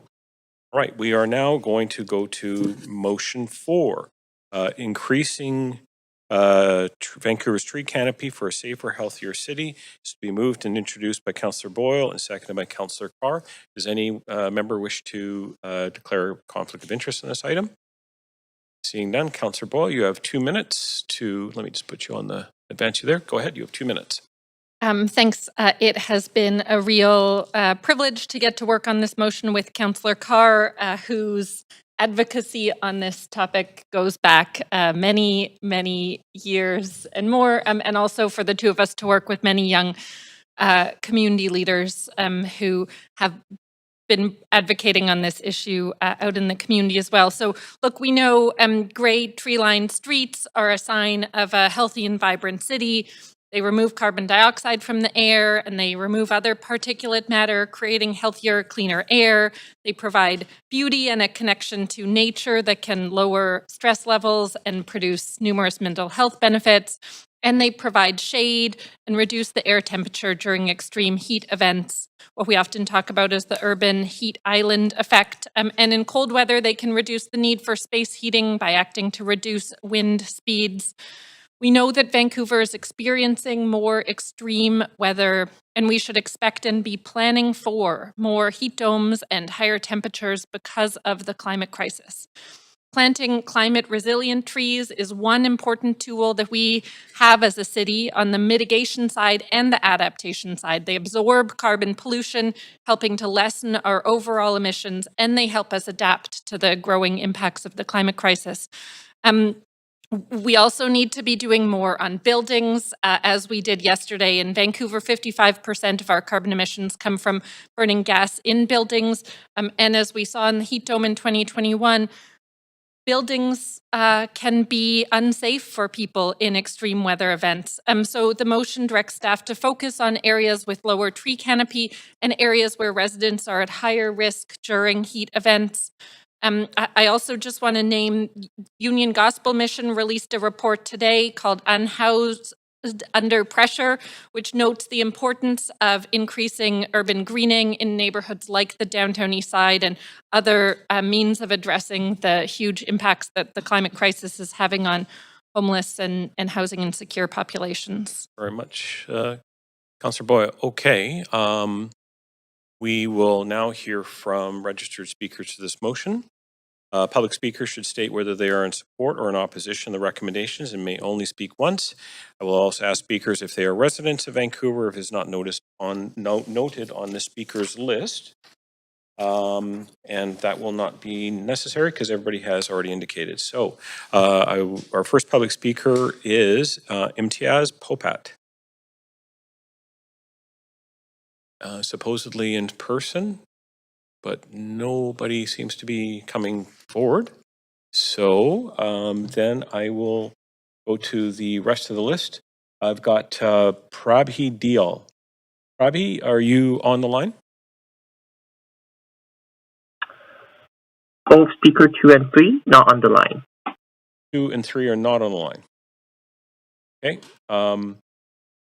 I've got Tina Aljla, sorry. Tina, are you on the line? I am on the line, yes. Okay.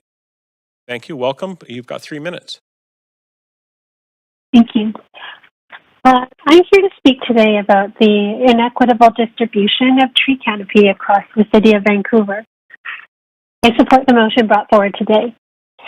I have lived on the east side of Strathcona for the past 14 years. Strathcona and South Vancouver's Sunset neighborhood rate the least tree canopy, and they also rate very high BIPOC populations and have the lowest median incomes, according to mapping compiled by Nature Canada. The importance of planting native and climate-resilient trees that form healthy tree canopies is huge. They mitigate heat island effect, reducing temperatures inside and outside homes. Tree canopy is especially important in historically underserved areas. As a landscape architecture practitioner and urban designer, I recently worked with racialized teenage girls in South Vancouver's South Hill neighborhood. When asked how their neighborhood could be designed better, they all said more trees and more shade. I will remind Council that they have recently committed to allocating more resources to South Vancouver per the SCNH's Reframing South Vancouver report from 2023. Some of the teens I talked to belong to a dance club that travels to other schools for competitions. They related a story to me about how they were shocked at how nice the streets were further west, with big, beautiful trees lining all the streets, and how different it felt from their own neighborhood, which they describe as in need of cleaning, with not enough greenery and not enough trees. They also noted how white the neighborhood was compared to their own. I will share some quotes from my talks with the teens. We like to eat outside in summer. Sometimes we bring picnic blankets to sit on our coat. It's hard to find a place to sit that's shaded. Back to Strathcona, my own street has trees on both sides of the street, yet in 14 years, a full tree canopy hasn't borne. On the cross streets, tree selection is more for ornamentation than canopy. Despite all the major heat events increase in frequency and intensity, as major heat events increase in frequency and intensity, that we plant shade trees that form full canopies to reduce temperatures in the cities. Mayor and Council, please honor your commitment to improve the tree canopy in historically racialized and underserved communities in Vancouver. Thank you. Thank you very much. Right on time. Okay. That is the end of our speakers list. Thanks for everyone for coming to speak. So committee members, is there any discussion? See Councillor Carr. I think I'll go after Councillor Bly. I'll just take myself off and Okay. move down. Councillor Bly. Thanks very much, Chair. I have sent in amendments to this motion. Okay. I can take us to an amendment queue and ask you there. Councillor Bly, go ahead. Great, thanks. So I am sending these amendments, and in the spirit of really collaboration, of course, this motion and the narrative around it right now in the public is this certainly was an ABC commitment as part of our 94-point platform coming into this term, and so I really just want to thank Councillor Carr and Councillor Boyle for helping sort of bring this forward. Of course, we've had a lot of things on deck in terms of delivering on our mandate as a council, as individuals and as groups as well. And so I just think that the efforts to bring this forward in a collaborative way have been great. A couple of amendments that are, I think, timely. And again, I'll just say that I have had the pleasure of working with Councillor Carr directly just to sort of float these amendments and make sure that they're workable, and appreciate that support. So the first is the acknowledgement that through the Green Municipal Fund, there is a brand new Growing Canada's Community Canopies Fund, and the $291 million is part of that first tranche of funding that is launched, I think, less than 2 or 3 weeks ago. And as a representative at FCM, who manages the GMF overall, who then manages this now new fund, that is the work that I've been doing behind the scenes to make sure that we don't just put a motion forward to deliver 100,000 trees, but also to have a funding source or stream to do so. And I know that that is the intention here as well. So I'm glad that the timing of this is lined up just perfectly to direct staff to apply to that initial tranche of funding prior to July 12th, 2024 for the spring 2025 planting season. That's part one of the amendment. The second part is really just adjusting for the C recommendation that talks about the city's urban forestry programs, specifically around the sale of climate resilient trees at a reduced or minimal cost is what I'm adding to residents to plant on private property in the city, particularly in neighborhoods with below average canopy cover is what I'm adding to support the urban forest strategy and the goal to increase the city's tree canopy cover to 30% by 2050. And as we know now, it's currently sitting at 25%. So we're well on our way, but we need to continue to strive to achieve this target by 2050 for the reasons that have already been talked about related to health, well-being, livability, particularly for some of our more underserved communities and neighborhoods. And the last is an addition, recommendation D, that staff be directed to engage with external organizations that may also be willing to partner on a tree giveaway program in support of the goal to increase the city's tree canopy. So I'll leave it there, but I'll just say one last point, which is to thank also who I see is not in the room at the moment, but Councillor Dominato, who's worked also very much behind the scenes with me over the past year in bringing forward the tree canopy work. And so again, happy to do this in the spirit of collaboration with Councillor Boyle and Councillor Carr.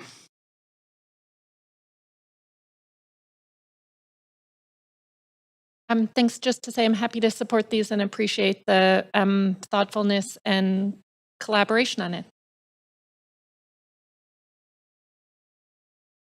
I absolutely appreciate the collaboration as well. And very much appreciate getting the draft beforehand. Thank you very much, Councillor. But also to say, I hadn't realized the work behind the scenes nationally, along with Councillor Dominato. Well done. That's a big amount of money that can really help our city and other cities. So, yeah, very happy to see these additions.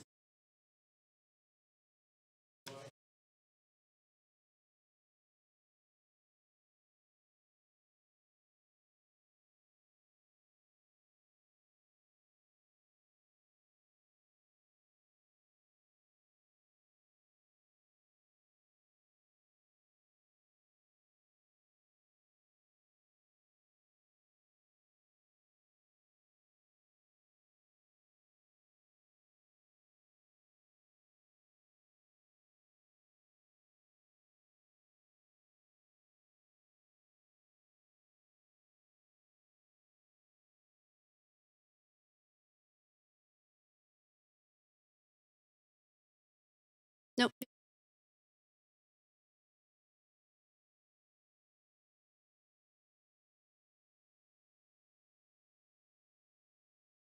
Yes.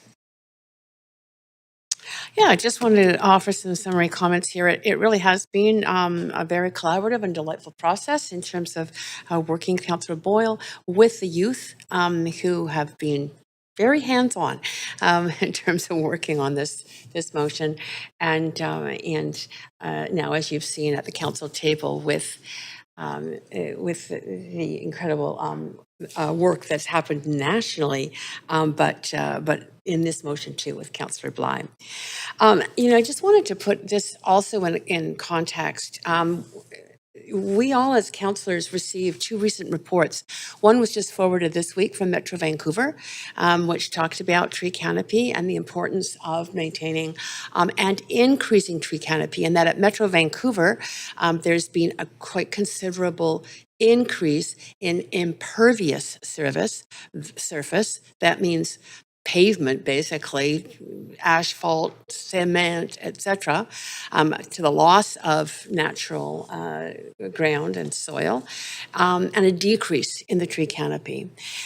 Just prior to that, we received a report from Dr. Daly, Vancouver Coastal Health Chief Medical Officer, on the heat dome. And that report is really worth all of you reading, because it is a shocker in terms of realizing Vancouver, as we all know, was the city with the most deaths during the heat dome. But the report was very good in analyzing why. And why is that people couldn't escape from the heat. They lived in apartments that were south-facing with no, as the report points out, no shade trees that mitigated the heat effect. They lived in neighborhoods where there were fewer shade trees that again mitigated, that were not there to mitigate the effect of the heat. And the East and South Vancouver neighborhoods were pointed out as those in the greatest need of increasing the tree canopy. There are 5 main neighborhoods where the tree canopy is less than 15% of coverage. Strathcona, as the speaker mentioned, Sunset, Downtown, Victoria, Fraser View, and Renfrew, Collingwood. And this motion we put forward does ask staff to focus on those inequities within our own city where people are at more risk and whose health particularly is compromised by the fact that there isn't that shading provided by the tree canopy, which does cool the temperatures considerably. I just want to also point out that the moves that the city has made in the past, and I did bring along, probably none of you have this, the Greener City Action Plan. This is the last report, 2018, of the Greener City Action Plan, and it talks about how many trees, what percentage of trees, actually not what percentage, how many specific trees were planted, with the goal being 150,000 trees at the time, and there was just over 100,000 trees planted. The problem, though, is that report just talked about numbers of trees, not net canopy cover. So at the time that there may have been lots of planting of trees, there was also the decrease of trees by development or trees that died due to heat domes, or drought conditions, etc. So our motion looks at how do we maintain, not just increase, but maintain tree canopy. And what we have to do that is make sure that trees are watered. So one of the ideas in this motion is to do an adopt a tree program, like we have adopt a catch basin, and volunteer residents seem to be coming forward in droves to do that. So the idea is you go out and water a tree, and I will give you a very short story. I only have 45 seconds, but 5 years ago, I kept the Joe Kagawa tree alive on the north lawn of this city hall property by going into the women's washroom on the bottom floor with buckets and carrying water out because that tree was dying from drought. And I bet there's a lot of people that would keep a street tree alive by taking some water out and making sure that it is watered. So that's just one idea. We did get a lot of trees to be planted on private property. When the park board did the sale of those trees at a very low cost, $10 a tree, we should do that again. That's what the motion asks for. And we need to make sure that we put the money into, and the staff time and the public time, into maintaining and increasing our very health supportive tree canopy. Yeah, thanks. I want to thank everybody for the discussion around this and bring the motion forward. It's always a good thing when we're aligned about something that is significant and important for the health and well-being of our city. And listening to the discussion around the table and learning about these amendments, want to appreciate also the work behind the scenes by Councillor Bly. And Can I suggest we go to amendment queue? Or you haven't said you were going to take it. It's about to get there. I'm looking over the shoulder of the clerk and I see it. So I was just introing that, but yeah, just one second. I appreciate the work behind the scenes by Councillor Bly and Councillor Dominato in identifying sort of what has been growing and sort of emerging funding opportunities through the Green Municipal Fund, and specifically the Growing Canada's Community Canopies. So I think that's great. There was just one thing as I was listening to it that struck me as a gap that I think it would be helpful to council have information back. So I do have an amendment. very good. All right. We will go to an amendment queue and add you on there, Councillor Carver-Young. Wonderful, thank you. And that is really that one of the things that we're hearing, and I know this from my time in the park board, we had tree sales. They went for $10. Park board commissioners came out. They were super popular. People picked them up and took them. We were planting more trees. We were measuring tree canopy. There was ongoing efforts to increase the number of trees every year. This council collectively wants to be bold on the number.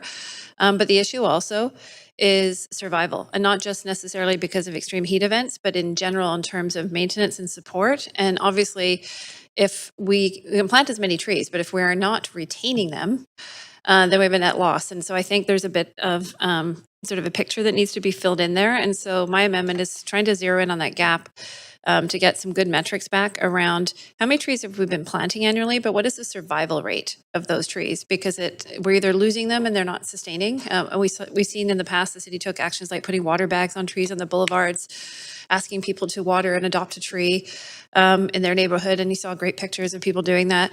But I think we have a real issue in some of these trees rooting and taking hold. And so I think we do need to know that that if we get the funding and we plant these trees, how do we help them survive? What is the magnitude of that issue? Be good to have those metrics, that information. And do we have any challenges or resource gaps in order to ensure that operationally we've got the right resources to ensure that, bless you, to ensure that those trees, once they're planted, can actually mature and provide the canopy that we want. So I'd like to get that information back. And I will say it was really interesting. A number of us were in Calgary just recently for the Federation of Canadian Municipalities on an e-scooter and an e-bike tour, and looking at some of their canopy. And their Calgary planning staff shared that they, as a metric, are moving away from planting towards retention, specifically because of this issue. And so they're really trying to look at the net outcomes and measuring how do you get to canopy. And that can often be sometimes less trees, but it can be or more trees. But either way, they need to sustain and they need to grow to provide that shade, and that all of those benefits are articulated by my colleagues around the table. So that's the spirit of the amendment that asks staff to report back on the number of trees annually over the past 10 years, including survival rate of these newly planted trees, with the aim of identifying any challenges or resource gaps that may present newly planted trees from maturing and surviving ahead of and in time for consideration as part of the 2025 operating budget. Thank you. Thank you, Chair. Councillor, can I have a seconder? Second, Councillor Meisner. Councillor Meisner, I'm going to just go on to ask a couple of questions through you. So I'll cede the chair to you right now, and I'll advance myself. I know that we don't have park board or staff that are in the chamber that maintain our trees, but I just wanted to talk about in relation to this amendment here. Last summer's drought was quite long, and it did really impact, especially a lot of the new plantings of trees. I unfortunately saw a number of trees that were dead. I did ask at the time about the watering bags that we deploy in many cases. I'm very happy to see a number of really nice ones over near my home where they've got some new tree planting right now. But I just wanted to perhaps get maybe a sense from staff through the city manager or through the vice chair to staff, just to maybe get a general sense of how we are going to try and protect trees from potential drought conditions. Thanks, Chair. So can confirm certainly that Park Board is looking at, first of all, the varieties of trees that we are in fact planting and making sure that they are drought resistant and adapted to the climate that we're now seeing and expecting. One of the challenges I think that we have systemically around urban forestry is that as we have expanded our tree canopy, we have not expanded the operating budget associated with that. So that is going to be an ongoing, and Council's heard some of that. That will continue to be a pressure, that not only the capital cost of planting trees, but then the operating cost to maintain them, both while they're new, but then the life cycle cost of those trees, which are actually quite significant, and that we have been underfunding. So those are issues that we're kind of are contributing to the overall operating budget pressures that you've seen, but that will be part of that equation as well, as making sure that we are in fact resourced to maintain them once they're planted. I really appreciate that. That's a great takeaway for us going into budget season. So thanks very much. So I will take the chair back and I will advance the queue, and Councillor Meisner. Yeah, thanks, Chair Klassen. I definitely support this amendment from Councillor Kirby-Young. I've had 3 street trees outside my building die in the past 5 years. I've had them replaced by the city via 311, but the size of the trees that have been planted have, in my opinion, been too small, maybe not the right variety. Also, there is the issue of the trees not getting the right amount of watering. So I certainly think it's worth doing analysis as to which trees we're planting, what is the survival rate, and what is our plan in order to maintain those trees. I realize that water bags can be installed. I believe that's not provided by the city. I think that's a strata responsibility or a building responsibility. So I think any more data or information we can get to help us work towards increasing our urban forest canopy is a great idea. So thanks for the amendment, Councillor Kirby-Young. All right, thanks very much. Okay, we will go to the voting panel then. Vote on the amendment for item E. And that passes with none in opposition. Okay, we will go back to the main queue. Councillor Kirby-Young, any additional comment? No, that's it. Thank you. Thanks very much. I will cede the chair to Councillor Meisner just to ask a couple of questions through you, Vice Chair, to staff. Just wanted to I heard a message this week around the announcement of this motion that there was nothing happening with regard to addressing the specific item in the pledge by the ABC Party and its platform, which I think a bunch of people have probably read, that it is that it was an intention to plant 100,000 trees in Vancouver within the first 4 years of the administration, primarily focused on neighborhoods where historic race-based zoning has led to poor tree cover and canopy growth, continuing the initiative of Mayor Gregor Robertson. And I know that it was brought up earlier, but I just wanted to have a general sense of how staff, what work might have been undertaken or getting going, specifically with regards to looking at funding sources or any other sort of staff work that might be happening right now to work on our tree canopy and our urban forest. Through the chair, so certainly staff have been anticipating this funding program that Councillor Bly spoke about earlier. So that is, it's now available to us, and we're certainly happy to take the direction to expedite that application for the July deadline. And so proceeding for this first intake as opposed to future intakes. So contemplating that, the most recently, a lot of our efforts around urban forestry, as council knows, have been focused on Stanley Park, both in addressing the damage there, but also replanting those trees. So that project includes both of those components, removing the trees that are dead or at risk and replanting Stanley Park in a way that forest will flourish going forward and not repeating some of the approaches that have led to the current situation. So that has been the kind of emerging focus of attention over the past year. But our staff are continuing to look at, those priority areas that council has referenced around that are tree deficient and the opportunities there. We do have funding within the existing capital budget, so delivering on that. That's been the current focus. Again, the 100,000 will require additional investment. So that's happy to report back on that and to pursue every possible funding option. And in just expanding on that, are there other additional funding, potential funding sources available that we're aware of?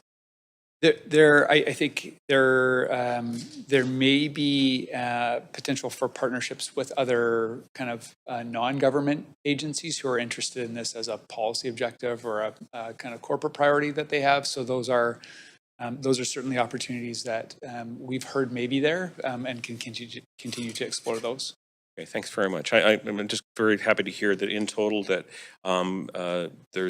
seems to be strong consensus in the importance of this as a priority with members of council here, and that work is being undertaken given the amount of resources that we've devoted to it at this time. So I'll take the chair back from Vice Chair Meisner and continue with the meeting. But thanks very much, Councillor Bai. Thanks very much. I'm happy to just provide some closing comments on the tree canopy motion overall, and thank you very much for the support for the amendments, and to Councillor Kirby-Young for bringing forward an additional important amendment.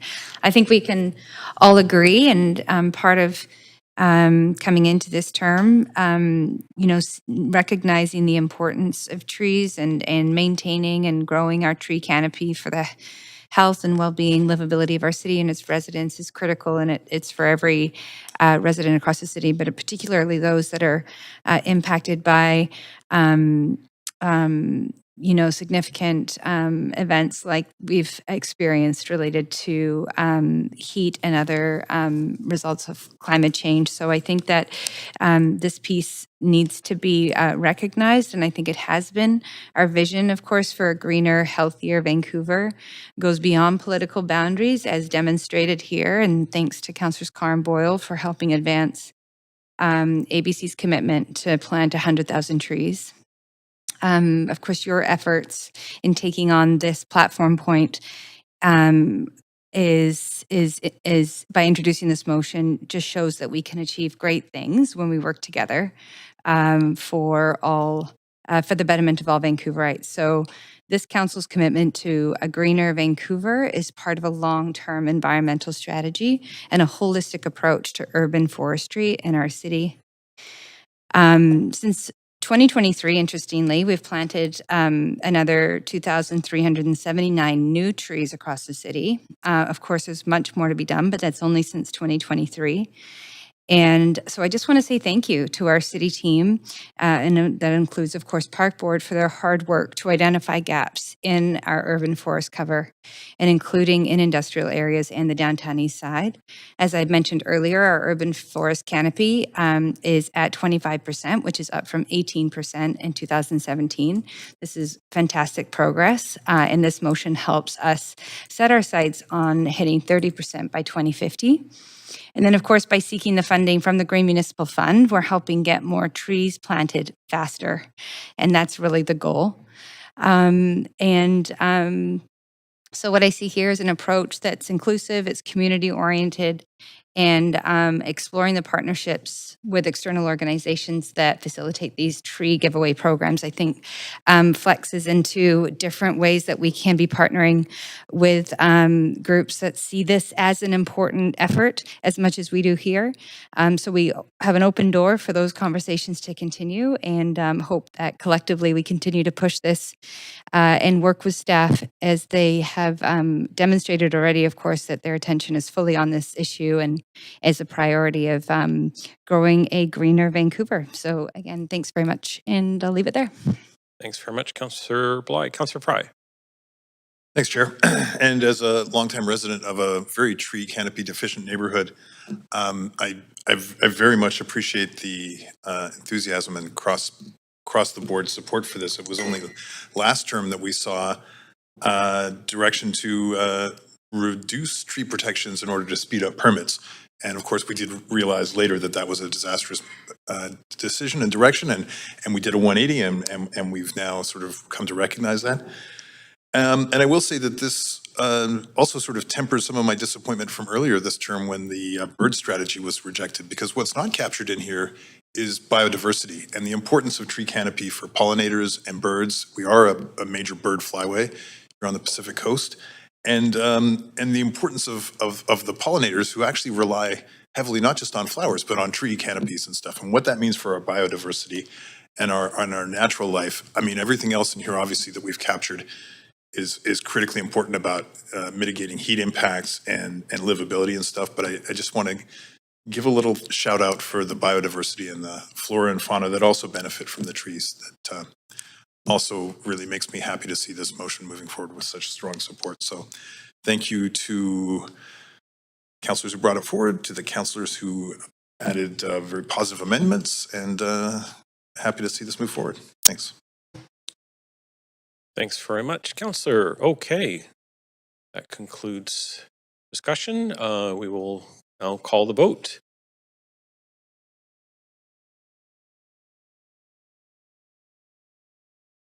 Wonderful. Okay, that passes with none in opposition.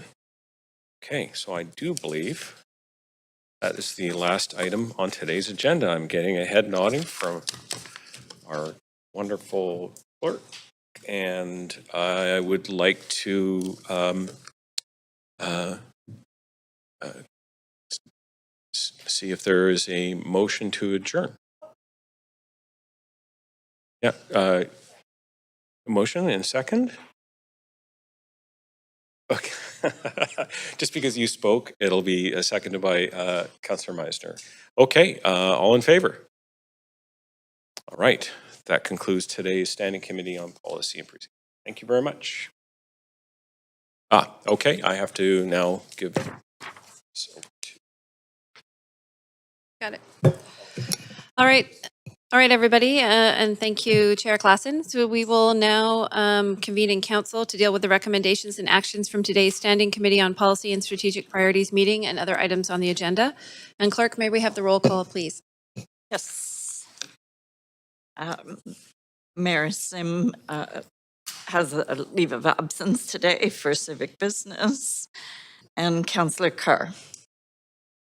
And Councillor Kirby Young is sitting in the chair as the acting mayor. Councillor Dominato, Councillor Bly, Councillor Boyle, Councillor Fry, and Councillor Montague is absent today. Councillor Meisner. Councillor Claassen, and Councillor Zhou. Meeting has quorum acting there. Thank you very much. Okay, so council, we need a motion to adopt the committee's recommendations for reports 1 through 3 and council member motions 1 through 7. Moved by Councillor Dominato, seconded by Councillor Bly. All in favor? Okay, any opposed? Seeing none, may we have a motion to adjourn? So moved. Moved by Councillor Meister, seconded by Councillor Bly. All in favor?